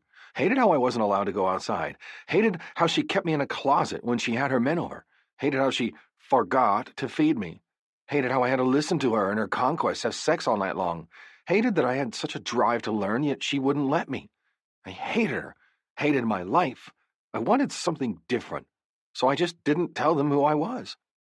Had I done that, I shook my head, I could have had a different life. But you wouldn't have me, I whispered darkly from behind her. She shivered, and my heart leapt at seeing the way she reacted to my voice. Why are you here? I asked Abel, moving forward to tangle my hand in Ruthie's hair. His jaw clenched as he glared at me. He didn't want to talk to me. He knew me as I knew him. Knew I was his wife's son. Something he wouldn't want to tell Ruthie, but I had a feeling he knew. knew I was with Ruthie and didn't like it. When I read the knowledge in his eyes, I smiled at him. How about you tell me why you're having breakfast with my stepfather when you should be waiting for me at the hotel room I paid for, I said, tightening my hand in her hair and pulling her head back to look at me. She blinked. You never came home, she accused. I let her hair go and she stood and turned to me. That was because I was trying to find the man who lit your house on fire, I growled. Why are you here with him? Why didn't you let me go to your place? She countered. I blinked. Because I don't have a place. You don't have a place? For real? She asked. I shook my head. Normally, I just stay at Garrison's, and I couldn't get a hold of him. When I couldn't get a hold of him, I did the only thing I could and took you to a hotel. She instantly slumped. Well, how the hell have I not known that before? I shook my head. I don't know. Guess it never came up. She closed her eyes and leaned her head forward, but the man at her back stood and glared daggers at me. Why do you have your hands on my daughter? He asked. I stilled, hand tightening on my arm that was around Ruthie's body. Daughter? I asked, feigning ignorance. Ruthie leaned back. Yeah, so I found out he's my father. What I'd like to know is why you have your hands around her, especially if, in all technicality, she's your sister, Abel said. Out of all the words that could have come out of the piece of shit's mouth, sister hadn't been one that I was expecting. Denial, yes. Hatred, yes. Incest accusations? No. She's not my sister, I said forcefully. She's my daughter, and I'm married to your mother. That makes you family, Abel contradicted. I felt Ruthie stiffen, then look up at me in concern. No, that makes it a coincidence, especially since we haven't seen you all in a very long time. Hell, I didn't even know my mother was still alive until a few days ago when my president told me she was back in town, I told him, and I met Ruthie over 9 months ago. Abel ground his teeth, and I could tell he wanted to say something to the contrary. But as soon as I'd found out about him and my mother being in town, I'd had Silas start looking into why the two of them were here since she'd dropped me off and forced me to leave her. Why she'd all of a sudden popped up out of nowhere. Why now? But I hadn't been able to figure out why they were here, so I'd just had them followed. Done some research on Abel's spires. Sterling, Ruthie said, not loosening her hold on me even after the revelation. What the hell's going on? I shook my head. I don't know, baby. I think it's time for your father to talk. You're married to his mother? Ruthie asked a little bit loudly, which garnered the attention of the patrons surrounding us. Sit down, Abel ordered, and try not to talk too loud. Ruthie looked to me, and I nodded, helping her back into her chair before taking the one beside her. It made me happy that she deferred to me, that she looked to me before the man in front of her that very well could be her father, although it had yet to be determined. Talk, I demanded. How'd you find her? Why'd you come here? Abel's eyes narrowed and his jaw clenched. He didn't look the type to take orders. Your mother doesn't realize that you're here. She thinks you're still in the Navy, as happy as could be, Abel started. My brows rose. Really? But I am in the Navy, and I am happy. He waved his hand in the air. I know that. She thinks you're stationed in California. Why would she think that? I asked, anger bristling my words. Because I told her. Why? That came from Ruthie. Always the protector. Because it hurts her to know that her son won't talk to her. She wrote you constantly, so much that her fingers bled. She sent you a note every day for 10 years, until I asked her to stop, Abel said.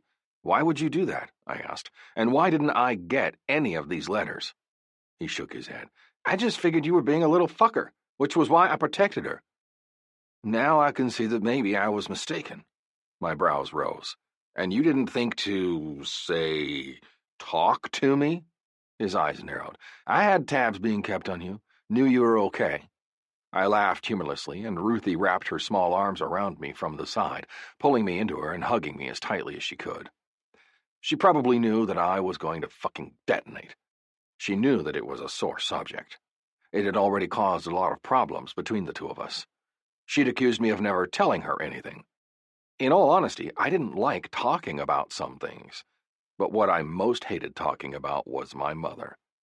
I'd loved the woman to death, yet that woman hadn't actively tried to search for me, which was why it didn't matter that she'd written her letters. I was a fucking kid when she abandoned me. I knew that on some level she thought she was doing the right thing, And from an adult's perspective, thinking about the fact that I was an abused child and she couldn't protect me, it made sense. It didn't make it hurt any less, but it still made sense. But that didn't matter right now. What mattered was that my woman's father was in front of her, and she was probably feeling a lot like I'd felt when I heard my mother was in town. Betrayed and a little bit sad. Okay, that still doesn't explain why you're here talking to her, I continued. He nodded. I saw her picture in the paper. Your mother likes to keep up with the happenings from home, so we get the Benton Chronicle sent to us in the mail. It was there I saw the article on her and her job at the gas station. I nodded. Okay, so you what, saw her and felt that you needed to come up here urgently? His eyes narrowed. I saw her photo standing next to the older man and knew in my heart that it was her, my kid, so I sent some investigators to find out everything they could about you. There'd been a picture in the newspaper with Mr. Adams in front of Dane's Stop and Go. It had been in celebration of Mr. Adams' massive catfish that he managed to catch. It had been a new state record, and he'd attributed his win to Ruthie and her coffee. Something that Ruthie thought was hilarious. And you found me? I asked. Yeah, he nodded. I did. Found that you were dating her, and I had to let her know she was making a mistake. Sterling's a part of my life. Let's just get that straight now. If you don't like it, then you're going to need to back off, Ruthie said softly, because I'm not ever giving him up. He was there when nobody else was. There's nothing you can say or do to change my feelings for him. My heart felt full as she declared that, and smiled at her. Then Abel rocked our worlds. Your little brother and sister won't understand that their brother and sister are together. We both froze. So we had a brother and sister? What the fuck was that about? I could tell Ruthie was getting upset, as was I.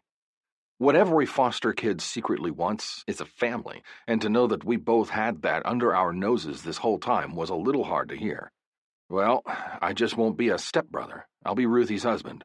Won't make a difference then, I challenged. You look just like your mother. Trust me when I say that she'll know instantly who you are, Abel informed me. I shook my head. Well, then I won't go over there at all, I said stiffly. Abel looked at me with all too knowing eyes. So you'll withhold your affections from your siblings when it was me and your mother that hurt you? He asked carefully. I narrowed my eyes at him. That was a low blow, and he knew I'd respond to it, but not yet. Now I wanted to know more about why he was here. So what were you going to do when you spoke to her? Lead her away from me? You don't even know me, I said, leaning forward. Ruthie's head met my shoulder, and I wrapped my free arm across her belly to latch onto her hips, hugging her to me as I waited for Abel to speak. Her small hands wrapped around my arm like she would never let me go, and I realized in that second that she wouldn't. It was the first time I let myself realize that, too. That maybe she felt the same way about me as I felt about her. That maybe she could deal with my brooding. She'd run, but I'd always find her. And I think realizing that I would chase after her had comforted her in some way. I would have tried to talk her out of you after I introduced myself, he said, studying the two of us. I realize now that there would be no breaking the two of you up, though. I nodded in confirmation. He had that right. Nothing was going to come between us but us. And that's the way it should be. Other people didn't need to be in our business because our business was our own. You could have just asked. Maybe sent a letter introducing yourself instead of just throwing it at both of us. You gave Sterling more worry than he needed at a very bad time that could have gone a lot different had you just introduced yourself more gently. Our last week has been fraught with worry over why you were here, and we left things on a bad note, she said to her father, and that's not something that's going to happen again. If you want us in your life, you need to be the father that you are wanting to become, not one that we'll later realize we don't need. She totally got me. She'd realized that I was in a bad place, and she'd let me be. She'd known exactly what was wrong, too, which helped slam home the earlier point. She was mine, and I'd make her realize it. Once she realized it, she'd be permanently and irrevocably mine. Because I was about to put a freaking ring on it. The ringing of Abel's phone had our conversation halting, and I knew instantly he was speaking to his wife. His entire tone had changed. His body had softened. The wariness went out of his eyes. Then he said the words. The ones that sounded so utterly different when they came from Ruthie's mouth. All right, baby. Ich liebe dich. And it was right then that I decided that the ring would need to come. Soon. Because I wanted what he had. I had it. I just needed to make sure it would stay mine. That she'd be with me forever. Chapter 15. If I've offended you, I'll gladly point you in a direction of a dick you can suck. Sterling to Cormac. Sterling. Later that night, as I walked into Garrison's guest bedroom, I was thankful. Thankful that Ruthie had survived. "Cormac gone?" Ruthie asked from the bed. "Yeah, he just left," I said, pinching the collar of my t-shirt in order to lift it over my head. "Let him borrow your rental car, though, since it was raining." I'd gotten Ruthie a rental car on the way home from whatever the hell that was with her father. We'd driven by the scene of the fire and looked through what was recovered from the fire that was salvageable. I hunched my shoulders to help the t-shirt off, and then threw it into the corner of the room. It hit the wall with a soft plop and fell harmlessly to the floor. My eyes returned to the bed where Ruthie was now watching me sleepily. She was propped up on one elbow, lying sideways in the bed.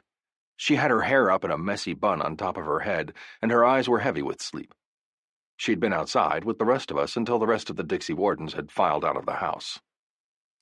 Once it was just Cormac, Garrison, and I left, she gave me a soft kiss on the cheek, waved at the boys, and went to bed without a backward glance, giving us the privacy that she thought we wanted. Something I would have liked her to do while Silas was here, telling me what he'd found out about the fire. I didn't like that she had to hear about two of her neighbors plotting to set her house on fire. Didn't like that she'd become so quiet throughout the explanation that I'd been worried that she'd start crying. I think what helped, though, was the way that my brothers, Club and Foster alike, had rallied around her in support. They now knew what she meant to me after my declaration to Silas, just before I went to find Ruthie. They knew she was my old lady. Something I had to ask Ruthie soon because I wanted her to have my name by the time I was deployed for my next mission, which could be any day, so I hoped she was amenable. Plus, having my name would give her some extra protection while I was away. "I can't believe those two old men plotted in a coffee shop of all places about burning my house down. I guess I was lucky that they called the fire department right after they did it," she said as she watched me undress. "No, I guess I couldn't have asked for more. You know, if they were going to burn down a house, it was the least they could do." I yanked my belt off a little more roughly than I'd intended, and the ends swung and knocked into the wall at my side with the force. "If you need an outlet for all of that aggression, I've got just the thing for you," she said huskily. I lifted an eyebrow at her. "You do you? And what would that be?" As she watched, I slowly worked the zipper of my pants down before pushing the jeans from my hips. My boxer briefs were the only thing left, and they were doing a terrible job at containing my erection. The window of fabric that allowed you to whip your dick out instead of taking your boxers all the way off was now revealing my cock, and I decided it was time for some new underwear as I walked to the bed.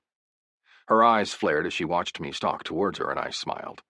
It was purely a predatory smile, one that was meant to throw her off balance. But my girl wasn't a fluster kind of girl. She was a take the bull by the horns kind of girl. Or, in this instance, the seal by the cock. "You know, you left without saying a word, and it upset me," she said, working her hand into my boxers. I blinked. "I told you I had to go. Why would it upset you?" I asked, completely dumbfounded that she thought I left without saying a word. "You didn't say goodbye. Didn't say anything the entire night before you left. You didn't make love to me. Didn't say I love you. Didn't even stop me from leaving before you had to leave. Then you didn't call for days," she said, squeezing tightly. My brain started to short-circuit, but I closed my eyes to try to regain some semblance of control. "I didn't fuck you because when I got home you were already asleep, and I thought it'd be kind of rude to wake you up and fuck you when I'd done you all night the night before, which was why I assumed you were sleeping so early. I didn't say goodbye to you because you were all of a sudden gone and your cell phone was on the table," I said. "And once I got on base, our cell phones go out of range and I can't get anything in or out until I leave, which I told you." "You did no such thing," she growled. "What's really your problem?" I asked, pulling gently on her hair to make her look up at me. "I don't like being ignored. I don't like that you let me leave. I don't like that you didn't say I love you again when that's all I wanted to hear. And I don't like being left out of your thoughts, even though I understood exactly where your mind was at," she whispered. My eyes softened as I looked down at her, cupping her cheek with one large, scarred hand. "I do love you. I told you in a note I left for you next to the coffee pot. Didn't you see it?" She shook her head. "Well, we can't really look for it now, can we?" I asked, studying her face. When she shook her head, I let her go and leaned down to place a soft kiss on her lips. "I've never had anyone to share my problems with before," I told her honestly, staring into those gray eyes that had come to mean so much to me. "But I'll try to let you in. I won't shut you out anymore, okay?" Then she cupped my balls, and I lost all desire to think. "What are you doing?" I asked, nearly choking as she bent down and sucked the very tip of my cock into her wet mouth. and my desire to let her have control of me flew out the window along with all propriety on how a woman should be treated. "Turn on your back and let your head dangle over the edge," I ordered gruffly, looking down at the top of her head as she bobbed on my cock. She looked up, smiled with her eyes, and slowly let my cock fall from her suctioning mouth with a soft pop before she shucked her clothes. Then she laid on the bed and scooted until her head fell off the side of the bed, putting that lovely, succulent mouth in the perfect position to take my cock deep into the back of her throat. "Open," I said, running the tip of my cock along the closed seam of her mouth. She did, but only enough to allow her insanely talented tongue out. I ran the length of my cock up and down her tongue, smiling when I saw the mirth in her eyes. "So you want to play, do you?" I asked. She winked at me, then lifted her hands to come to a rest at the backs of my thighs. When they slowly moved up and started to curve inside, I bent down, letting my cock rest against her face, and bit her lightly on the stomach. She yelped. "Too rough?" I asked. "I thought you wanted to play." I felt her head move in between my thighs, then her mouth was on my balls, tugging lightly on the sensitive skin with her sharp little teeth. I gasped. "Playful enough for you?" she teased, then licked the seam of my balls as far back as she could reach. "I think the blood's draining to your head at an alarming rate if you think biting a man on the balls is playful," I said breathlessly. I wasn't feeling playful anymore. I was feeling need, desperation, want, desire. Playful wasn't one of them. All with one little move on her part, and all of my nice bones in my body had been replaced by desperate ones. Something I showed her when I dove face first into her pussy and started to eat her with a voraciousness that surprised her. "Sterling," she gasped, widening her legs for my face. When her legs spread, the lips of her sex spread as well, giving me unhindered access to everything I wanted right at that moment. I plunged my tongue deep inside her waiting pussy, unsurprised that she was already wet for me. I'd never found her not wet for me, not needy and wanting. "You like when I suck your little clit?" I rasped against her pussy. "Yes," she said, running the tip of her tongue up the length of my cock. "I love it when you put your hands on me, your mouth and tongue on me." "You do?" I asked, snaking my hand underneath her ass and curving it around until my fingers could plunge into her pussy without disrupting the work I was doing on her clit. She gasped when I sank 2 fingers inside of her, and I groaned when my cock was finally granted access to what it wanted most. Her heat. It wasn't picky. Anything that was hot and wet was good enough. Her mouth, her pussy, soon to be her ass. Every hole in her body was mine to do with as I pleased, and she'd find that out. Soon.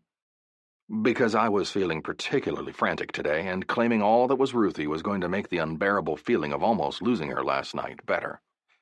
I started to pump my cock in and out of her mouth as I let my fingers swirl in her wetness that was drenching my hand. "Ruthie," I said, pulling my cock back out of her mouth, "has anybody ever had all of your holes?" She clenched down on my fingers as I started to pull them free of her pussy, and I smiled against her thigh. "I take that as you like the idea of it, but you didn't answer my question," I rumbled, placing a wet kiss on her thigh. "No," she answered, her hot breath blowing on my cock like a cool caress. I moved my fingers down to rest against her back entrance, pressing in slightly with one finger, gauging her reaction. She moaned loudly before sucking my cock back into her mouth. Her hands traveled up the outsides of my thighs, moving up and down with the movement of her mouth on my cock. I licked her clit, then sucked the tiny bundle of nerves into my mouth as I sank one finger inside of her ass. Her entrance resisted for a long moment, but with each suck of her clit she relaxed more and more until I was finally able to get inside of her. "God," she moaned around my dick. Or at least that's what I assumed she said. I really couldn't be sure when her mouth was that full. I moved my finger past the first ring of muscle, my own gut clenching in need as I felt the tightness just from one of my fingers. I couldn't wait to see what it felt like when I had my cock buried deep, pounding away inside of her forbidden entrance. She backed off my cock, and I used the change to pull back until I could move around the bed and climb on between her legs on the opposite side, all the while keeping my finger buried deep. Awkward, but it worked. "Scoot back," I rasped, grabbing a hold of her thigh with my free hand and helping her until her head rested on the bed once again. She looked down between her legs, watching as I moved my middle finger in and out of her back passage. "You want more?" I asked, careful not to give her too much to handle at once. She nodded. "Yeah," she croaked, both of her hands going to her tits to play with her nipples. I bit my lip and gathered some more of her wetness with another finger before easing that one inside of her too. Her eyes closed and she bit her lip to keep the moan from rattling the blinds in the room with her intensity. God, she breathed once I started to move. I never thought this would be this good.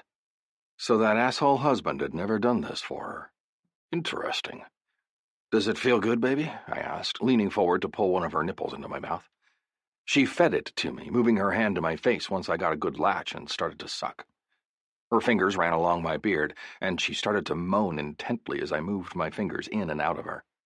When I felt her muscles starting to tense in the beginnings of an orgasm, I pulled out of her completely and shoved my fat cock inside her willing pussy, coating my cock in her juices as her orgasm overtook her. I pounded deep inside of her, working her over and over again until she was about ready to fall over the cliff a second time. And when she finally did, I pulled out of her abruptly, lined my cock up against her ass, and slowly eased inside. She came. The pain and pleasure of my entrance pushed her over the edge once again, and her pulsing channel about me made my eyes cross with the tightness. Once her orgasm receded, then her pain synapses started to kick back online. My thumb flicked her clit as the pain from my entrance started to overtake her. I could tell she was at war with herself. Taking a cock in the ass wasn't something that all women liked, nor could they do. But based on how she'd responded to my fingers, I knew it'd be good for her once she got used to my cock inside the tight sheath of her ass. "Fuck," Ruthie said. "It burns." I moved my thumb faster as I held extremely still in her ass, letting her adjust even though every instinct inside of me was urging me to fuck her hard and fast. "Okay," she whispered. I opened my eyes that I hadn't realized I closed and looked down into hers. "Okay?" I asked. She nodded, biting her lip once more. "I'm okay. Move," she whispered. "Slowly." I nodded, bending down onto one stiffened arm and slowly started to move, pulling and pushing back and forth, giving her a little taste of how good it could be. She moaned, lifting her hips to meet my thrusts, and I smiled. "Like it?" I asked. She nodded, moving her hand down to her pussy and slowly sinking 2 fingers inside. "Yeah, I like it," she whispered. I groaned at the erotic feeling of her fingers massaging not only herself, but me at the same time.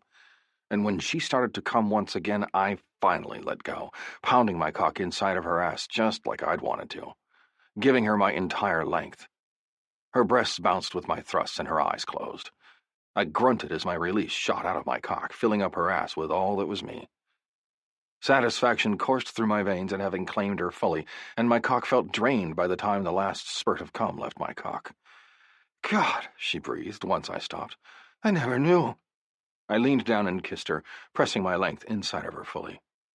She moaned into my mouth. "You undo me," I told her. She hugged my neck tightly. "Ditto." I snorted and pulled back, letting my cock pop free of her, and started to walk backwards on my knees out of the bed. I smiled when I saw how sated she looked, and it sent emotions pouring through me that I never realized I could have. Happiness, hope, contentedness, love, want. When my eyes finally met hers once they traveled up her body, she said, "Ich liebe dich." "Ditto," I said, pulling her foot until she was resting on the edge of the bed. Once she was close enough, I gathered her into my arms and walked with her into the bathroom. I set her on the counter while I got the shower started, then picked her up once more to carry her into the shower with me. She washed me gently, lovingly, and never did it occur to me that all of this would disappear in the next hour, that my life would be turned upside down once again, that I'd be left with a bloody gaping hole in my heart that would change my life completely. Chapter 16.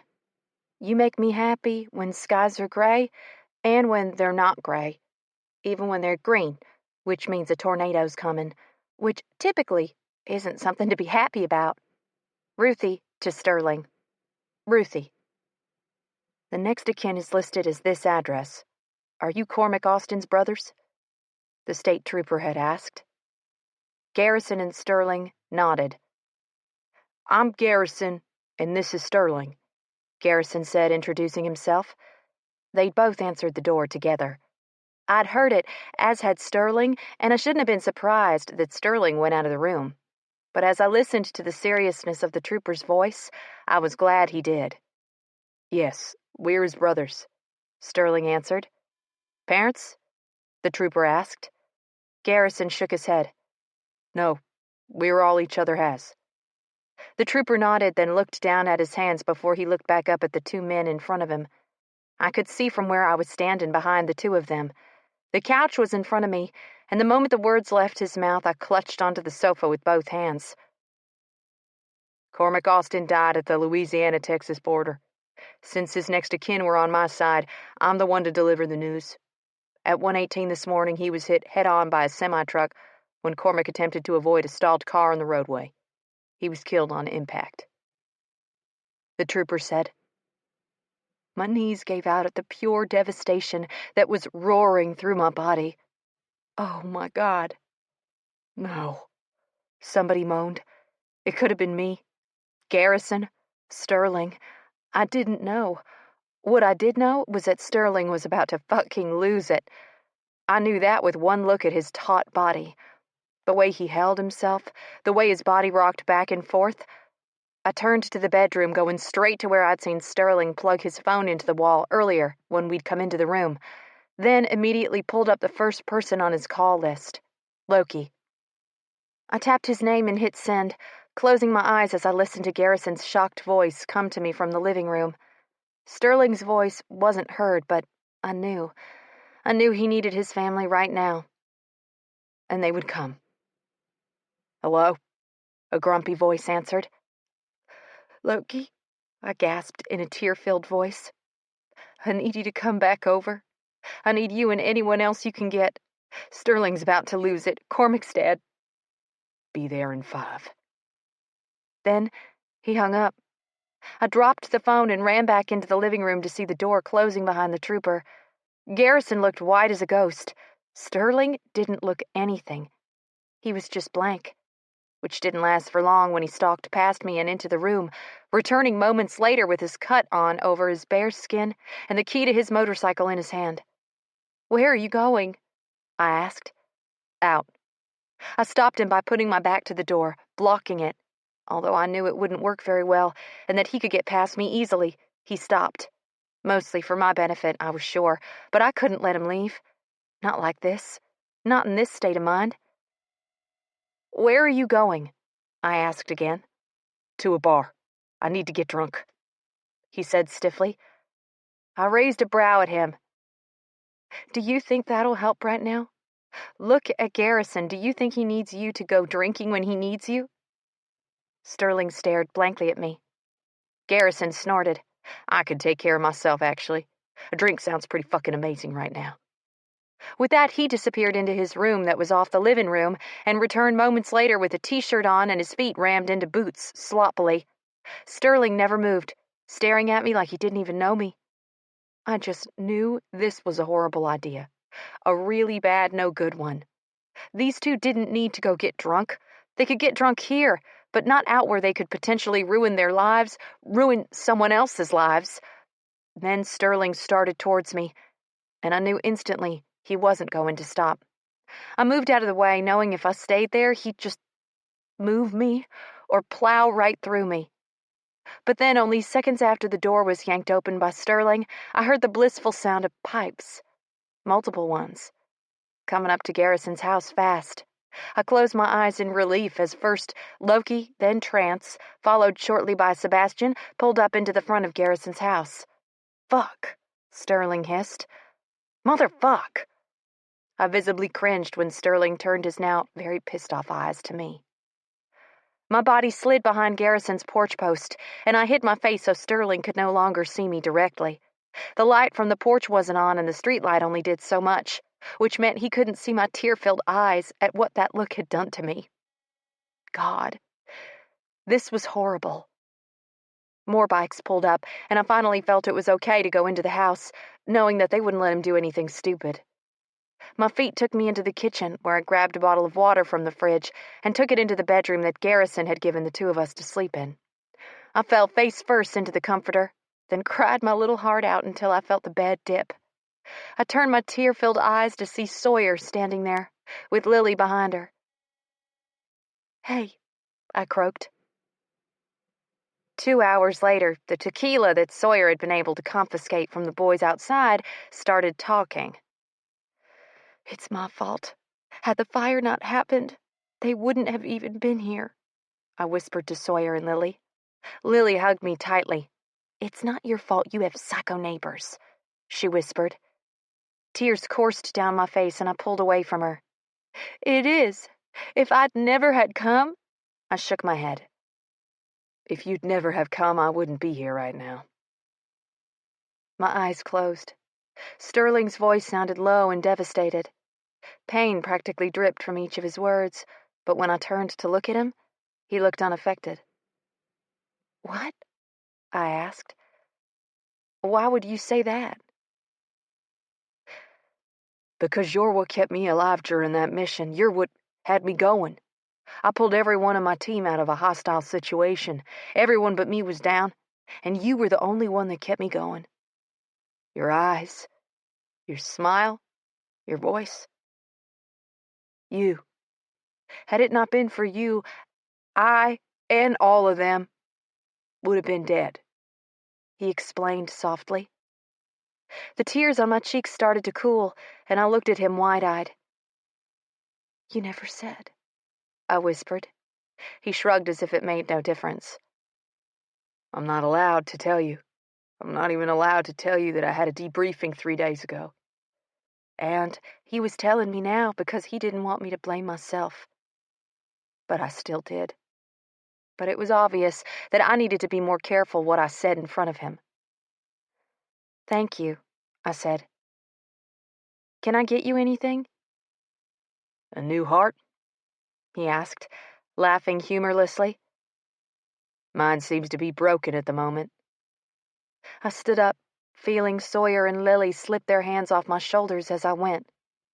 Then walked straight to my man and wrapped him in a hug so tight that it would have broken any other person. Not my Sterling, though. He was solid, formidable, unbreakable. You okay? I asked softly.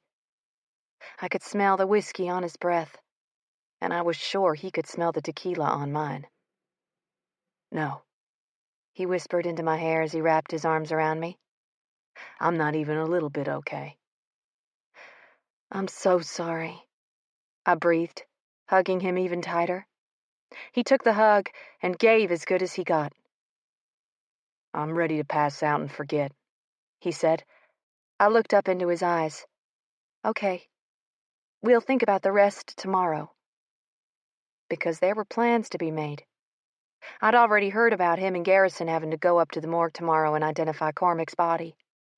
Funeral arrangements. I felt Lily's lips on my cheek, followed shortly by Sawyer's hug that captured both me and Sterling. Your girls are weird, he rumbled once they left. They love you, I told him. He took a deep breath. Yeah. Let's go to bed, I whispered. Maybe tomorrow would look better because surely one couple couldn't suffer any more, right? Wrong. Chapter 17. When a woman starts a sentence off with, I just find it funny, that means you should run. Fast. Because nothing is remotely funny to her. In fact, it's the exact fucking opposite. Words of wisdom. Ruthie. 2 days later. I'd never been in a biker procession before, never seen the sheer perfection of it. Never would I have thought that grief would just slip away. Not permanently, but for now. Which was good enough. I'd take just about anything right now to make this heartache stop hurting, especially for Sterling. His hand on my thigh tightened, and I looked up to see the hearse that was carrying Cormac's body turn the turn signal on and then take a right into the cemetery where he would be buried. We'd been going about 30 miles an hour for about an hour now, and I couldn't say whether I was thankful or not that we were finally here. The funeral had already taken place, and now we were following the hearse to the cemetery that would be the final resting place of Cormac's body. Garrison and Sterling had shelled out quite a bit to get him into this cemetery. Supposedly, it had been a very popular one, and people had to be put on a waiting list to get in there. It wasn't like it was a country club or anything, but if that was where they wanted, that was where they'd get. We were the first bike of about 75 who pulled up into the parking spots directly in front of the gate. A huge tent-like structure had already been erected about a half a football field away from the front entrance, and I only assumed that was where we were headed. "You ready?" Sterling asked me. I nodded. "Yeah, ready when you are." He nodded and held out his hand for me to dismount, following suit moments later once I was standing next to him wearing my new dress pants and dark purple shirt I'd gotten at Target the day before. Sterling was in his dress whites, a dilemma since he wasn't sure whether he should wear his dress whites or his dress blues. Eventually he'd called and asked, where we'd learned that he could wear either one. And although I knew why he didn't want to wear white for the overall feeling of the funeral, I still think he'd made a good decision with the whites, since those had been the ones he'd been leaning towards. Not to mention it was extremely hot, and either one would have been uncomfortable. Sweat was pouring down his face, and I could tell he was extremely uncomfortable. "Come on," Sterling said. "I want to get into position before they start moving him." I understood why he wanted to minutes later when he stood in a perfect salute, hand at a perfect 90 degrees. 6 of ULM's baseball team members moved to the back of the hearse, and as one they hauled the casket from the back. He stayed that way as the coffin was moved from the back of the hearse, down the pathway, leading to the grave, and stopped once they'd reached the graveside stand that would hold the coffin for the remainder of the service. My throat felt like there was a golf ball lodged deep in it, and I couldn't help but study Sterling's face. He looked unaffected by it all, but I knew for a fact that he was affected. Deeply. This was the face that he showed the world when he didn't want anyone to see what he was feeling. The face that he'd perfected when he was a young boy, trying to stay alive.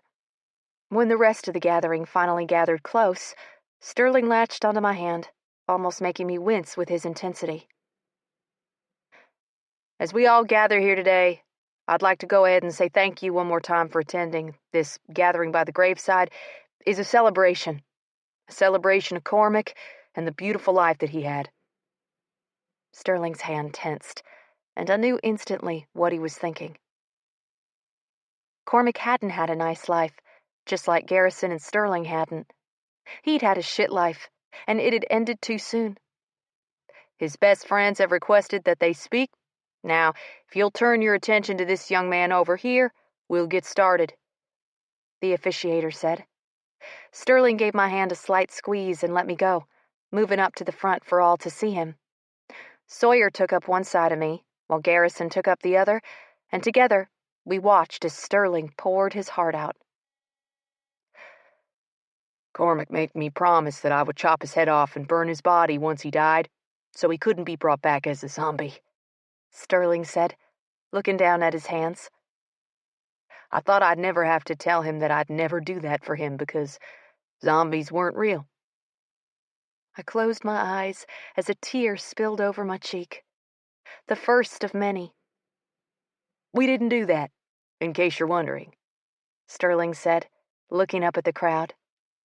A small ripple of laughter coursed over the gathering. I hated funerals. They were so sad. Everything about them made me sick to my stomach. The crying, the flowers, the sea of black on all of the mourners. Then there was the baseball team for ULM. Every one of them was dressed in their baseball uniforms, and they held their hats in their laps as they looked down at their feet. "I did wear this stupid uniform, even though it's nearly 110 degrees out. He made me promise that I would wear a bright color to his funeral," he said, laughing slightly. "Again, I never thought I'd have to worry about it. I always thought I'd be the first one to die." Garrison, at my side, made a choking sound, and I placed my hand on his, which he grabbed onto and held onto for dear life. His body shook, and I wanted to wrap my hands around the big, scary man. Cormac, Garrison, and I were like the Three Musketeers. I had them, and only them, to depend on for a good part of my life, until I'd met the Dixie Wardens, he said, leaning his head in the direction of all the bikers that were at my back. Men who'd taken Sterling in and helped mold the man he was today. I thought we'd grow old together, raise our kids together, sit out on the back deck and drink beer. I thought we'd finally won when I heard he was trying out for a major league team, and I was going to ask the woman I love to marry me. I thought we'd won. My heart broke. And as I listened to the rest of Sterling's eulogy, I knew that today would forever mark him. Forever be a day in his mind that meant he'd failed. But he wasn't a failure, not even a little bit. Hello? Sterling answered his phone. Then his jaw clenched. Yeah, I could be there by nightfall. Sterling answered. I looked over at him quickly and saw his eyes focused on me. My stomach sank. He was being called in for another mission. Shit. Then, right in the middle of everyone at the dinner after Cormac's funeral, Sterling dropped down to one knee. I didn't want to ask you this here. I thought I had more time, he whispered to me. But I need to ask you before I go. Just in case. Just in case he dies, I thought bitterly. Will you marry me? He asked softly. My eyes watered, and I closed my eyes as tears started to pour down my cheeks in great torrents. Yeah, I'll marry you, I said, opening my eyes to take him in. He slipped the beautiful ring on my finger, then moved until he was standing directly in front of me. We'll get married when I get home, he ordered.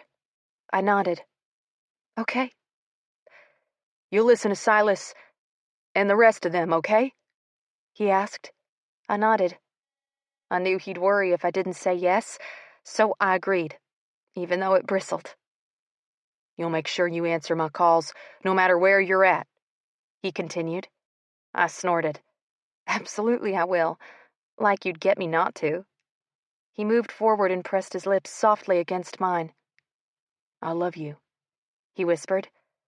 I gave him the words that had come to mean a whole lot more to me lately. I love you too. He turned without another word and walked out the door, stopping in front of Silas and Garrison. You'll protect her. It wasn't a question, but another demand. Both men nodded. You know we will. His head hung for 5 long seconds.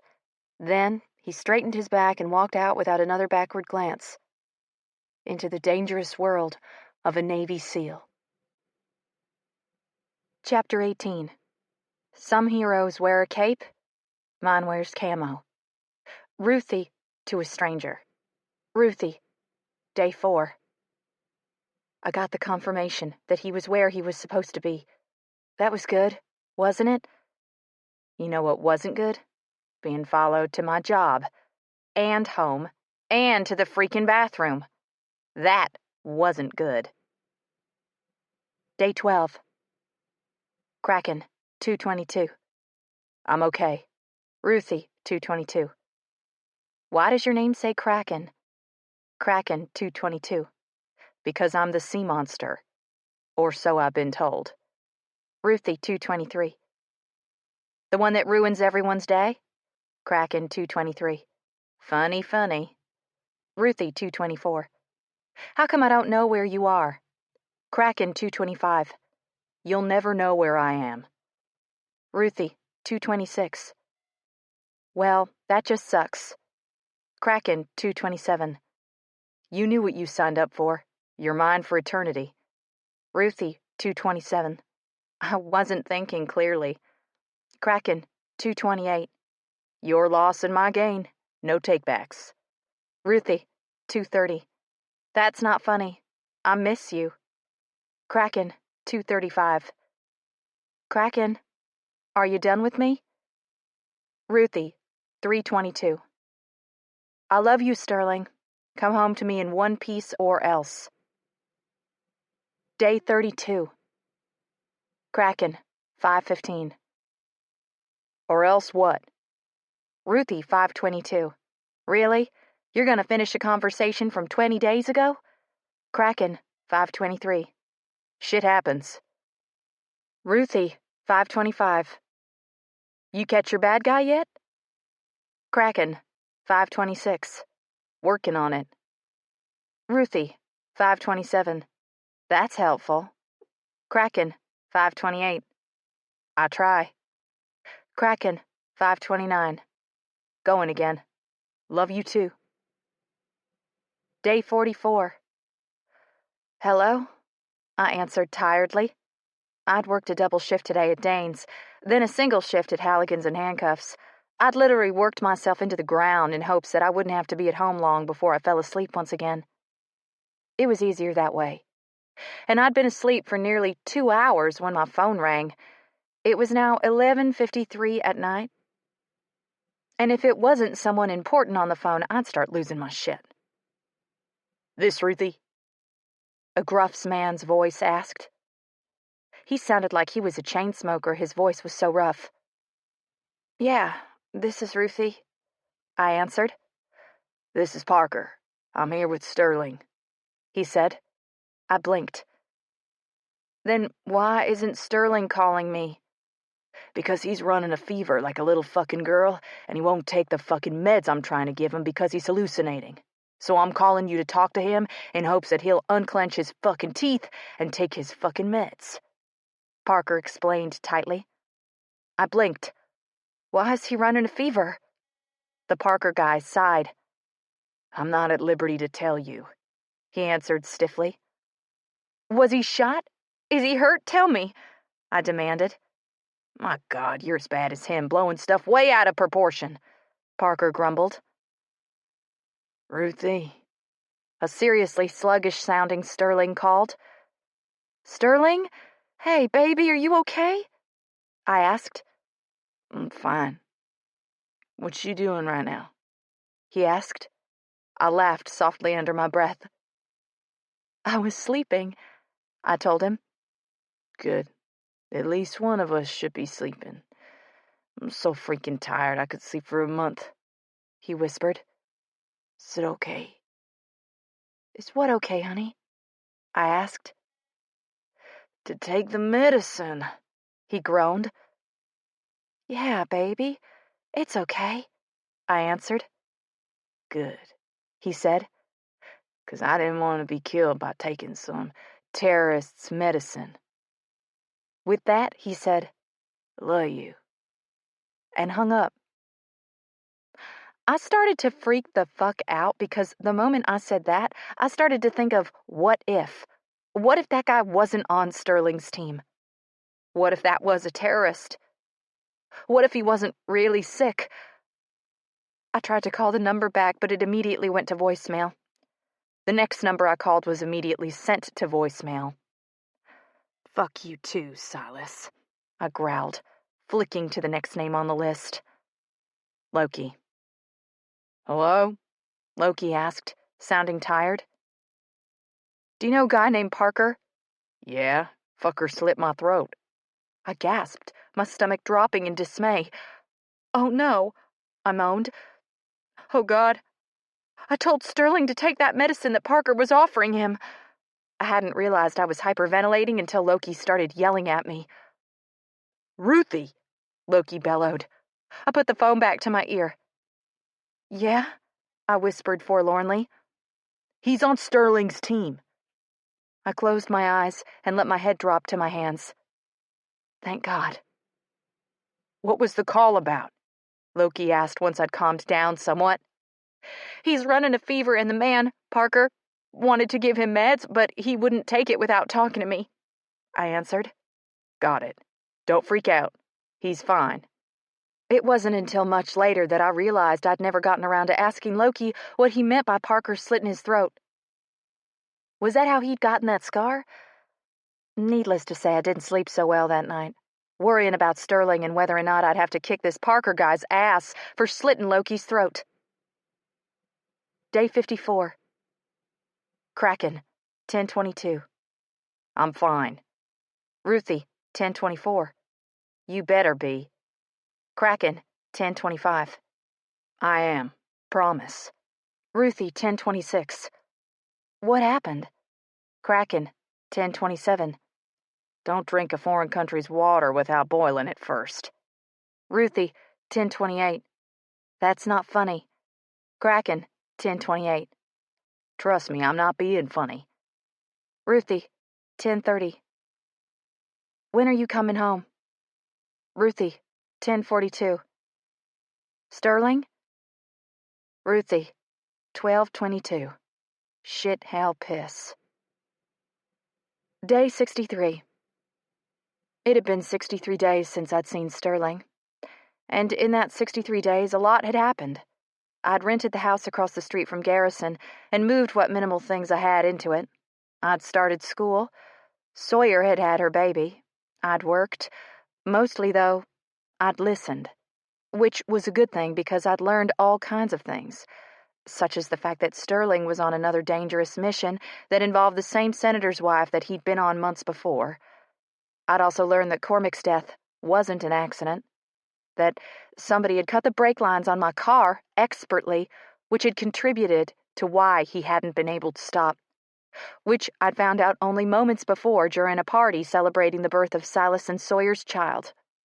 Apparently bikers tended to have chatty loose lips when they were 3 sheets to the wind, which had a lot to do with why I had heard in the first place. Silas and the rest of the Dixie Wardens were pretty tight-lipped about things when they didn't want their women to know. And since Sterling wasn't here to tell me, the bunch of badass bikers and one really annoying baseball coach had taken it upon themselves to hide it from me as they discussed whether it was a good idea to tell Sterling. I'd stood listening outside the door that Bailey, Sebastian's wife, had told me was church, a place where the members went to discuss important matters that involved other people's lives, apparently. Debated on whether to tell him anything, Silas muttered darkly. My mouth dropped open as I listened to Silas tell the group about how the brake lines on Cormac's car were purposefully cut. You can't tell him. If he finds out, he'll be focusing on what's going on at home instead of what's going on there, I declared, bursting through the door. He deserves to know, Garrison defended, surprising me. And do you remember the last freaking mission he went on? Do you really want to add to the burden right now by telling him that Cormac's death wasn't an accident, but murder? I hissed. I think you should let him decide that, Sterling said angrily from behind me. I winced. Maybe I should have scanned the room before I went bursting into rooms. Then again, one would think that the man that loved her would have told her he was home instead of hiding out in a room. What are you doing here? I yelled somewhat irately. His brows lifted at my tone. Where else would I be? He asked. I stomped my foot. In Iraq? I asked snottily. I got home, he explained. And what? I asked. You weren't planning on telling me? I would have told you had you arrived on time, he growled. I narrowed my eyes at him. I had to work. What did you want me to do, leave early just because there was a party going on? One in which I didn't know you were going to be at? I asked. Why would I want to be around here when every single one of them, I said, pointing my fingers at the men on either side of him, remind me of you? Do you know how torturous that is? The nerve. Then he smiled. Smiled. I missed you too, Ruthie, he said. Now come here, give me a freaking hug. I ran and threw myself into his arms. My body hit his so hard that he bumped backwards against the wall, but he held me tightly throughout. I hate that you're gone so much, I whispered to him. He kissed my forehead. It's my job, baby, he whispered. I know, I told him. It still sucks, though. Don't do anything stupid, either, I continued. He leaned back from me. Whatever I do won't be stupid, honey. What I do will be justice. For Cormac, he insisted.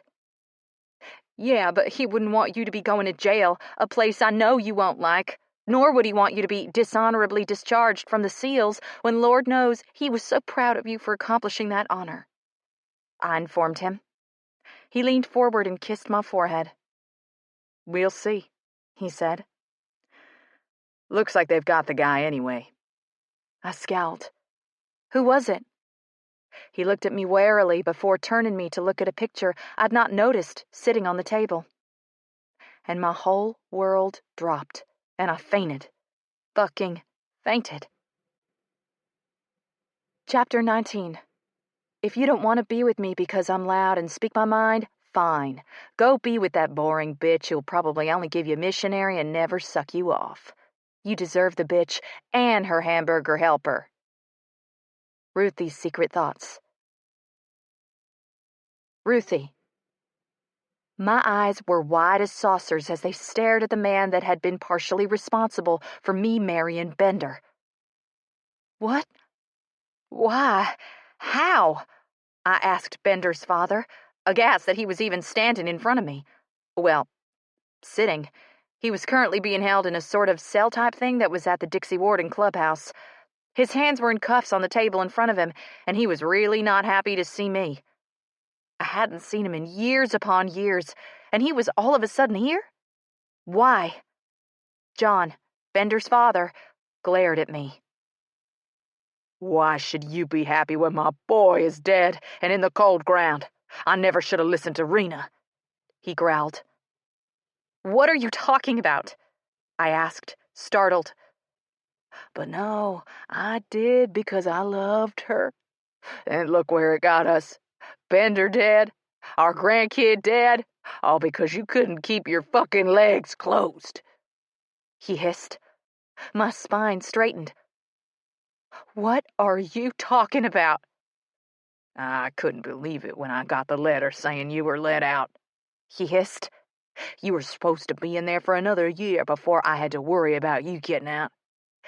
Then there was the letter, and Rena started to freak out about it all. She wouldn't leave well enough alone. Things would have worked out. I would have had you taken care of, but she just had to get me involved right now. So I had to come take care of it, of you, before you could make this world even worse than it already is. But those stupid neighbors of yours fucked everything up. Bunch of imbeciles. So here I am sitting in a jail cell when I should have been at home with my wife. I looked over to the man that was to become my husband and raised a questioning brow at him. He gestured to the other room, and I turned on my heel and left, leaving John where he sat in his chair, fuming at being manhandled by a bunch of biker scum. How'd he get here? I asked in confusion. And why is he here instead of at the police station? Sterling turned and gestured to the far side of the room, and my eyebrows probably lined up with my hairline as I saw who was leaning against the wall. What are you doing here? I asked Abel. That was an apology, Abel said sincerely to Sterling. Sterling's face was once again blank. What do you mean it was an apology? I asked in confusion. Came home, saw my wife looking at a baby picture of Sterling again, and realized that I'd fucked up. Knew that I should have fixed it years ago, but it was seeing you with my girl that made me realize that I would have been given anything for time with her, and I'd purposefully kept you from her all these years, he said sincerely. My eyes watered. So much time was lost, for both Sterling and me, with our respective parent. How would our life be had we known each other from the moment we were younger? Definitely not about to be married, that's what. So you what?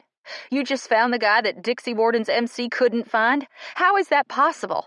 I thought you were an oil man. What kind of skills does an oil man have that can find a man who even trained professionals can't find? I asked.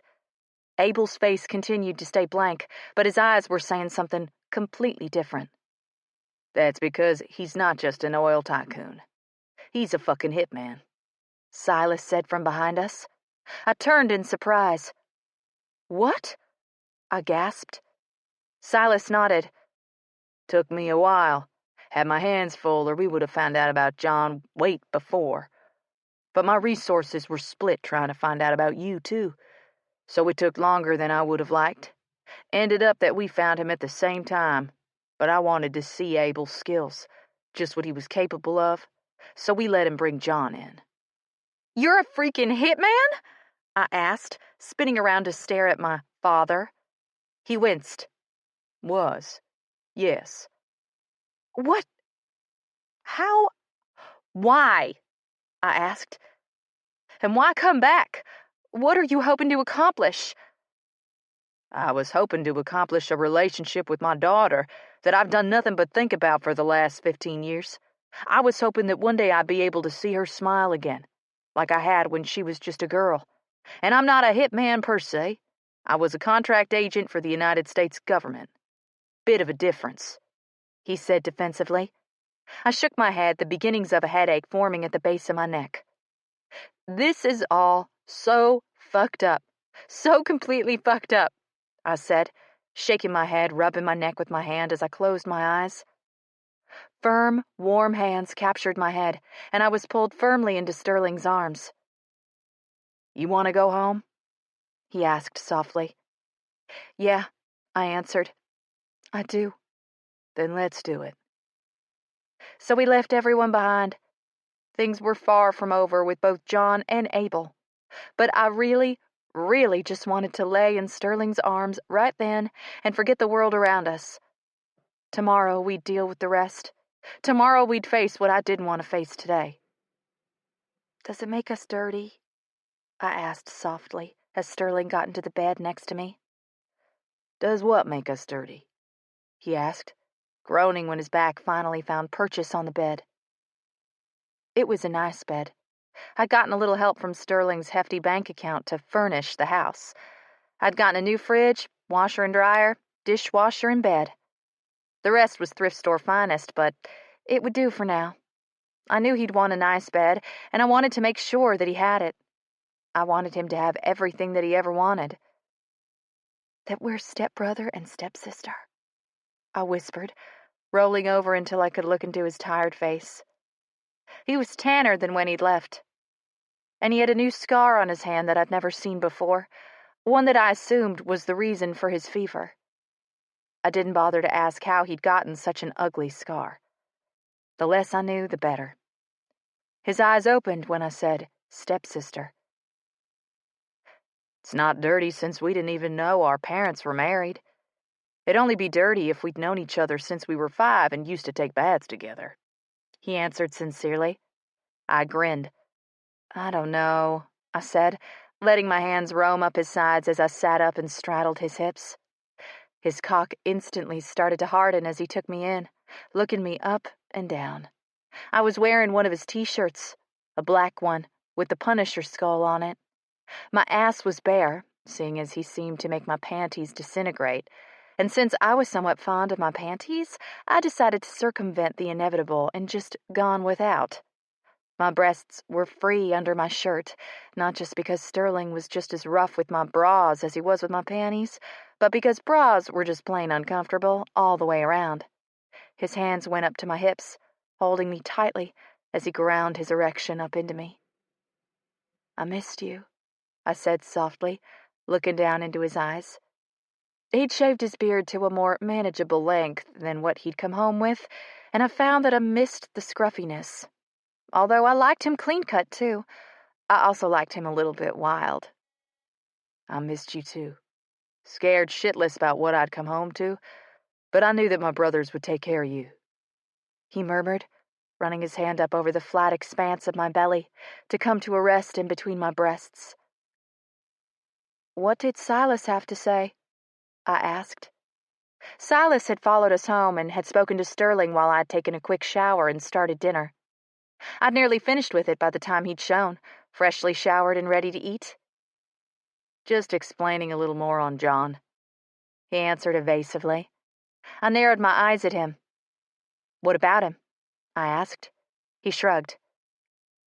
Well, he hesitated. I glared. Tell me. Not really much to tell. He wanted you back in prison, and he was hoping that by making you break the law, he'd get you back there. Except he didn't really count on us. He thought that by you getting in trouble with the law, it'd break your parole agreement. He said finally. The more stuff you got away with, the uglier he got, until he was more desperate than not. Cutting your brakes? His voice broke. That was a spur-of-the-moment thing. After all his other attempts at getting people to manipulate you, he took it into his own hands and finally took care of matters himself. I closed my eyes, and suddenly I wasn't feeling anything but sorrow. It really was my fault. I'm so sorry, I whispered as tears started to brim at the lids of my eyes. I never would have thought he'd go that far. He was always so laid back. He was there in the courtroom when I was being sentenced. He didn't even look upset. I felt lower than low. But Sterling's hands on my face jolted me out of my misery as he took my face in his hands and shook me slightly. "Stop it," he demanded. "Stop it now." I blinked. "What?" I asked, tears starting to slip over. "You need to get your mind off of whatever happened. I hate to say it," he started, "but I'm glad it wasn't you. Makes me a terrible person, but I'm fucking glad it wasn't you." I face planted into his chest, and I cried. For the loss we'd suffered, the injustice of it all, for everything. My life had been absolute shit. Wasn't it fucking time that something went right? Didn't I deserve it? Didn't we deserve it? "I'm so fucking over this life, Sterling," I said into his chest.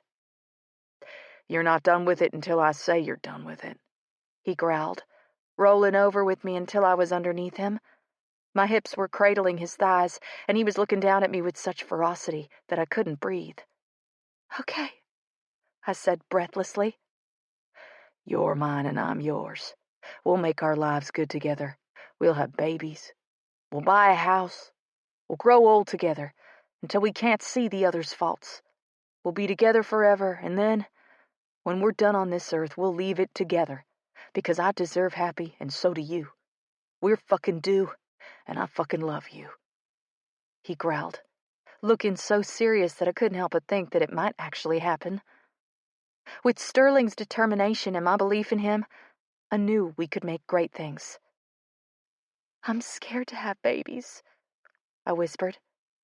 He leaned down and pressed a kiss to my lips, so whisper-soft that I barely felt it before he pulled back. "You'll have my babies," he growled. I laughed at his high-handedness. "Says who?" I asked.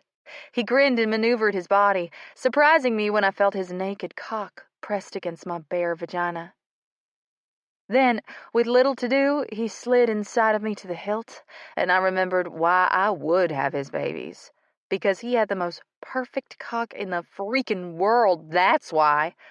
I groaned and lifted my hips, pressing my heels into the bed to allow me the extra range of motion that would allow him to reach deeper inside of me.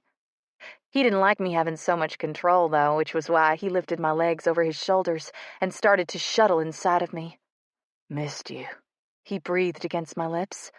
"Missed you more," I replied back. Thrust, retreat, thrust, retreat. "Love you," I breathed. He growled. He bucked when I said those words, and suddenly we were both coming. Weeks, months of no sex had both of us barreling toward explosive orgasms that left us breathless. "Jesus," Sterling groaned as he spurted deep inside of me. "Yes," I agreed. "Take me, all of me," he ordered. Always so high-handed. "Yes, sir," I acquiesced. He laughed into my mouth as our breathing returned to normal, our orgasms so sweet that I was smiling. "What's with that smile?" he asked. "You look evil." I snorted and he pulled back, his cock slipping from me and leaving me bereft. "If I was evil, I would say how amazing it felt to have sex with my stepbrother," I teased. He laughed, full belly roaring laughed. "Don't say that anymore," he said. "Not in public, anyway." "You know you like it," I whispered, eyes getting heavy. "Yeah, see how much you like it when our friends hear that shit," he challenged as he started toward the bathroom. I snorted. "How do you like the new house?" I asked, the question that had been on my mind since we'd gotten home and he'd gone to talk with Silas. "Like it," he said, "but we'll need to go look at houses pretty soon. It's not big enough." My brows furrowed. It was 2 bedrooms with an office. Why would he need something bigger? "What, Sterling?" I said, getting out of bed and following him into the bathroom. "It's 2 bedrooms with an office. What's the reason for more room?" "I have plans for babies to fill up those rooms," he said as he bent over to wash his face. I admired his bare ass and the way the muscles bunched and unclenched. My mouth watered, and I turned on the shower so I wouldn't jump his bones again. He had to be tired, and I didn't want to wear him out too much on his first night home. I'd have to work him back into shape before I expected much more from him. Well, then we'll start looking, but it's kind of hard to do anything without you here. I have no credit to speak of, and you disappear at the drop of a hat. We'll need to find someone willing to work with us, I said as I stepped into the shower. Water started to pour down over my hair, wetting it down until it was slicked back all the way. Once I was done, I opened my eyes, then screamed to find Sterling standing directly in front of me. "Shit!" I gasped, hand going over my heart as it galloped away in my chest. "You're being exceptionally good-natured about my job. Are you sure you're okay with it?" he asked. I nodded. "It's your job, your passion. What else would I be but accepting? I love you. That means you. All of you. Your job, your stupid quirks about not leaving the towels on the towel bar, you not picking up your things, everything about you I love. Even your job." "So you'll be okay if I leave every couple of months for a job without any notice? You'll get home one day from work and I'll just be gone?" he pushed. I nodded again. I mean, it would suck balls, but I'd get over it. As long as it made Sterling happy, I was there for him. Through thick and thin. He was it for me. "Yeah, I'll be able to handle it." He moved forward quickly and gathered me into his arms. My back met the cool tile of the shower and I gasped. "Sterling," I squawked, arching forward. He laughed, then slammed his mouth down on mine. "Good. Well, now that I know you're in a good mood, we need to talk about your mother," I said, touching on the subject that I knew had been bothering him since we'd gotten home. He sighed and dropped his forehead down on mine. "What about her?" he whined. "You need to talk to her." "I don't want to talk to her," he said. I sighed. "You need to. At least to find out why she did what she did. There may be more to the story.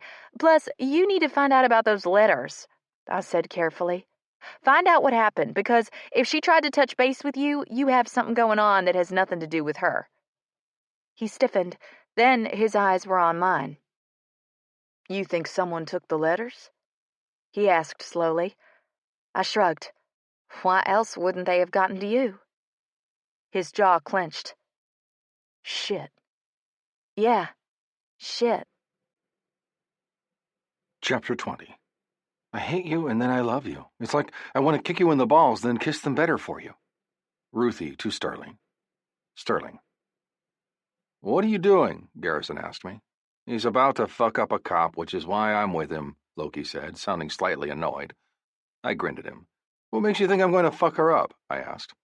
He gave me a look that said he wasn't dumb, nor was he going to believe my nonchalant act. "Because you flipped out on me this morning when you asked where Thomasina lived, and when I wouldn't tell you, you yelled at me," Loki said dryly. "Then you found out anyway."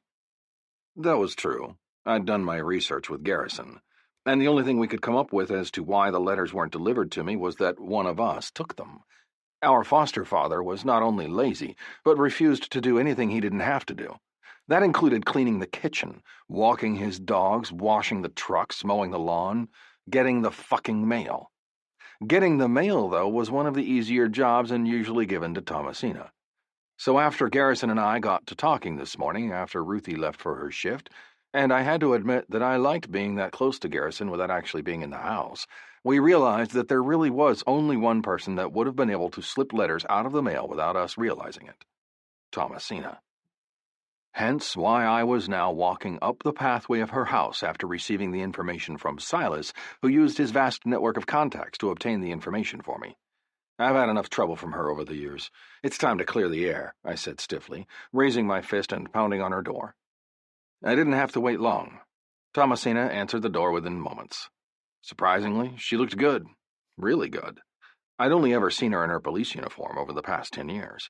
Seeing her in yoga pants and a cute t-shirt reaffirmed the position that she was indeed a female and not a ball-busting cop who tried to appear less female in a male world. Then she spoke, and all thoughts about her being feminine fled. "What the fuck are you doing here, fucker?" she growled, narrowing her eyes into slits. I didn't waste time beating around the bush. "Did you steal my letters from my mother?" I asked, crossing my arms across my chest. She blinked, then looked down at her feet. "He told me to," she whispered. We all knew who he was.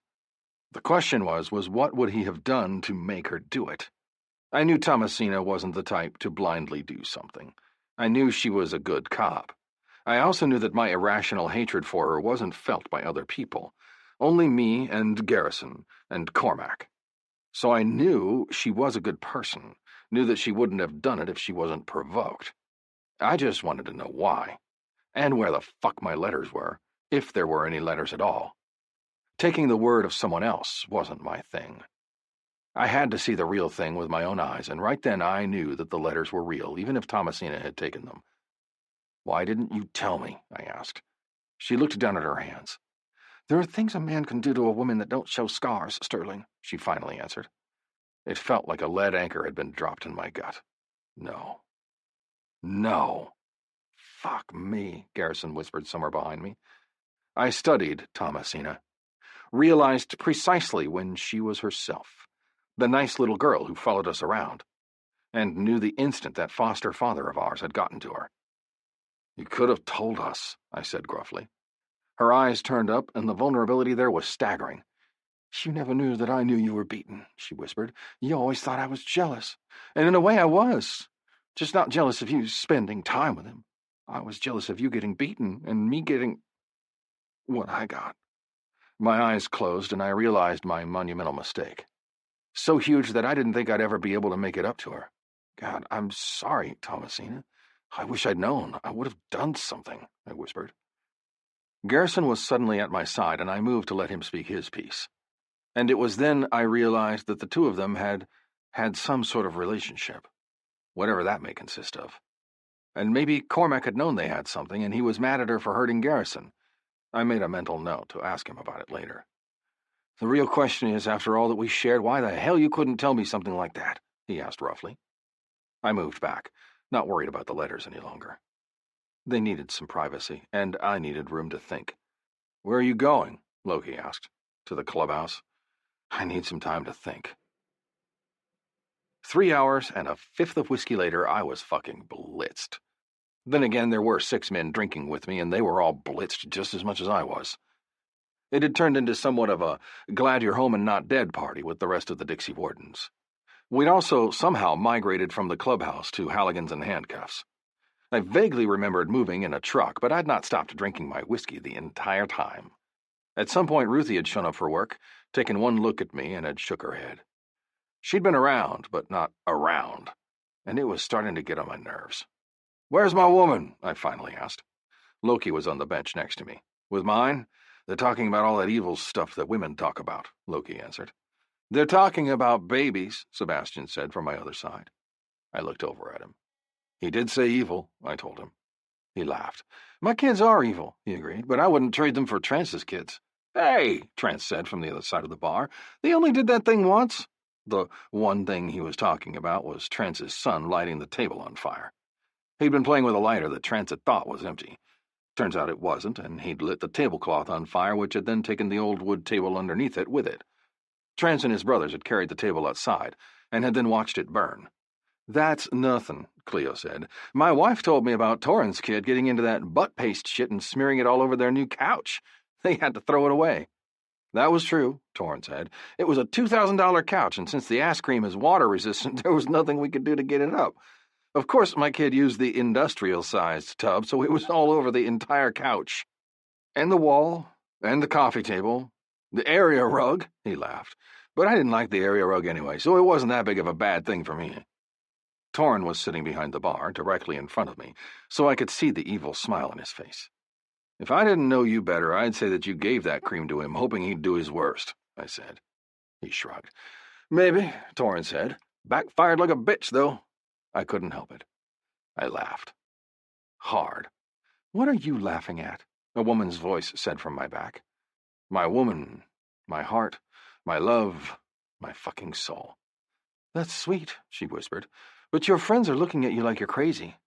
I hadn't realized I'd said that out loud. Oops. You done yet? I asked. She nodded.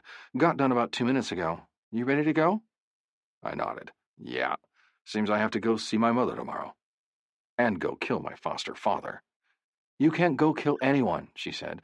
Just like I told you with my ex's father. Killing them means jail time and dishonorable discharge. Can't have your pretty ass in the prison system. It'd get too worn out. I grabbed a hold of her hair. Nobody will get near my ass, I told her. She laughed. Honey, I'm pretty sure you'd let me do anything, even if it involved your pretty ass. I growled at her. The men around me laughed. Fuckers. Let's go home, I ordered. She snorted.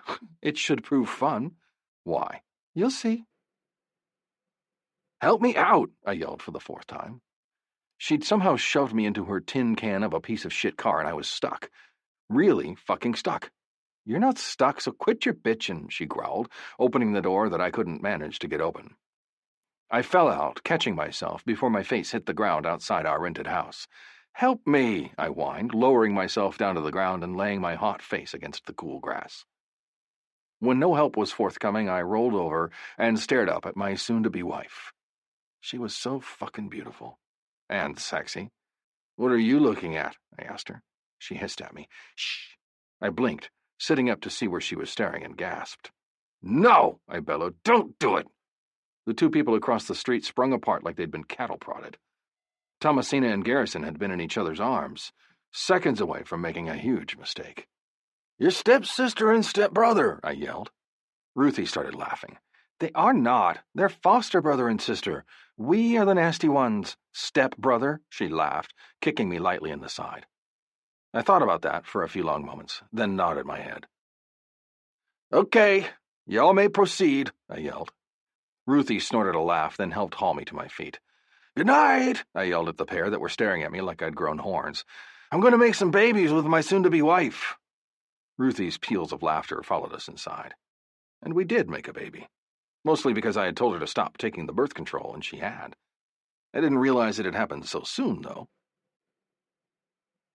Chapter 21. I hope you get a mosquito bite between your toes. Ruthie to Sterling. Ruthie. You look a little green, I said, trying hard not to smile. That's because I'm fucking hungover, he growled. You were the one to set up this time. Why didn't you just reschedule? I asked. Because I didn't think it'd be that bad, he answered. Sterling, I said slowly, you drank a 5th of whiskey all by yourself. What did you think was going to happen? And the sad thing about it all was that you drunk-dialed your mother and not me. I mean, who does that? I used to be able to do that and wake up and run 5 miles the next morning, he grumbled. I snorted. When you were what, 18? I asked. And you still ran today? I ran down the road and had to walk back. That's what took me so long, he confided. I closed my eyes and smiled as I thought about that. I'm sure they'll understand if you want to reschedule, I hesitated. Although last night you kept going on and on about how excited your mother was to speak to you. Shit, he sighed. Let's just get this over with. He bailed out of the car and we started walking up the front walk of a huge house that Abel had told me he'd rented temporarily. They usually lived in South Dakota, but had taken up temporary residence here for the summer in what originally had been an attempt to get closer to me, and was now an attempt to get closer to the both of us. There are kids watching us, I whispered to him. He looked up, and it was freaky as hell to see kids that had both of our features. You know, he said under his breath, that's what our kids are going to look like. I nodded. It really was weird. The kids had my gray eyes, but Sterling's dirty blonde hair. Sterling's nose, my dimpled butt chin. We must have gotten all of our features from our parents, I surmised. Yeah, he said. Jesus Christ, look at the girl. The girl was smiling, and she had my smile down to a T. Oh my God, I whispered. How are we ever going to explain this off to our friends? We're going to have to move to Arkansas, he teased. I slapped his arm. "Shut up," I laughed as we arrived at the door. The boy opened the door before we even made it to the door to knock. He swung it open wide. "Hi," he said. "Hi," we both replied back. "Are you my brother and sister?" he asked. We both nodded. "God, you're real," a woman said from beyond the door. We both moved our eyes from the little boy in front of us to the woman standing behind him. She was in what I would call the entryway to the entrance. The room was freaking massive, like one of those ones you'd see on HGTV's Dream House. I was scared to step on the carpet, it was that nice and extravagant. And they were renting this place? "Come in, come in," the woman rushed out, pulling her smaller son's hand so we backed up so we could make our way inside. Abel appeared in the doorway, and my heart skipped a beat at the sight of him. He was really intimidating, and that air of intimidation surrounding him backed up his claims of being an independent contractor. He probably only had to show his face and the people were scared to fuck with him. Not that Sterling was any less intimidating, he just knew how to turn that power, as I like to call it, off. He could talk to damn near anybody. Stranger on the street, an old lady in the grocery store, the teller at the bank. Abel, though, looked like the type of person that people ran away from. "Glad y'all could make it," Abel said in his deep voice. I smiled shyly at him. "Would y'all like something to drink?" the woman asked. "No, thank you, Mrs. Spears. We just got done eating at Whataburger," I answered. I almost bought my drink in, but I was pretty sure that the house might fall down around my ears if I brought a fast food cup into it. "Oh, I made lunch. Oh, well, there's dessert," she cried, turning around to head to the kitchen. Sterling and I stayed frozen in the entrance, both too scared to follow. "Did she think we were eating here?" I asked Abel. He shrugged. "Call her Anne Marie, and yes, she thinks everyone that comes to our home is hungry." Sterling's hand tightened on mine, and I looked up at him. "What?" I asked. He shook his head, his eyes looking pointedly at the two kids in front of us. "What are y'all's names?" he asked them. "Dahlia," the little girl answered. "Dylan," the boy answered. "How old are y'all?" I asked. "I'm 10, Dylan answered, "and Dahlia is 12. "Cool," Sterling said. "What was for lunch?" "Tuna fish," Dylan answered, "even though we all hate it." I blinked. I wasn't very fond of it either, but if I had to venture a guess, the tuna fish was for Sterling's benefit. He loved it and ate it like it was the best thing on earth. Something about it being healthy, filling, and cheap. But whatever. His mother must have remembered how much Sterling liked it because she made it even though the rest of them disliked it. Which said something. I gestured to the kitchen with my eyes. Sterling sighed, taking the hint. He moved past us, and I admired his ass as he walked stiffly past me. "Daddy, she's watching his butt. I thought you said they were our brother and sister," Dylan said, sounding amusingly confused. I rose an eyebrow at Abel, wondering how he'd explain that to them. I smiled when he didn't know what to say. "Sterling and I are getting married," I said, "and I happen to like looking at his butt." Sterling. The nerves that had been crawling around in my belly like a nest of agitated snakes became even worse when I walked into the kitchen to find my mother putting away what she'd made. "I like tuna fish. Thank you for making it. Wish I'd known that you were making it," I said softly from the doorway. My mother's shoulders hunched and she whirled around, the Tupperware in her hands as she finished securing the lid onto it. "I know you like it," she smiled. She looked just like I'd remembered. Long, wavy blonde hair, the color of the Galveston beach we'd gone to one summer when I was young. Eyes bright green and shining with love aimed at me. Beautiful white smile. Long, elegant fingers. She was slim, not even an inch bigger after 2 more kids. "I'm sorry," I said finally. She frowned. "Sorry for what?" she asked. "Sorry I didn't get a hold of you earlier," I said. I could have spoken with her months ago, but I hadn't. I'd been that poor, scared kid again, watching as his mother walked away from him, watching his life as he knew it ended. A tear slipped out of the corner of one eye, and she smiled sadly at me. "It was me who messed up, son. It's always been me. I couldn't make good decisions to save my life, and you were the one who suffered because of it," she said solemnly. I shrugged. "And from what I understand, you didn't get into any better of a situation after I left you. So I didn't win, and I could see why you never answered my letters," she said softly. I shook my head. "I didn't answer your letters because I didn't get them. My foster father—" I didn't want to say anything about Thomasina. She'd suffered enough at that monster's hands. She didn't need any more scrutiny. He wasn't a good man. Never saw a single one of the letters that came there. She frowned. "I personally delivered 2 to that man," she said. "Delivered money there, too. Every time I'd ask about you, he'd say you didn't want to see me." My jaw clenched. "He was a piece of shit that deserves to fucking die," I growled, eyes going far away as I dreamed about all the ways I could kill him. "Sterling, darling," she said, "don't you do what I see dancing in your eyes. He's not worth it." I crossed my arms over my chest as I watched my mother, the woman who'd been stolen from me by my foster father. "You don't know me that well," I said defensively. She laughed. "Oh, honey, I was the one to diaper your bottom, hold you in my arms when you were born.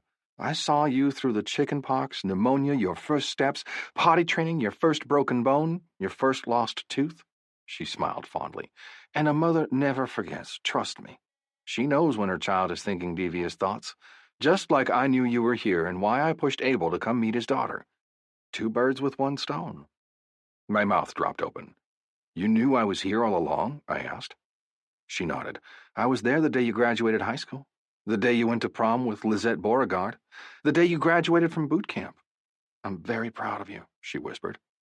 I blinked. "Does your husband know all this?" I asked carefully.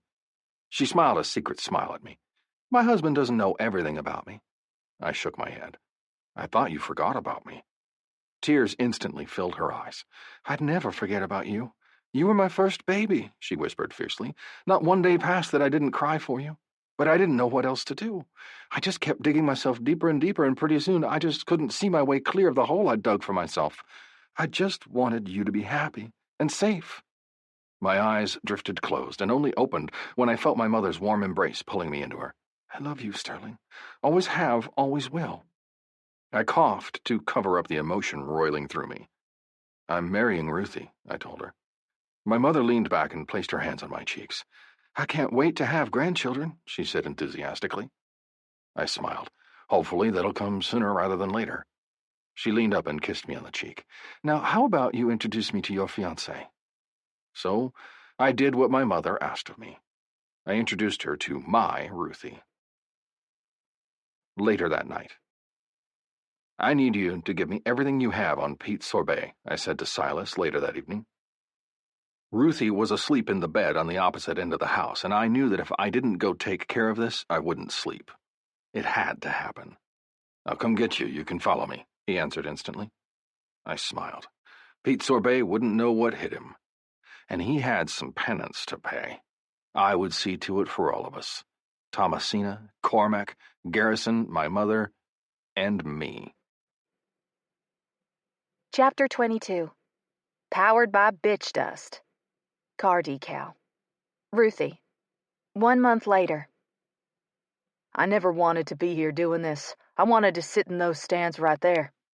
Sterling pointed to the spot next to me from his spot near the batter's circle. "And cheer Cormac on. I wanted him to see me sitting there encouraging him and know that he had love and support, something we didn't have when we were growing up. It was the 3 Musketeers, us against the world." A tear slipped down from my cheek. "So I'm going to try out because I know that's what he always wanted to do. I'm going to fulfill each and every item on his bucket list with our other best friend, Garrison.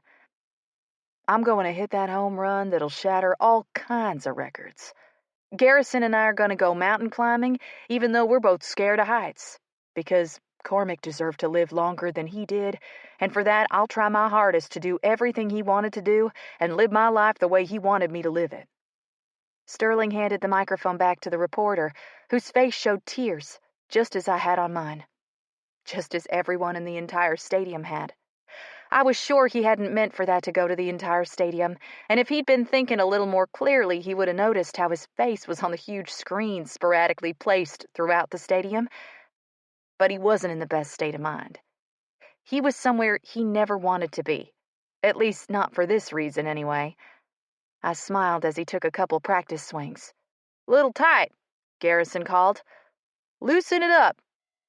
Garrison and he had been working for this day for a few good weeks now.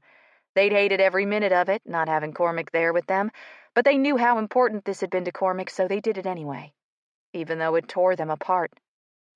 "Number 10, Sterling Waters is the next batter," the announcer said from his perch up high above our heads. Every last one of Sterling's entourage sat forward in anticipation. The pitcher threw a couple practice throws as he too was trying out, and Sterling watched with a practiced eye. "He's pitching from the stretch," Garrison whispered. "What does pitching from the stretch mean?" Bailey asked just as quietly from somewhere behind me. "It means he's not pitching from the wind-up," Garrison said distractedly. I rolled my eyes, like that meant a freaking thing to her. I would have to explain it to her later. Because my man, in his tight white baseball pants that were tucked neatly underneath his knees, exposing his bright red socks, was up to bat. "He looks mean," I whispered. "That's 'cause he is mean," Torrin said from behind me. I didn't rise to the bait. He really liked to pull my tail. Instead, I kept my eyes on Sterling. He was so focused and unbelievably still. The red helmet he was wearing shielded his eyes from me, but I knew they were on the ball. He was watching, taking in the pitcher's movements. The first ball that was thrown went directly into the catcher's glove, landing with a solid thud. "Strike," the unofficial ump said. Sterling didn't fight that call. We both knew it was a strike. The next two pitches were balls. The fourth pitch, though, was the one that was in Sterling's sweet zone, thrown exactly where he wanted it. He swung for the fence, fucking jacked it so freaking hard that the wooden bat split. Pieces of wood went flying as the bat connected with the ball so perfectly that everyone's inhalation was heard throughout the stadium. He hit the ball so hard it sailed over not only the wall, but out of the entire freaking stadium, then proceeded to hit a ground ball to center field, a solid hit down the line, and one more home run. Needless to say, the scouts were impressed. Sterling. "Can't believe how far you've come when me and Dad found you eating out of those trash cans," Sebastian said, pounding me on the back. "I've told you 1,000,000 times I wasn't eating out of the trash cans. I only made it look like that so y'all would leave me alone," I grumbled darkly. Sebastian's eyes sparkled with mirth. "And how'd that work out for you?" he asked, punching me in the shoulder. I immediately returned the punch with just as much force, if not more. "It didn't," I laughed. Sebastian had been my sponsor into the Dixie Warden's MC. He'd changed my life, and I could never thank him enough. That night, I'd been trying to break into a veterinarian's office to try to get some medication for Garrison, who'd been sicker than a dog. Which was apt, I thought, since I'd been breaking into a vet's office. It still amazed me how far I'd come. The Dixie Wardens had changed my life. They'd been the reason Garrison, Cormac, and I had gotten out of that hellacious life. They'd helped send Garrison to college. They'd helped get Cormac a job. And they'd helped me get into the Navy and watched over my brothers while I'd been gone. If you'd asked me 10 years ago, I would never have thought I'd be in this position with the opportunity of a lifetime sitting in my lap. "So are you going to take it?" Sebastian finally asked, offering me a beer. I'd been offered a place on the minor league team for the Shreveport Sparks, with a chance to move up to the major leagues if I had enough drive. Something I knew I could accomplish. But being on a major league team had never been my dream. It had been Cormac's. I'd never thought that I'd make it. I thought that I'd get here, try out, and be sent home. Never in 1,000,000 years would I have thought this day would have gone this way. "I don't know," I said truthfully. "I need to talk to my girl." Sebastian pounded me lightly on the shoulder, and I watched as my wife-to-be walked to me from across the room. We were at Halligan's in handcuffs. She wasn't working today since we'd taken the day so she could come to the tryouts. Now we were at the bar, celebrating the fact that the Sparks actually wanted me, a man that was nearly 27 and hadn't played baseball competitively in a very long time. Well, I was drinking. Ruthie wasn't. That was because Ruthie was pregnant, even though she was still in denial with the news. We'd thrown out her birth control pills nearly 6 weeks ago. Well, I had. Ruthie had just gone with the flow. She had to have known it had happened. "You okay?" she asked me, wrapping her hands around me. I shrugged. I always thought it'd be me who died first. I was the one with the dangerous job. I was the one who put my life on the line. Not him. He was only playing baseball. How could this happen to him and not me? I asked her. Ruthie's eyes filled with tears, and they slipped over as she leaned forward and placed her lips against mine. I don't know. Life is unpredictable. You never know what you're going to get. We can't see into the future, and we can't change the past. You'll just have to learn to live with it and hope you have someone like me and your friends, your brothers, to see you through, she said softly. I groaned. I don't know what to do, I admitted. I was torn. On one hand, I knew what kind of opportunity this was. Knew that if I did this could mean huge things for Ruthie and me. We could have so many things that my job as a Navy SEAL wouldn't offer us. But I loved being a SEAL. Loved my team. This is completely up to you, she whispered, and I'll be with you every step of the way. As will we, my man, Sebastian said. I hadn't realized he was still there, but he was, and I was okay with him hearing all that was just said. So you're saying I can still be a Dixie Warden if I'm a professional baseball player? I teased. There's not some secret code against that? He snorted. There's not a rule book on how to be a biker. No one said you can't do what you want to do, and if baseball is what you want to do, then fucking do it. Yeah, Kettle said, plopping down on the bar stool beside us, because you know how I like good seats. You don't even like baseball, Adeline said, wrapping her hands around her husband's neck from behind. Kettle shrugged. I do when there's beer involved. I can handle anything when there's beer. We laughed, and we were happy. The woman I loved was at my side.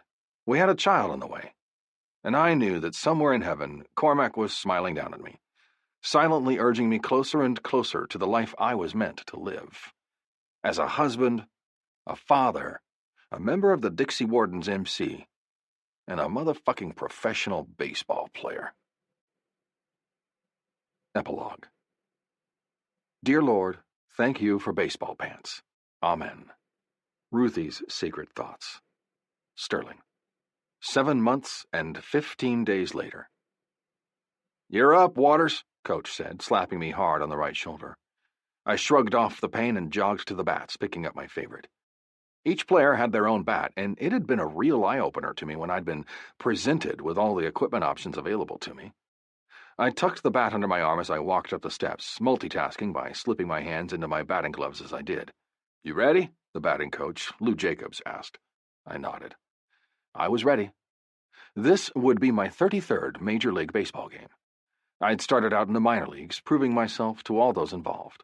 Once I'd done that, I was called up to the majors, where I rode the bench for 2 months before I was ever put in. But once I was, I'd proven myself.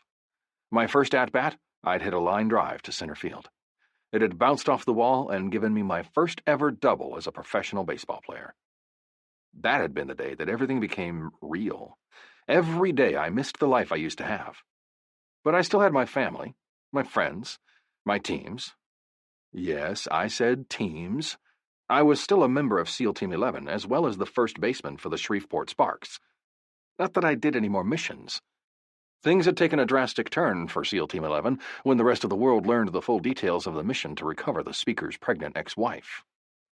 It turns out that most Americans didn't much like that their boys were sent into a hostile country on a fool's errand only intended to assuage a powerful man's pride. Apparently, the speaker's pregnant ex-wife actually wanted to be there with the other man. Having eventually had enough, she herself contacted the media when she realized he wasn't going to leave her alone. She was the one who broke the story, letting the media know that he wasn't taking no for an answer from her as evidenced by the mission that was in no way a rescue mission, but just another flexing of the muscle that her powerful ex-husband, the speaker, had at his disposal. The second mission we'd been sent on to bring the congressman's ex-wife home had been eye-opening, and the team had learned from the ex-wife and the new lover that the speaker wouldn't leave them alone, which was why they'd moved out of the country in the first place. Once this information came to light, our captain immediately pulled us out, much to the speaker's frustration. In an attempt to cover his own ass, the speaker then attempted to throw Team 11 under the bus, but with the help of Silas and a few other government officials, that backfired on him in a big way. He was screwed, and SEAL Team 11 was now America's team. Since all of our identities had been revealed as a result of the media frenzy, our ability to conduct further covert operations became severely compromised. There wouldn't be any more missions for us, which was also why I hadn't worried about being a public face. America thought it was awesome that a SEAL was playing for the Shreveport Sparks. They thought it was so cool, in fact, that the newest team in the MLB had an instant fan base overnight. "Get your head in the game, boy!" I winced at my coach's apt words. My head wasn't in the game. It was in my other life, the one I had when I wasn't playing baseball. "Yes, sir," I said, taking a few practice swings and testing the weight of the bat. It was the first base coach that had the adrenaline really shooting through my body, though. "Your wife called. She's in labor," Coach Dennis said. "Fuck," I said, not knowing what to do. My eyes moved up to the stands to where all of my family had permanent seats, and I could tell right off the bat that Ruthie wasn't lying. I could see her hunched over her round belly with her teeth gritted, but she managed a small wave that let me know she was staying till the end. "Shit," I said, turning back around. "Just bring it in, and you can go," the coach said from my back. I took a few lead-off steps, resisting the urge that practically screamed for me to go to Ruthie, and watched the batter. We'd discussed the possibilities of this happening. When I'd made the suggestion that she stay home today after hearing she was experiencing contractions, she'd looked at me like I was nuts. But I couldn't really refuse Ruthie anything. She could talk me into just about anything without much of an effort. Luckily, Sebastian sat on one side of her, Kettle on the other, and Cleo was directly behind them. I knew she was in good hands. That still didn't make the next two at-bats any less painful. The ball hit the catcher's mitt, making me wince. "Get your head in the game!" Coach yelled. And I did that not even a second later, hitting a ball down the third baseline and making it to first just in the nick of time. The next hitter, Consuelo, knocked the ball down the third baseline. I moved to second with my heart in my throat, resisting the urge to run for third. Years and years of patience had me viciously locking that desire down until the next batter, Gonzalez, came up. Gonzalez bunted, and while they were busy trying to get him out, I not only rounded third, but I hit home base as well, surprising not just the opposite team's players, but the whole stadium as well. The coach just gave me a roll of the eyes as I ran out to the dugout and started tugging off my helmet. "I gotta go," I said urgently. He nodded. "That's fine. You just won the game anyway." I probably did, but it was up to my team to shut it down completely in the next 3 innings.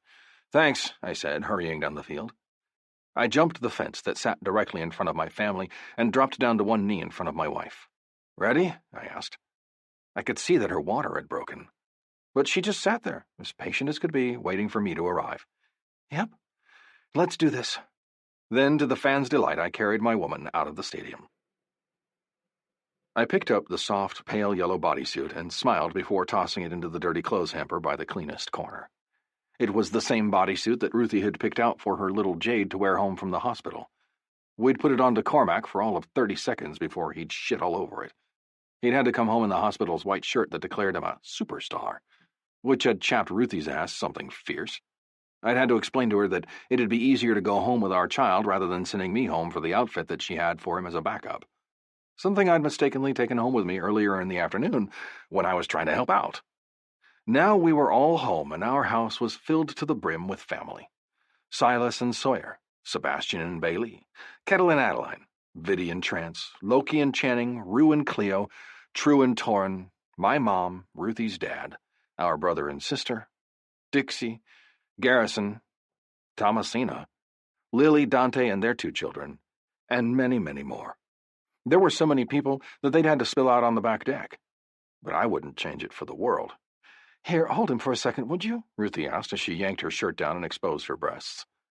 My eyes widened and my cock instantly became hard. But that was the way it was with my Ruthie. It didn't matter that she'd just pushed out a baby the size of a small house. Her breasts weren't affected, and my cock didn't seem to care that they were now going to go hand in hand with our son for the next year. All it cared about was the fact that it hadn't had any of Ruthie for well over a week. The small ball of life in my arms made a grunting sound before he started to wail his little lungs out, one of the sweetest sounds I'd ever heard.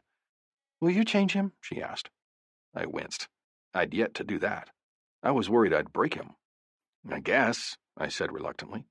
She snorted as she worked a shirt on over her breasts. A breastfeeding tank top would make feeding Cormac easier for her, especially when I wasn't here to help. Hurry up, she laughed. We have a house full of people. That we did. Carefully, I opened the door that led into the hallway, then continued down to Cormac's room. His room was a baseball lover's dream. Signed balls lined shelves. The walls were painted to resemble a baseball field. The bedding was white with red stitching, just like a baseball. Seriously, every kid in their right mind would love this room. Hell, after seeing it, I'd wanted my own man cave to resemble it, which was quickly shot down by Ruthie since she'd made the only other spare room into a sewing room. Something she'd taken to doing when she quit her job at Halligan's in handcuffs to make up the difference in income.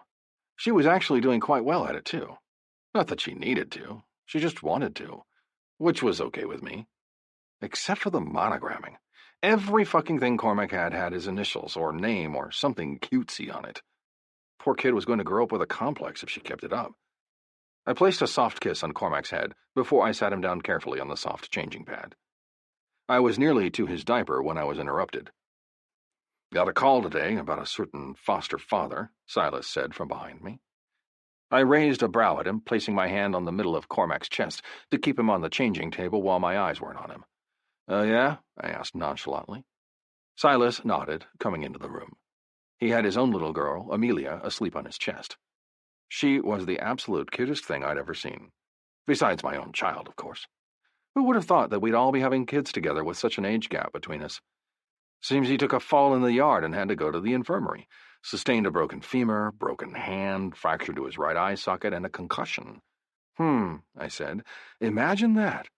I made sure to have my good old foster father taken care of every few weeks or so. He healed, and he seemed to have another accident.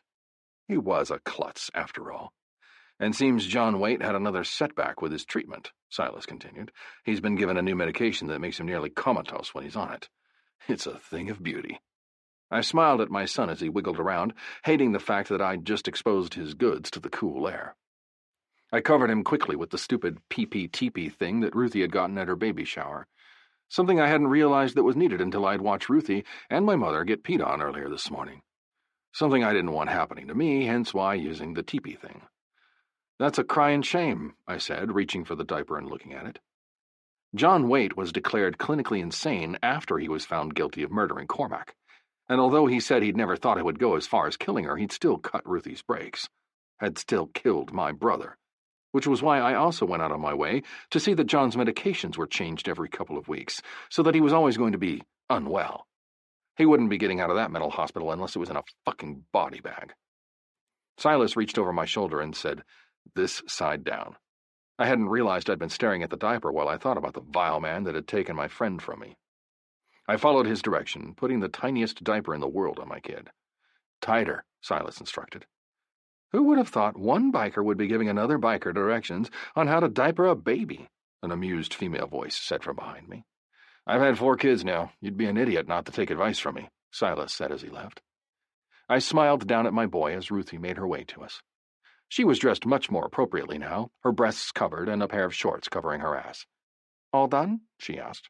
I nodded, holding Cormac up for her inspection. She snorted as she took him from me, curling him into her arms against her breasts.